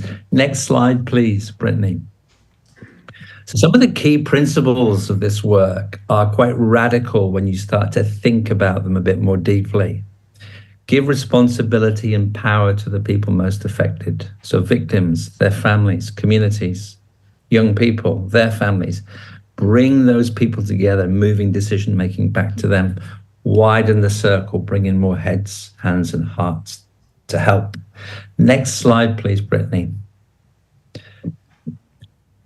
In sort of theoretical terms, what this does is engage systems, both formal and informal, of social regulation and support. Māori look at the world through collective concepts that we, tato, us, together, are part of the solution. And so we have to work with relationships, whether that's family or community or people who've been affected. So relationships and people who are closest to the problem are the people who should be the decision makers, young people, families, victims. Governments have a role and agencies have a role, but fundamentally it's putting decision-making back into the hands of families, communities, and victims. Next slide, please. I'm going to skip over this one because of time. Just go to the next one, Brittany. Thank you. So Braithwaite talks about this concept of reintegrative shaming, which you're probably familiar with. And he says there are disintegrative models, which are about punishing, othering, outcasting, which lots of our orthodox justice systems lean into. But reintegrative models disapprove of the act within a continuum of respect and rituals of forgiveness. And it's shame in the eyes of the people we respect and trust the most that is the most constructive. If we bring families and victims and community back into decision-making about what should happen with youth crime, what should happen when someone commits an offense, then we get different outcomes. So if we change the model of decision-making, change the model of justice, then we change the outcomes. Next slide, Brittany. So family group conferences are in our law in New Zealand. In the last 30 years, it's been under operation. We've done about 250,000 FGCs in New Zealand. So we're a population of about 5.3 million people. Each year we do 10,000 FGCs, about 7,500 in care and protection, about 2,500 in youth justice. So every year there's a lot of conferences going on. So for every one social worker, every 4 social workers, there's 1 full-time FGC coordinator. We have about 250 FGC coordinators who go out and find family, who prepare victims for conferences and bring people together to make decisions. Next slide, please. The conference is defined in our law, both for youth justice and for care and protection. It's centered around family and the child's connections and relationships to family and to culture and community. With the youth justice conferences, of course, we bring victims into the conference and sometimes their families or supporters to be part of that conversation. The process is culture-led, depending on whatever your culture is, Maori, Asian, African, European. It's culturally led based on your traditions and your culture. It involves a wide definition of family. And the process is supported by police, other agencies, sometimes school teachers, sometimes social workers, but facilitated by an independent coordinator. And these coordinators, as Andrew said, organize the conferences and meetings in a way that's right for the child, young person, family, and victim. So there's a lot of negotiation and preparation that goes into the conference, but they're really focused on finding outcomes and solutions.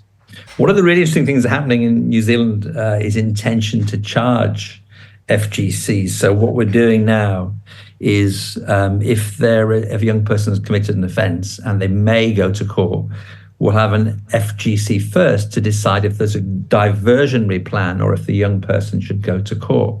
And what that does is brings the victim together, the family and community together, and they make a decision about whether the matter should go to the court or whether the matter should be a diversionary plan. And in 90% of the cases, we get a diversionary plan. So young people are being diverted from the court and resolution and solutions are being found at the conference. If the young person needs to be referred to the court, then there will be. But that decision sits with the conference process, which is a radical idea. Next slide, please. So and just flick through this, Brittany, the stages of the conference is really very much about preparing people, bringing victims together, bringing families together and community, and having a conversation, an exchange in a way that really does give voice to victims, to young people in terms of their accountability and to their families. When I was just starting out as a social worker, I wrote to New Zealand asking if I could have a job as a social worker. This was 30 years ago. And they wrote back to me and said no. So I then had to think about how I could use FGCs in the UK. So I brought FGCs over to the UK, and in 1992 we started to do conferences. And our very first youth justice conference involved a young man who had stolen a car and also burgled a house. And the victim of that burglary and car theft really didn't understand who this offender was, didn't understand his background, didn't know what he looked like. And he came to the conference, which was facilitated by an independent coordinator, and the young person apologized for what he did. He owned it, acknowledged it, and then his family and his school teachers started to tell a story of this young man who was having trouble at school, who was dyslexic, who had learning problems, and the victim spoke about the impact and the effect on him of the crime. And as the conversation went on, the victim started to say, I struggled with that when I was at school, and I actually had that problem myself when I was at school, and I was sometimes in trouble. At the end of the conference, there was a plan to pay back the victim for the harm that had been caused, an apology from the whole family.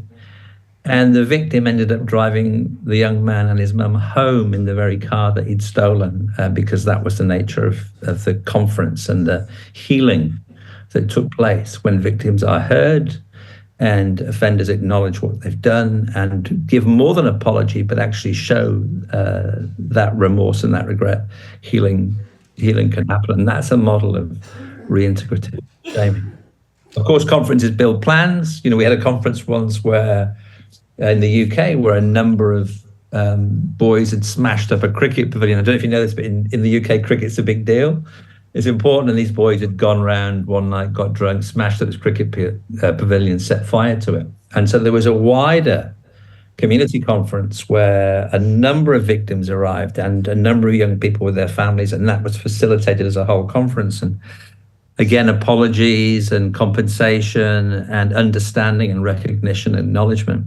But one of the things that happened was that the part of the plan was that the young people would rebuild the cricket pavilion and, you know, get it back to as it was, paint it, build it, return it to its former glory. And what we found in the research on that conference was that these young men were spending a lot more time with their dads because their dads had come to help with the repair of the cricket pavilion. Now, we didn't have that as part of the plan, but that was the effect when you start to factor in family and bring family back into the picture around young people. It has all sorts of other knock-on effects that you can't even begin to anticipate. Next slide, please, Brittany. So I just clicked through this. So what we're struggling with is how do you bring these two cultures together, a professional system and a family system, and to make these work with victims in these conferences and their families, sometimes talking about the impact. How do you bring these two systems together when often they're separated by the courts or the justice systems, and the chance to have these critical conversations is denied them? Next slide. So what we do in New Zealand, of course, is bring those two systems together through a family group conference. Just keep going with the clicks. And the conference coordinator organizes a meeting in a time and a place and conditions that suit the family and the victim. I'm going to tell you a couple of stories just to illustrate that. So I was doing some work in South Australia around conferencing, and one family was living up in the APY lands, which is really hot part of Australia. It gets up to 40 degrees quite often in the spring and the summertime. We had a conference, and the family asked for the conference standing in a river, because Aboriginal people do that when it's so hot and there's not much shelter. They literally stand in the river. So one of the things about this model is it makes people change their behavior in the decision-making process. So the social workers, the cops, were asked to go to the conference, victims was there, and people literally, got their pants off and got into the river and stood in a circle talking in the water about what should happen, what's happened, who's been affected, who's been harmed, or what needs to be done to put things right. So these conferences can take place anywhere, and it's that attention to it being culturally led and led by the family and the victim involved in that process that makes it so different in terms of how these conferences work. Next slide, please. So it's been our law since 1989. We've done 250,000 FGCs. We've had numerous governments, numerous policy changes, numerous reviews. But what has happened is that these conference processes have endured, and their enduring nature is sort of set in the psyche of the New Zealand people. Māori people are about 18% of the population, but of the youth population are about 26% of the population. So it's a growing population, Māori. There's lots of cross-pollination between Samoa and Māori people, so the Māori population is growing significantly. New Zealand's a very multicultural society, and we have every nation present, and this process is used for all people. So when we first took this idea in the UK and started to apply it, people say, well, that won't apply to us. This is a Maori thing. But actually, that's not true. What we're seeing now, in fact, all over the world. I was in Estonia a few weeks ago, Eastern Europe, looking at conferencing there. And I was in Vermont soon before that. And if you look at parts of Europe, conferencing is growing everywhere because the basic principle of bringing people together and moving justice back into the hands of family and community as a radical idea is really gaining traction. We did a survey 10 years ago on the numbers of conferences going on around the world, and the numbers have just absolutely skyrocketed since that time. But it does involve people sharing power. It does involve the courts, the police, social workers involved, giving power back to families, back to victims, back to young people to find solutions. Next slide, please. So just a quick look at some of the data. What's really interesting when you look at this model in care and protection is that New Zealand has half the numbers of children in care than other jurisdictions. And that's because when you use a family conference to make a decision, it does change the outcome. So half the numbers of children in care than other jurisdictions. The last count of children in custody in New Zealand, 2020, we had 94 children in custody for youth offending. It was a population of about 3 million people. And that's risen to 131 young people in custody, but again, still a low number. So young people up to the age of 18 in custody for offences because they're being diverted by using this approach. Next slide, please. So establishing a mandate for FGC, what you see around the world, in some places this sits in the law, so it confers duties and rights and obligations to everyone involved in the process.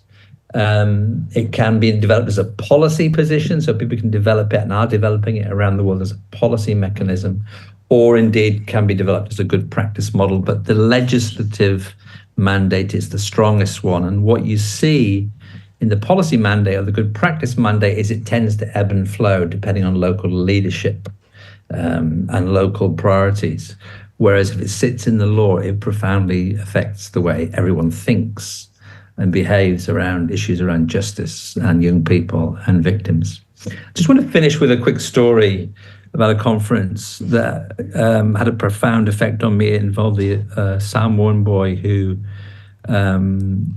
had some degree of learning difficulties and got in a rage with a neighbor, a young woman, and hit her so hard with a baseball bat that she was hospitalized and ended up in a wheelchair for a period of time.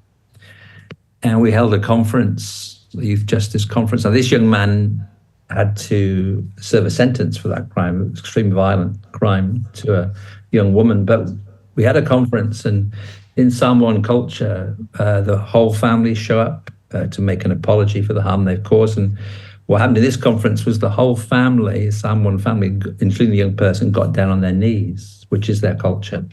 And the victim and their family are invited into the meeting. And they stay on their knees until they're invited by the family to stand. And the victim talked about the impact on her. Her family talked about the impact on her, what had happened and all the harm that was caused. And tears, of course, were shed and heartfelt apologies and plans to put things right. What was most striking about that conference as the young woman recovered was after that young man had done his sentence for that crime, both he and she traveled around parts of New Zealand into schools, explaining this process to young people, to schools, and what happened to them and what changed because of the conference. So this is a process that can be used in any set of circumstances and has a very powerful effect on the outcome. I want to leave some time for questions. Just the last thing I'll say very quickly is that if you look at the ongoing data around FGCs around the world, what we're seeing is significant numbers of children being diverted from care or custody because of this process. In other words, if you change the way you make decisions around matters of justice or matters of protection, you can change the outcome. If you don't change the way you make decisions, you'll keep getting the same outcomes. And then hinui, kia koutou. Kia ora. Thank you, Paul.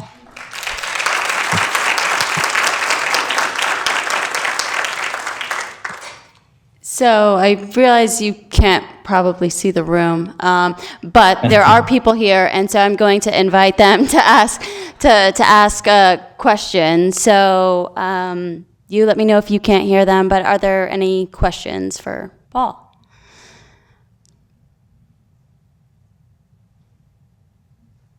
You're very welcome to come to New Zealand, by the way, if you want to come and have a look at what happens there. We often have visitors. Beginning of this year, I brought a group of Australian government leaders, Aboriginal people, non-government people to come and look for a week. And then we went to the tribes, we went to the courts, we went to the government, we went to the police, and they heard about conferencing, they heard about the way we do things in New Zealand. And on the third day, they were all crying, all of them. I was really surprised, but they were all really moved by what they were seeing, and they were crying about the stories they were hearing and the difference that they were seeing being made by this process. But as you know, it's been established in New Zealand for a long time now. Hi, Paul. My name's Danielle Cooper from the University of New Haven. Seemingly a large piece of the family group conference is, of course, parents and parent engagement, and the struggle sometimes with parent engagement seems to be a consistent conversation. Can you talk about how either the family group conferencing process either helps with that, or how you, despite that issue, you still engage parents and what it looks like when parents are not as interested in participating? Because I hear that the child must comply, but I don't hear why the family must comply. Well, that's it. You can't require family to attend an FGC. You can only require a young person to attend. So that's the skills of the coordinator, which Andrew was talking about. The coordinator will go out to the connections and relations of the young person and talk about the importance of the conference and why it's happening and what's happened, and resolve difficulties, resolve conflicts, work with resistance. It's a skilled task, and families do show up. So young person's affected, a grandparent has a relationship with a grandparent, an uncle, an auntie, a family friend. The coordinators are skilled at bringing people together at a time and a place in a way that suits them, and it does have a profound effect on the outcome. So generally, we more family members present, the better the conference. But we can do small conferences, but most conferences involve, between 5 and 10 family members, victims, and sometimes their family as well. And that's down to the skills of the coordinator, talking about the reasons for the conference, the connection they have to the child. And sometimes, use all sorts of innovative things, like sometimes the young people write the invitation, please come to my conference, and this is why, or they draw pictures or attach photographs or whatever. So it takes time to do that well. And between 2 and 3 weeks with youth justice conferences, and the coordinators are pretty full on going out and finding family. And when you look for family, you find them. That's what we found. You look for family, you find them. We found that in the UK too. And 20 years later, by the way, New Zealand phoned me back and asked me if I'd be the chief social worker. So I actually went out there and worked as a chief social worker. But there were more similarities and differences, I thought, between our experience of FGCs in the UK and in New Zealand. There was obviously a different cultural context, a different legal context, but every child or young person has some relationship, some family, community. And even if people are feeling shame, a good coordinator can get them to come along to an FGC. It's good questions. It's not just parents, it's grandparents, uncles and aunties. And of course, what happens is you start meeting people and visiting people. They start ringing each other up. This coordinator just come to see me about this conference. What's going on? What do we need to do? So, there are all sorts of informal processes go on that you don't even understand or you can't control. They're just families do that. And I think that's one of the interesting things about this process is you're not in complete control of it. You can create invitations, you can create opportunities, and people will decide whether or not they come. That's victims and families. The only person who has to attend is the young person. Good question. There's one more. Hold on. Hi, Paul. Thank you so much. Curious, now that you're 30 years through, one of the major impetus for doing it was the Maori population. Have you checked back in to see their satisfaction with it? And also, given the hundreds of thousands of conferences, have you seen any longer lasting effects in society based on that fundamental paradigm shift in the way that you handle justice? Yeah, that's great questions. I mean, the Māori would say that the process is too bureaucratized. And when you're doing conferences on industrial levels, as we are, government can start cutting corners. And Māori would say, yeah, the principles are right, but the practice isn't right. And there's a move to devolve conferencing back to the tribes and back to NGOs and government, non-government people, so that the conferences have more fidelity to the principles. And I think I've seen some brilliant coordinators. And there's a guy called Alan McRae who's written a book on justice, restorative justice, which you've probably seen. And he used to hold conferences around groups of young people in Christchurch and bring big groups of family and community together to talk about offending and what we do about it and how we respond to it. But I think Māori would say that give it back to us completely and let us run the conferences in our way and give us more control over the process. In terms of a wider shift and change, I think there's a strong culture around community in New Zealand. I think that people see the law and see some civic obligations and some family obligations. And Māori are very influential. I don't know if you've been watching the news, but we've got a new government in New Zealand who are taking on the Treaty of Waitangi. And Māori organised a hikoi, a walk from the top of the North Island down to Wellington, and that walk was not just full of Māori people, it was full of all people, white people, black people, Asian people, Māori people, Samoan people from all different cultures who walked with Māori down to Wellington, where the Parliament is, and 50,000 people walked down to protest against what the government's trying to do with the treaty, and the government already backing off. So there's something about cultural leadership which I think has an effect on us all, and there are beautiful examples in New Zealand of this sort of biculturalism, where Māori culture and immigrant culture and European culture are blending. That's why we use the language. That's why we follow the tikanga, which are the traditions of Māori people.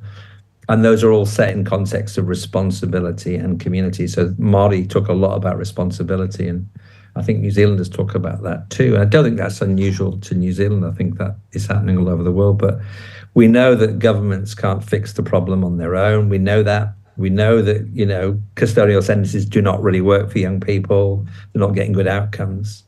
And that's why I think the conference process has endured over time. And, we'd love to welcome you down there and come and have a look for yourself, really. Good question. Kia ora.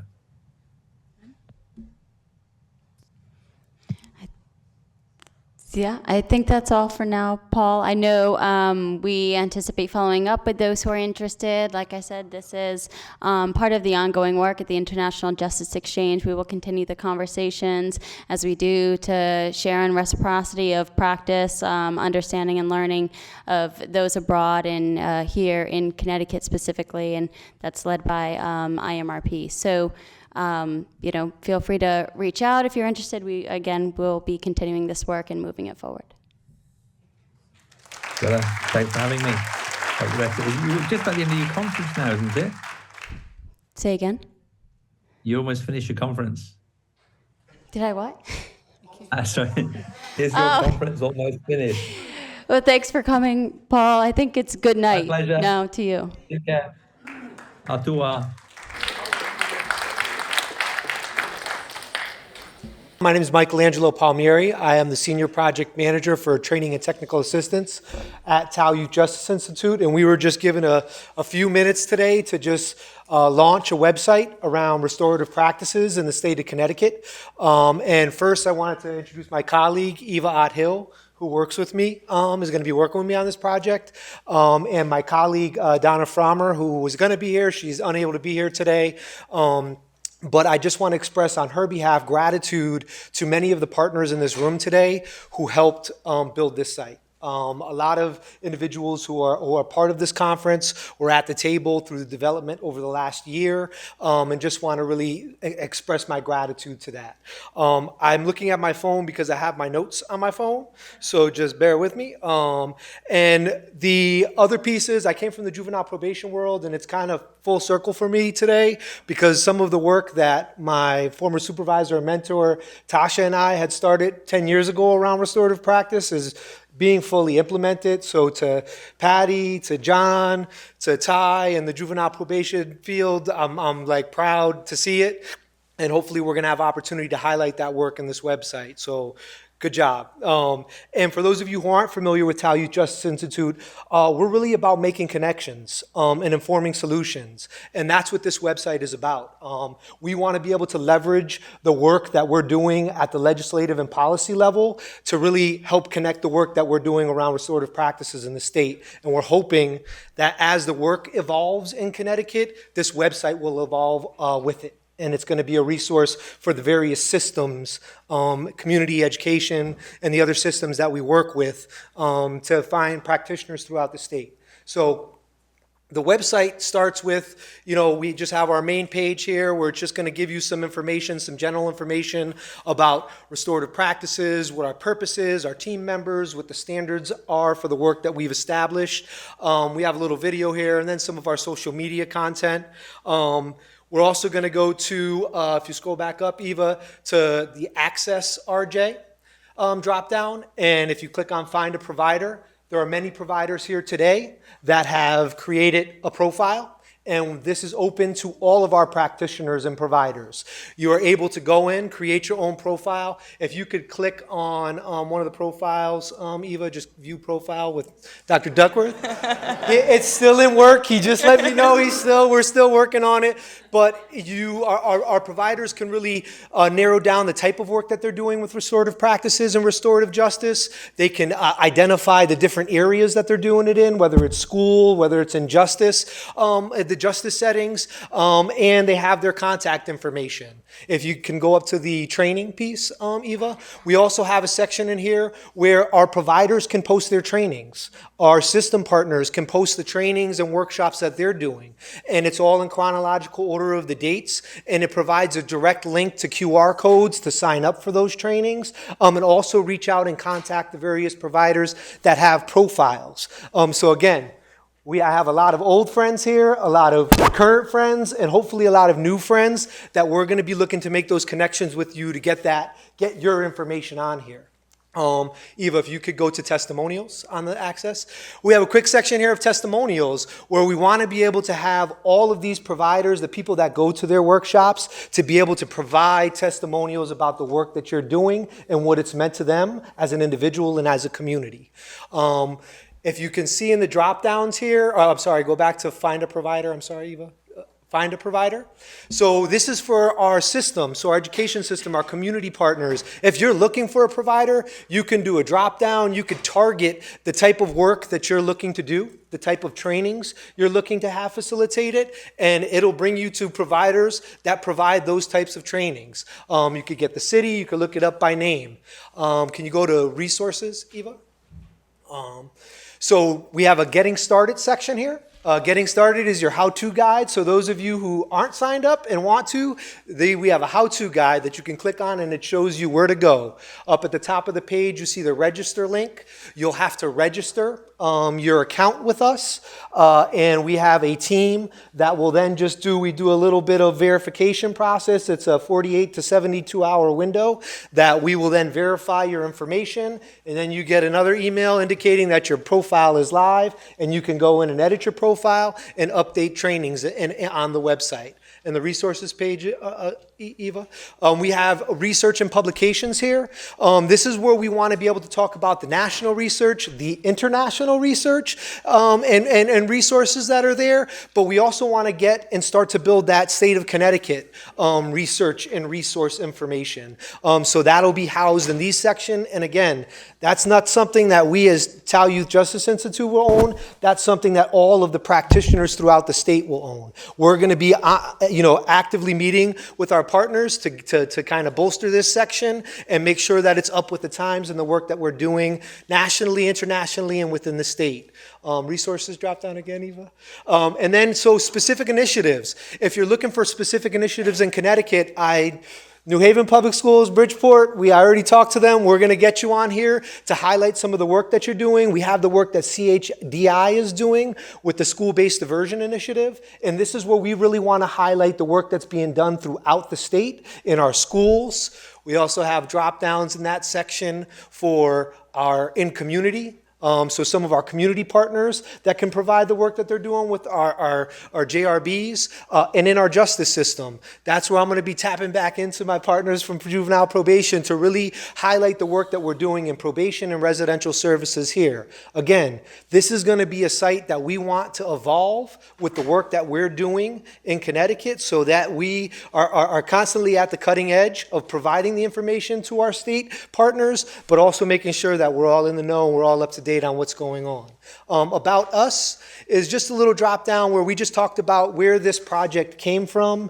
It's really goes through the objectives that we outlined and how we created this website, and it's just some informational about how this came to be. And so with that, let me just, if you could go back up, Eva. And then we have our what is RJ. I think for a lot of you, this is stuff that you understand. We talk about the principles and values, the different models of restorative practices. And then it's just another informational section to the site. And so I want to be respectful of the time. They gave us a couple of minutes. My contact information is mtpalmieri at newhaven.edu. Donna is D. Frommer at newhaven.edu. You can also email our talyouth@newhaven.edu to get in touch with us. I really would encourage any of you who are here today to please reach out. We want to make sure that we're capturing all of the work that all of the partners here today are doing, and really want to emphasize that this is a state of Connecticut resource that we're looking to continue to build and enhance and make sure that it is in line with the work that we're doing throughout the state. I also just want to say, I know Dr. Duckworth, you had mentioned a regular ongoing. Part of the next steps that Eva and I are going to be working on are regular gatherings of practitioners. So whether it's a quarterly meeting, we're talking about doing it bi-monthly to really make sure that we're bringing on new partners, enhancing the work of the current partners, but also keeping an ongoing conversation with practitioners about what's working, what may need to change, and also part of what we do at TAL is we are at the legislative level. We are working with the policymakers, and we can bring some of the recommendations that all of our partners have to those tables, or at least bring you to those tables so they can hear from the people doing the work in the field. And that's my time. And so that was all I had, and I just wanted to say thank you again for all of our Transforming Youth Justice Program alumni. We're going to meet afterwards for a picture. So I just had to put that in there too. Thank you.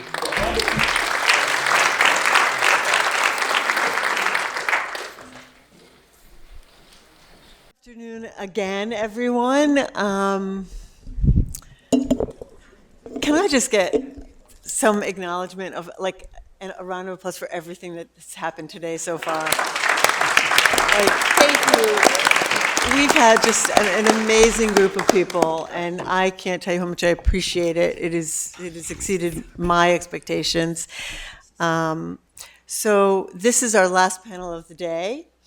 And I know we stand between the weekend, so we will not belabor it, but I think what we wanted was to have an opportunity to look forward, to acknowledge all of the work that has been done in our state and around our country and the world, but also to look at how we can take that in our little state and move it forward. So Martha is my co-moderator, and Martha has been instrumental in creating this conference and advancing the agenda of restorative justice and youth justice in this state, and has done phenomenal work. She is the founder and now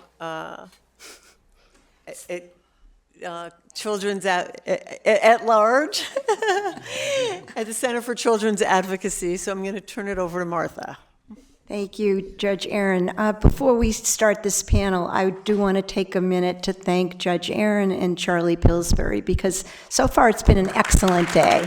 Yeah, an excellent conference. So we've heard a lot from the practitioners, and now we have some policymakers at the table here. And it's my pleasure to quickly introduce some of them, or all of them, I should say. First person I'm going to introduce is Representative Tony Walker. Tony, when I Googled you to see how many years you've been in the legislature, since 2001, but I always like to say something personal about a person that I introduce. So Tony is not just a legislator who's been in the legislature for 23 years. Tony, or Representative Walker, I should say, is the engine behind juvenile justice reform in this state. Representative Walker is the co-chair of the Juvenile Justice Policy and Oversight Council. The juvenile justice reforms that we have had over the last 23 years lay at the feet of Representative Walker.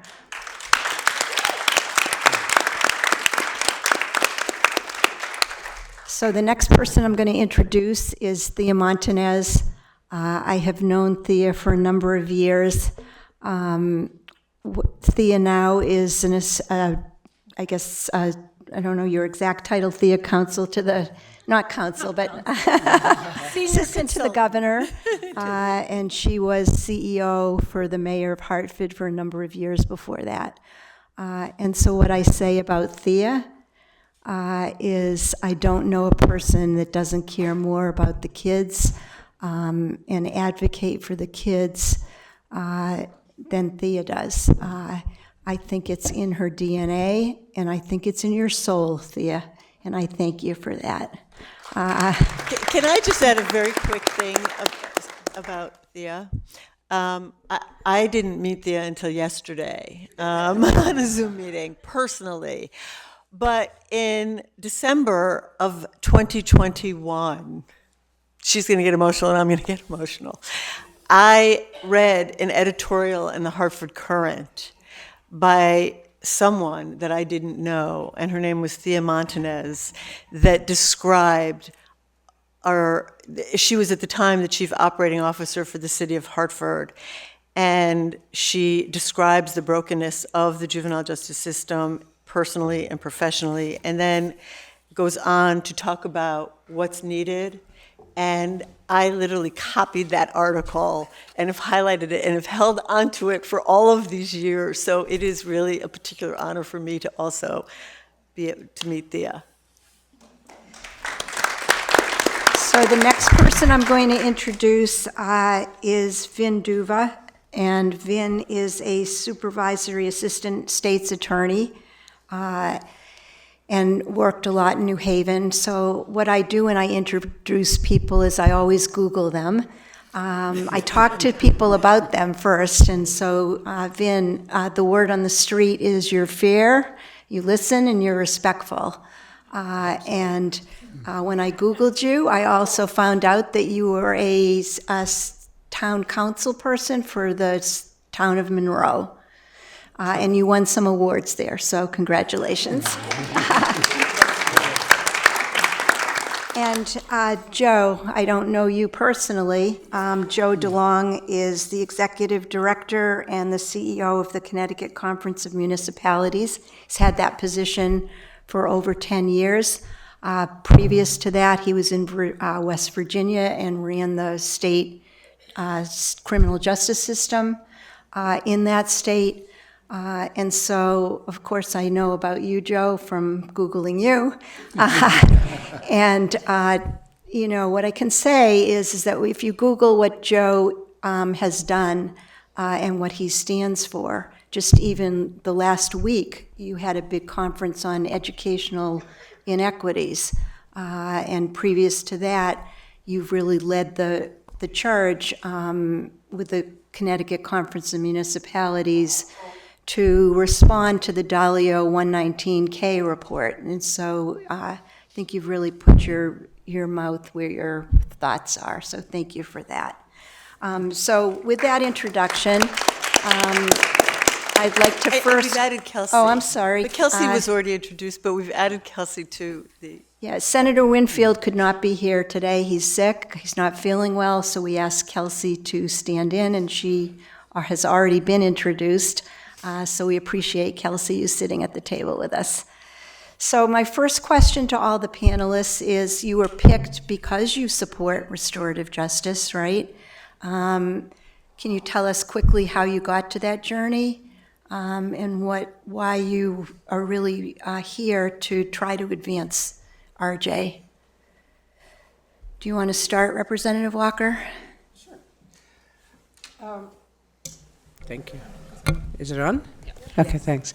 First of all, it's an honor to be here with all of you today. I just want to say, listening to the speakers today and then watching the affirmation from the people in the crowd really made me feel very warm here, because everybody in here gets it. And I guess the most wonderful thing is that when we do things and we actually have people that are following, it makes us feel like we're being much more successful than we even realize. So I thank you for that. I started becoming aware of restorative justice probably about 2 or 3 years after we started raising the age of adult jurisdiction.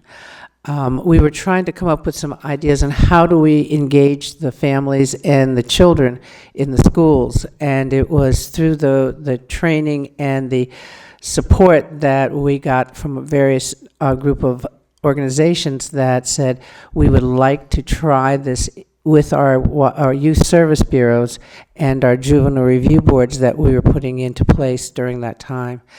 And the thing that we realized was that was a huge undertaking.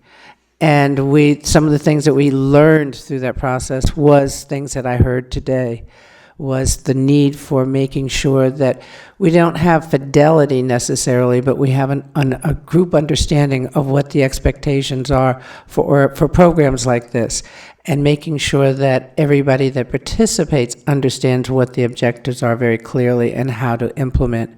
And going forward, I hope, as we work on developing more RJ programs in the state, we keep that in mind, and we make sure that we talk about what we are expecting, how we want to accomplish it, and also how we want to be able to change or develop or sharpen the factors that we are trying to do with our kids in our communities and everything.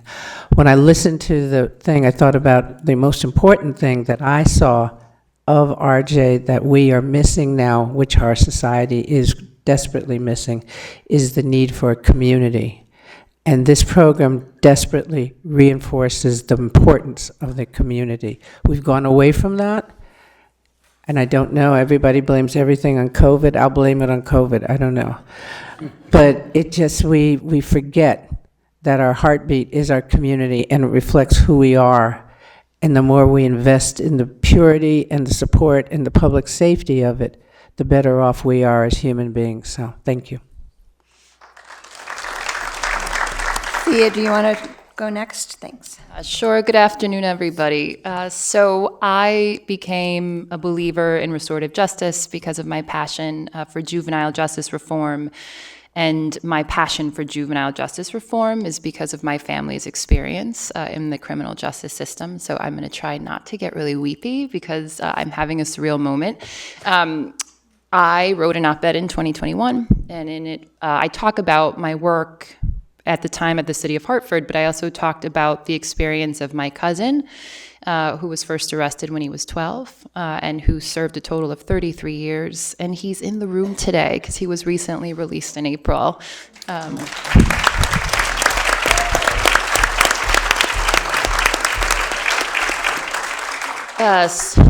He taught me how to spell my name. He's certainly probably had the biggest impact in my life and in my career. It's why I do the work that I do. It's always been my family's experience that has informed what I do and why I do it, and just wanting everybody to be treated with respect and dignity, including those persons that are justice involved in their families. And so for me, this is not just my job, this is my life. These are my loved ones. And I'm really honored to be a part of today's conversation.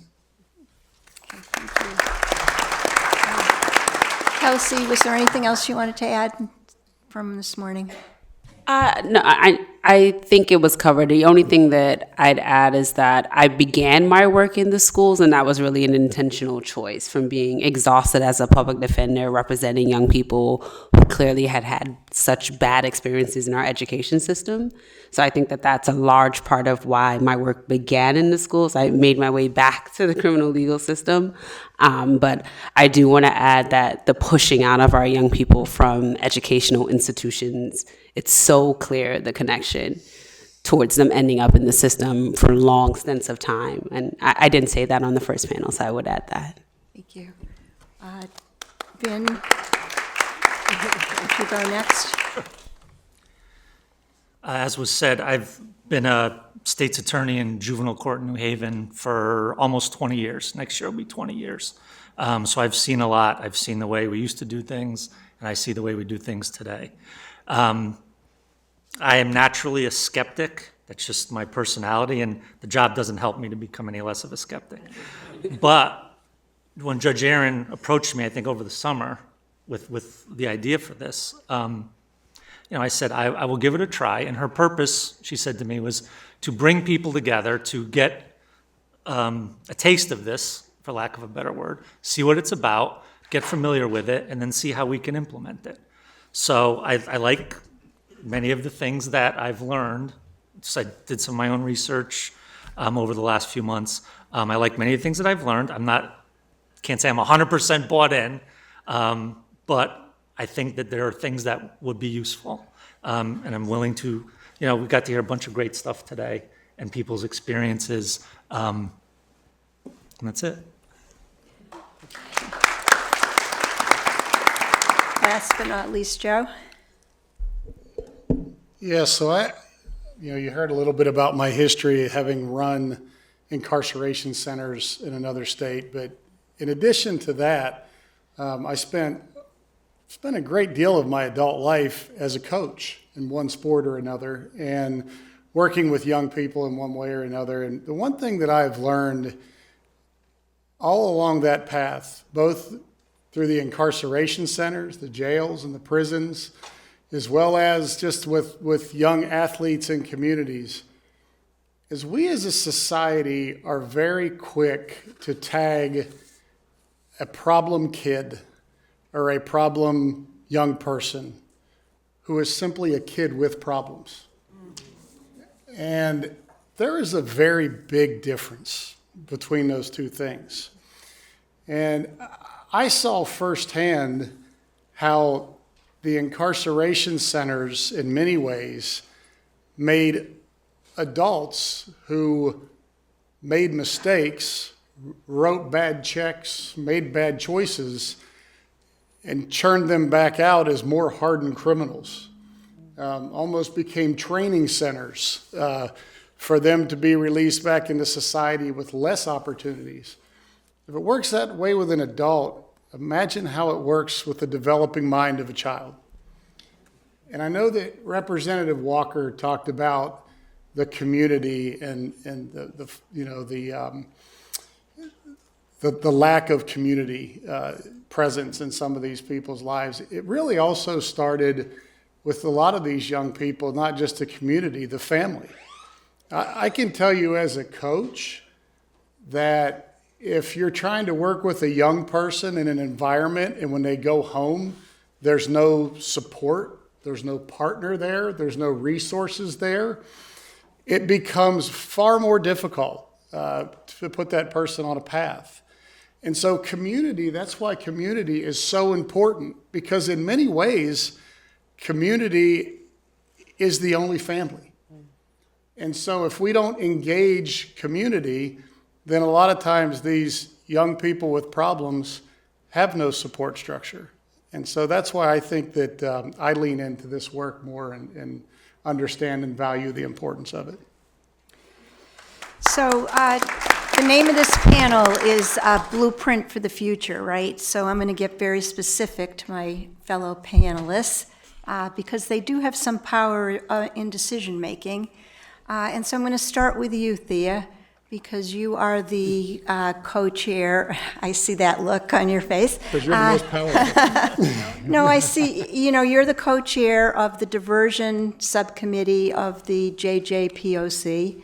And this work says a lot about diversion, and we have a little bit of restorative justice right now, but there's so much more that could be done in the diversion context. So in your position as co-chair of diversion, how can you move this work forward? Sure. So I was appointed to the JJPOC prior to my role within the Office of the Governor. So I was at the City of Hartford at the time. And I was working one-on-one with young people and their family that were justice involved. And it was my frustration at seeing the same young people essentially cycle in and be referred to programs and services and nonprofit providers and working with school districts, and yet and still they weren't getting what they needed. So I was appointed to the JJPOC, and I since then have been appointed as the co-chair of diversion. And so, I'll say a couple of things. The diversion committee, there's been a committee for at least the past 3 years that have been working and trying to figure out how do we do a better job of providing diversion to young people that may be engaged in the justice system or have contact with police. So for 3 years, this committee has worked really, really hard to put forward a set of recommendations and has not been successful in doing that. And so this time around, we decided to figure out what can we learn from the past 3 years to try to figure out how to have some success this year. And so there was a lot of good work that was invested, a lot of time and energy in the previous 3 years, and we took from it, a lot of good stuff, and we tried to build on it in partnership with nonprofit providers, membership organizations like the Connecticut Youth Service Association, law enforcement. And the recommendations that we've drafted for the JJPOC's consideration, really look at the juvenile review boards that are not named in statute. Juvenile review boards are a function of youth service bureaus, which are named in statute. And so it's really up to a community to determine how they want to administer their youth diversion through their juvenile review boards. And there are some communities and nonprofit partners that do that well. And there are others that may not have the resources or the expertise or the capacity to do it well for their, young people. And so one of our recommendations is that we standardize that process so every single young person in the state of Connecticut has access to a juvenile review board that is informed by best practices, which include restorative justice. So it is something that cannot be, people opt into. We are saying this is our standard as a state, and we expect every community to be held to that standard. And there's a reporting back mechanism where we're asking communities as well as law enforcement, right? If they do have contact with a young person that they're being diverted, we want to know, was there a reason they were not diverted? And right now, we don't have that mechanism of getting that type of information, which is really critical. So that's our plan going forward. Again, restorative justice is one of the standards, that we are trying to have every city or town ensure that they're adhering to. So, if I'm fingers crossed that we're able to get that across the finish line and then, do a lot of the work in figuring out, all right, now how do we operationalize this in a very responsible way to make sure we're getting the outcomes that we intended to by having standardized mandated diversion for young people in the state of Connecticut. So my next question is for Representative Walker, because you have two hats here, right? Co-chair of JJPOC and co-chair of the Appropriations Committee of the legislature. And don't dread my questions here. Yeah. Gee, I don't know what you're going to ask me. But, I thought it was interesting that we heard from Judge Beecroft that the work needed to get embedded into statute. First of all, and then in looking at other jurisdictions around the country, particularly, I think I passed out to many people other models. Colorado has a restorative justice coordinating council that is embedded in the judicial department. So my question really is, do you think that some group has to own this work for us to be able to take it forward? Because at this point in time, we've been a little stalled in our restorative justice work. Do you support some kind of legislation? What's your thinking about this? I think that balance and restorative justice is an important factor. It's an important guideline, and it gives us a method of addressing children within their communities, within their families, within their schools. I think there are so many things involved in the juvenile justice system that it's very hard to say that one method of approach is the one that is the only one. There are multiple ways, because working with the kids, as we all identified, they have a lot of issues that have not been addressed probably through their lifetime. And so we have had a real struggle trying to develop and uniform some of the ways that we deliver services just for them within the confines of a facility. There are too many things that we need to do, and I agree, there are so many. So in order to say that we only need balance and restorative justice, I think that limits us. I do believe that when we started this journey of doing juvenile justice and reform change. I go back to when I first started this, and I'm just going to do it quickly. This is my second or third year being an elected official, and when I was a social worker, really, I am a social worker. I'm not an accountant, don't know anything about budgets or anything until my husband had to teach me in 1 week. But my focus was families and children, and I worked in an alternative high school, which was an adult ed. And the kids that were coming back from what we had then was Connecticut Juvenile Training School, a training school that was not a training school, it was a prison, was something that was horrifying to me because of what I saw these kids had to go through. And it was that time when I started realizing that we needed to make change. That's when I decided to be a legislator. That's when I made that move. But I didn't realize that when I got up there, I was going to have 180 some people that are going to tell me that I couldn't do what I wanted to do. So I had to learn that. But the one thing that I did, I tried to look at the juvenile justice system, and they told me that in order to make any change, it was going to cost us $100 million. And that was like my second year. And I said, $100 million? Can you explain? No, $100 million, that's how much it is next, basically, is what they said. So I had to go through the process of learning the aspects of juvenile justice, and I thought, it's the delivery system. Nope. It's the way they are approached in their schools. Nope. It's the way they are incorporated into our society. Nope. It was all of the above. So when we try and choose a way of delivering services, we have to be as open to the factor that our kids that we are talking about have a lot of factors that need to be addressed. Education is huge, and I don't want to minimize that because education touches our children more than anything else while they're developing, while they're growing, while they're learning who they are. So we need to focus on how do we do that, how do we make sure that they have a home, and how do we make sure that their families are in that home safely with them also. Do I support RJ? Absolutely. Do I think it's the only method of delivery? No, I do not. And I'm not going to get into the psychological things that have to happen, but I do support it. And yes, we should provide more funding for it. But I'm going to tell you, this year, we all know what's going to happen with our budgets this year. So please understand, it's not because we don't support it. It's because we are not going to have any money coming from Washington. So thank you. So I just want to follow up on that because I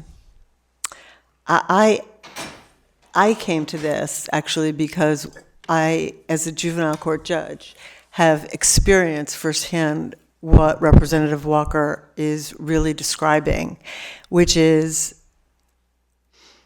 kids come into my court and they have committed a harm, but they are harmed and they have suffered so much trauma. And, I say to them frequently, and those of you who are in my court know this, when we are hurt, we hurt other people. And I don't see, and I'm not here really saying restorative justice, like by this program. I believe that restorative justice is a way of thinking and a belief system about juvenile justice and about harm and about healing.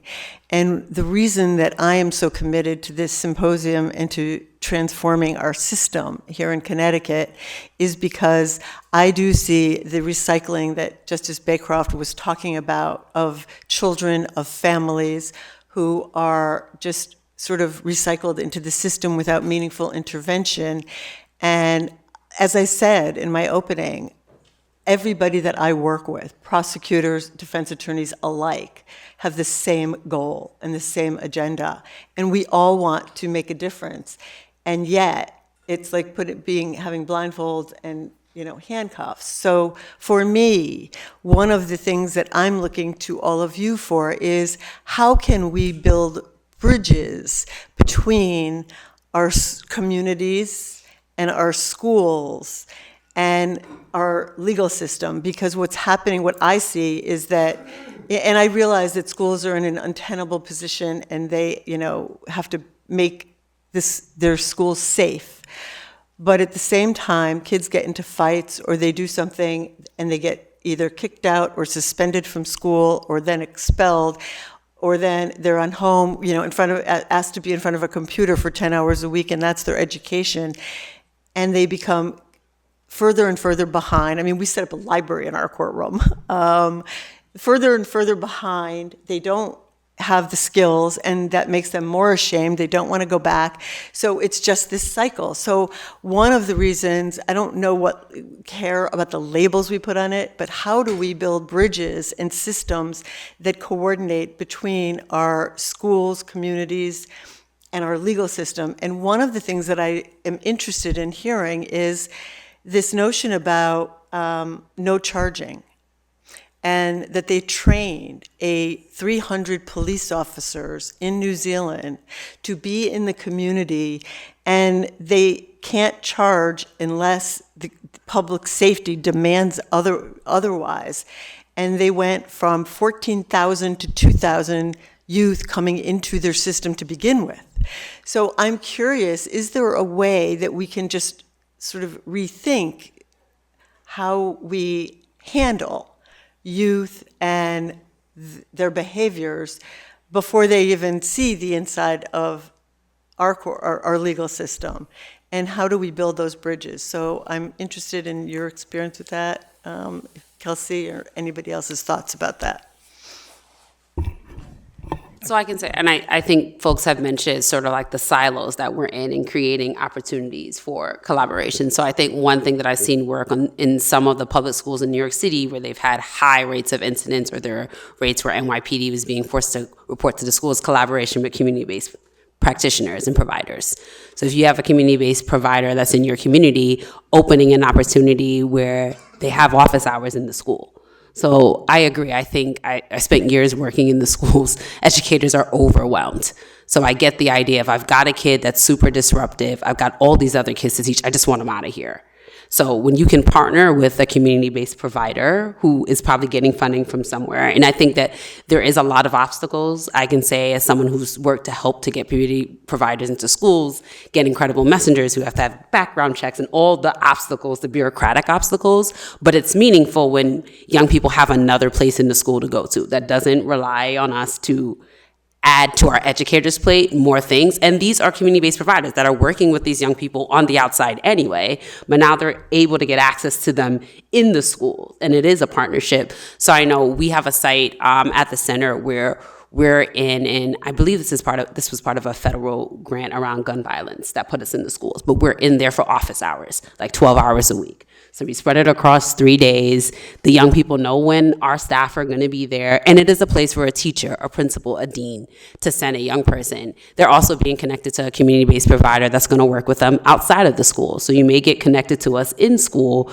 but you're invited to come to our after-school programs. You're invited to be connected to other resources. So I think having opportunities to be collaborative across our system partners is important. I'll say, I hope one day to have an opportunity to do that with NYPD. I think they're a major stakeholder in New York City. I'm not sure what the arrangement is between officers and schools and city actors here, but being able to have that. So I think school safety agents have played a major role in the success we've had with young people.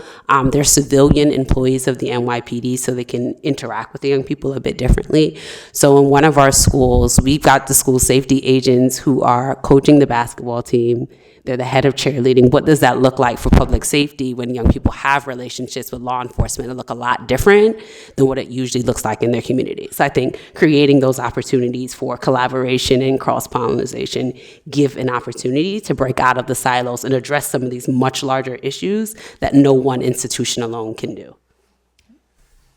I would just piggyback off of that and say, it's not just a question of how police respond to young people who may have committed a crime. It's how police are responding to persons who are unhoused or mentally ill or living with addiction, right?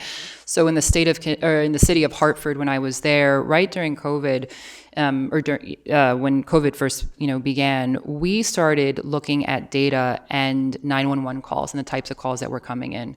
And there was a large number of calls, for example, that were coming in from a youth provider who had DCF out-of-home children placed there. And there were a lot of calls coming in because kids were running away and we were sending our police. And our police called me and said, Thea, we shouldn't be the ones doing this, not because we don't want to, but we're not trained, or necessarily we don't receive sufficient training or resourced to interact with children, right? Young people who may be experiencing trauma. And so that was the first time I began to rethink, then who does show up when somebody calls 911? And we, over time, it was a labor of love. It took over 1.5 years, but we created a supplemental response for police so that if somebody calls 911 into the city of Hartford and they are experiencing homelessness, addiction, suicidal ideation, we send a team of 2. One is a clinician, and the second is a person from community who's a peer mentor. And instead of sending police, we send that team of 2, and it has experienced tremendous success. We have a team for young people. Wheeler Clinic is who is contracted to show up when we receive those 911 calls. So I think there is a world where, you know, if there was a 911 call that came in for a young person, why can't a social worker who works with children be paired up with a police officer to respond that call? That absolutely can be done, and at some level we're doing that in the city of Hartford, so there is a model, I think, that we can build off of. If I can add, as Rep. Walker was mentioning, there's a lot of different moving pieces. There's a lot of different agencies, the school, the DCF, juvenile probation if the child gets arrested, the family, any therapists, and sometimes the kids get very frustrated and they just throw their hands up. I can't deal with all these different people coming at me. But that's part of it. It's a lot of moving parts, and to put them all together to deliver the services to get the kids to be productive is complicated. I'm not saying I have the answer. If I did, I'd write a book and be rich. But these discussions and trying to get these different entities together, I think would be helpful. I think that only a couple things that I would add. One, sort of a shameless plug really quickly. You know, we released a report called Young People First recently that addresses systematically a lot of these issues. It's not perfect by any stretch, but if you take an opportunity to go to CCM's website and pull it down and read it, I think, you know, systematically it goes through a lot of these things. But just a couple high-level points. Number one, everybody talks about it. I've talked about it for years. If we had this forum 30 years ago, they would have talked about it in Connecticut. But we have to get away from the fact that where you were born in this state determines what type of public education system you get. That's just wrong. You know, and why there has not been the political will to fix that, I don't understand. But here's what I will tell you, is the kids with the least amount of needs have the highest amount of resources dedicated to them. Yep. And the ones with the highest amount of needs get the least amount of resources dedicated to them. And I don't know how anybody justifies it. It's just wrong, and it's going to take leadership in the state to fix it. But that is a foundational issue that we have in Connecticut that must be fixed for these things to change. The other thing I would point out when it comes to systems, with many of these kids that at least I've had the opportunity to speak with and work with, the systems have failed them at every step of the way. In the public education system, it can either be so rigid or so underfunded that their needs weren't met. Their needs weren't necessarily even met to get them there. And if they got to graduation, they may have got to graduation without having any of the necessary skill sets to move on and be successful in life. Not every young person needs to go to college. And our school system should not be built to just get kids into higher ed. But every young person that I've spoken with who came out of the incarceration system or were getting ready to come out of the incarceration system talked about a point in their life where they reached out for support and didn't get it, and then turned to bad decisions. They didn't go to the bad decisions first. Many of them talk about how they went to get a job in workforce and were turned away for the workforce programs. And so then they turned to other things on the streets that ended up being in a downward spiral. And then they get in the incarceration system, and they come out of the incarceration system with a stigma and no skills to come out of the system and transition successfully back into society. And that is system failure after system failure after system failure. And it doesn't have to be that way. I mean, there is a way to fix that, but it just takes a political will and leadership across the board to do it. It's not that it's easy work, but it's work that if Connecticut as a society would really collectively dig in and care about, it's work that can happen, and that change can be made. We just have to be willing to drive it. So thank you. Joe, I want to come back to looking at restorative justice models around the country, and I would throw these questions out to anybody on the panel. Because if you look at some recent legislation, even in the last 1 to 2 years, you look at New Jersey, which created this hub model. We talked about community, and I know there's a hub model in one of your latest reports, Joe. Another state, I think it's California, talks about allowing any victim to be notified about a restorative justice opportunity to participate with the young person. So I'm wondering what you think about these different models and different legislative initiatives. I'd throw that question out to anybody.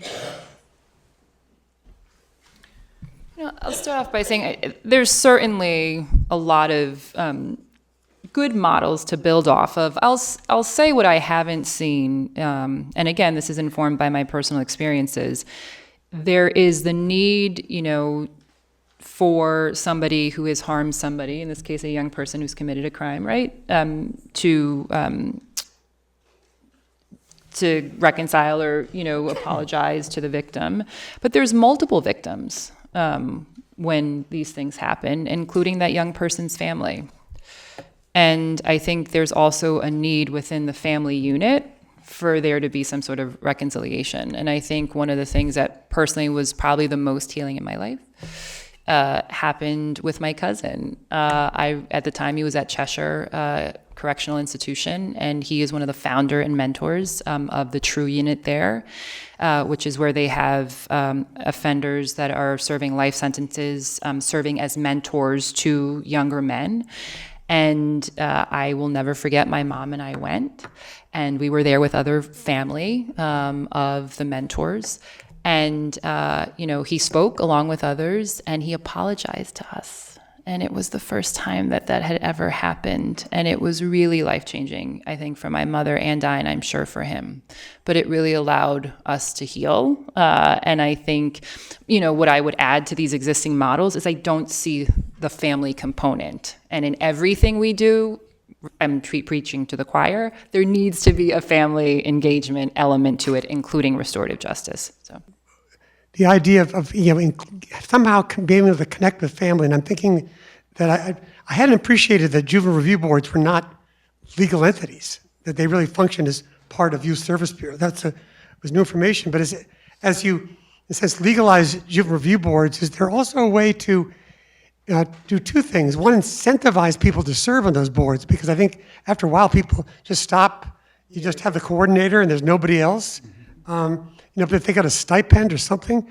But also, if it was made sure that the families of the people involved, whether it's the perpetrator or the victim, but whoever's ending up there, you need to bring the families together. The kids can't just do it themselves. And it takes a whole village. Let's start with these JRBs and see what we can make of them. I think that would be a big first. Anyway, I would be interested in what you think, Thea.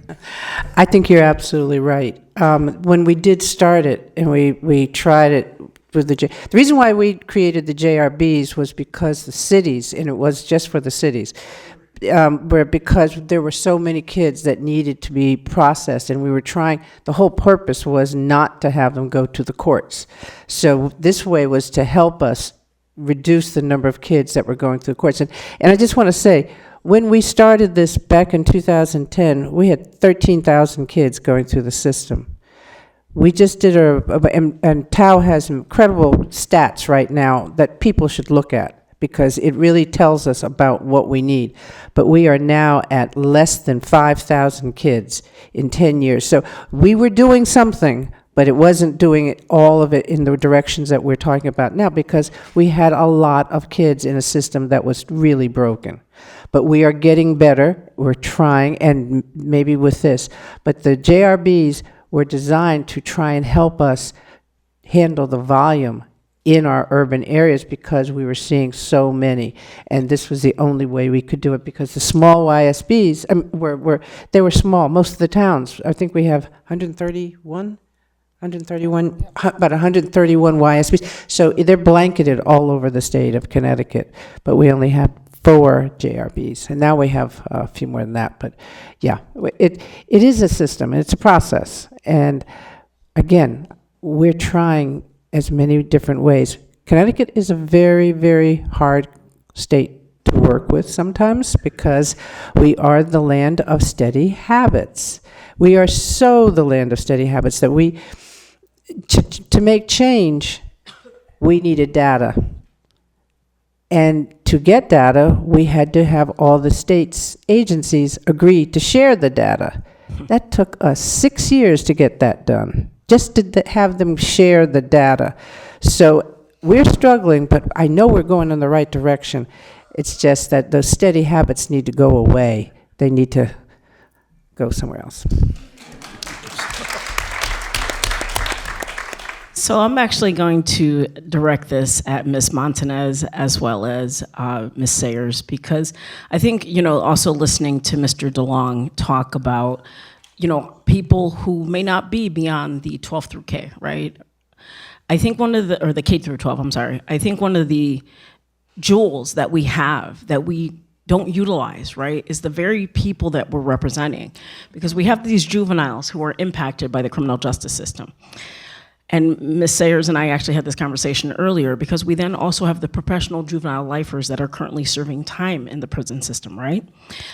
Here's 2 bird, 1 stone solution. This gentleman here just came home after 33 years. He was one of the founding members of the True Unit. We still have people who do this. Maybe instead of throwing people after incarceration into a world that is difficult because of reacclimation, right? Maybe there can be a 2-prong resolution for the juveniles that are currently, we're trying to avoid getting into the system, and those who are trying to come home. Sometimes it takes like to recognize like. The police, the lack of trust sometimes, right? Because they want skin in the game.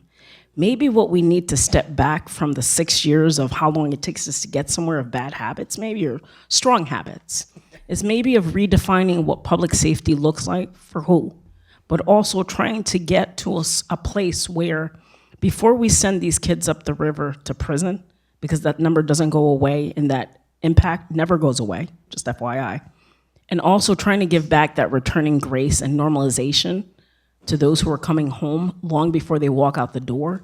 Maybe that's a conversation that should be had between those that are already impacted and those that are going to be impacted, and have them be able to talk and say, dude, this is not the road you want to go down. This is where I'm sitting. Because realistically, nothing but life experience. Nobody needs to be a stat. And we already have too many of them in the criminal justice system in Connecticut and throughout the country. So I think maybe that's just something we need to look at. I just want to give you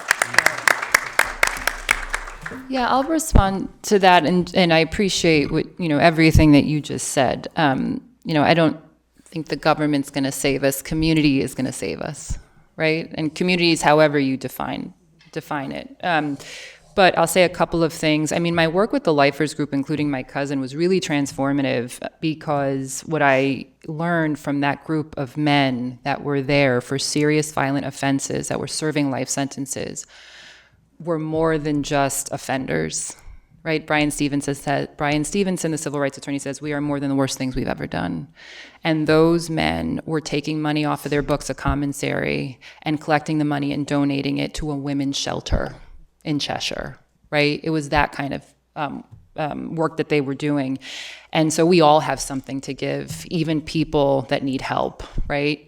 And so I'm really proud of a program we started in the city, and Dr. Duckworth is here because he was the person that helped make it happen. But one of the things in speaking with the lifers, they actually gave me this idea. These are not my original ideas. Again, talking to the people who have experienced it.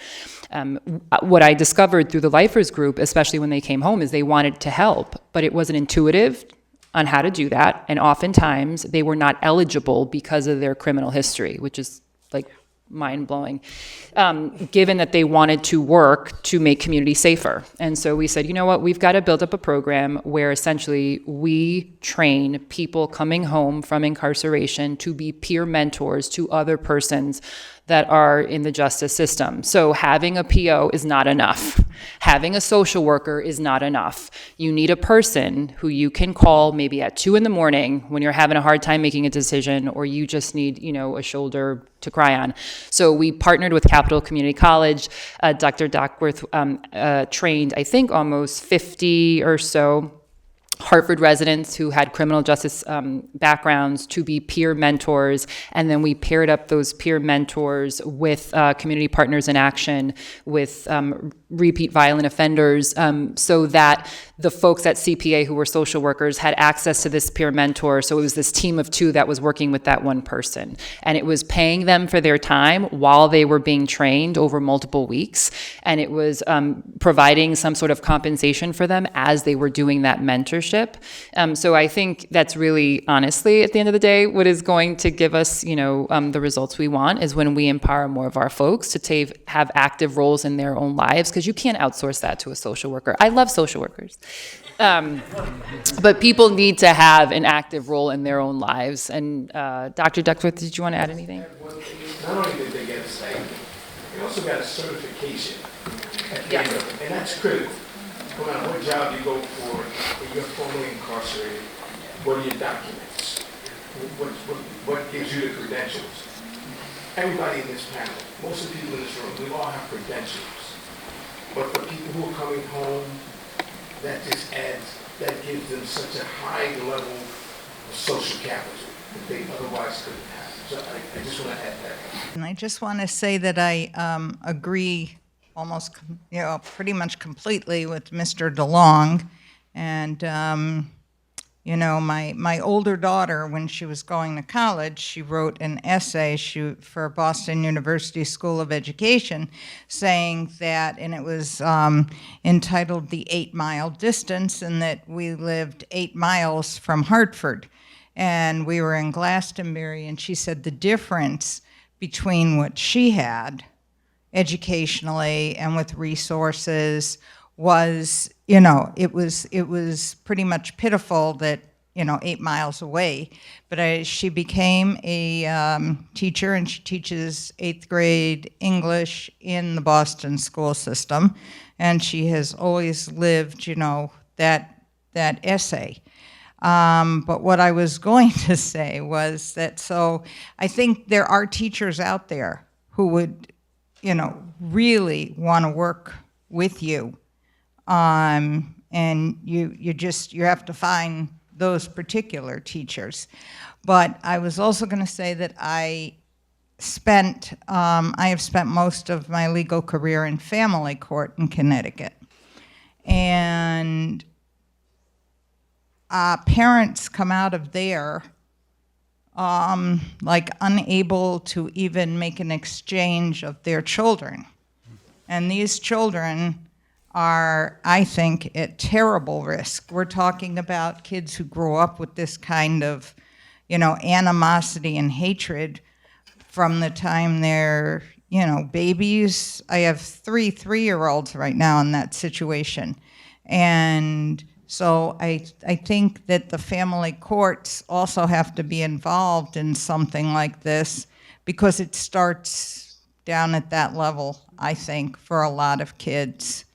And they're getting overlooked, and they're in trauma. And one of the things that we wanted to do, because we see this as a continuum and a process and a philosophy of healing, and we wanted to give everybody an opportunity to just take a few moments and to think about how you in your life and the work that you do can bring the principles and practices of restorative justice into your community and into your workplace, and to just so that we, these symposium, I couldn't be happier with the day, but it's also not the end. It's the beginning of a process, and as Representative Walker said, it's not even the beginning. This has been building for years and years and years, and there's been some incredible work already done.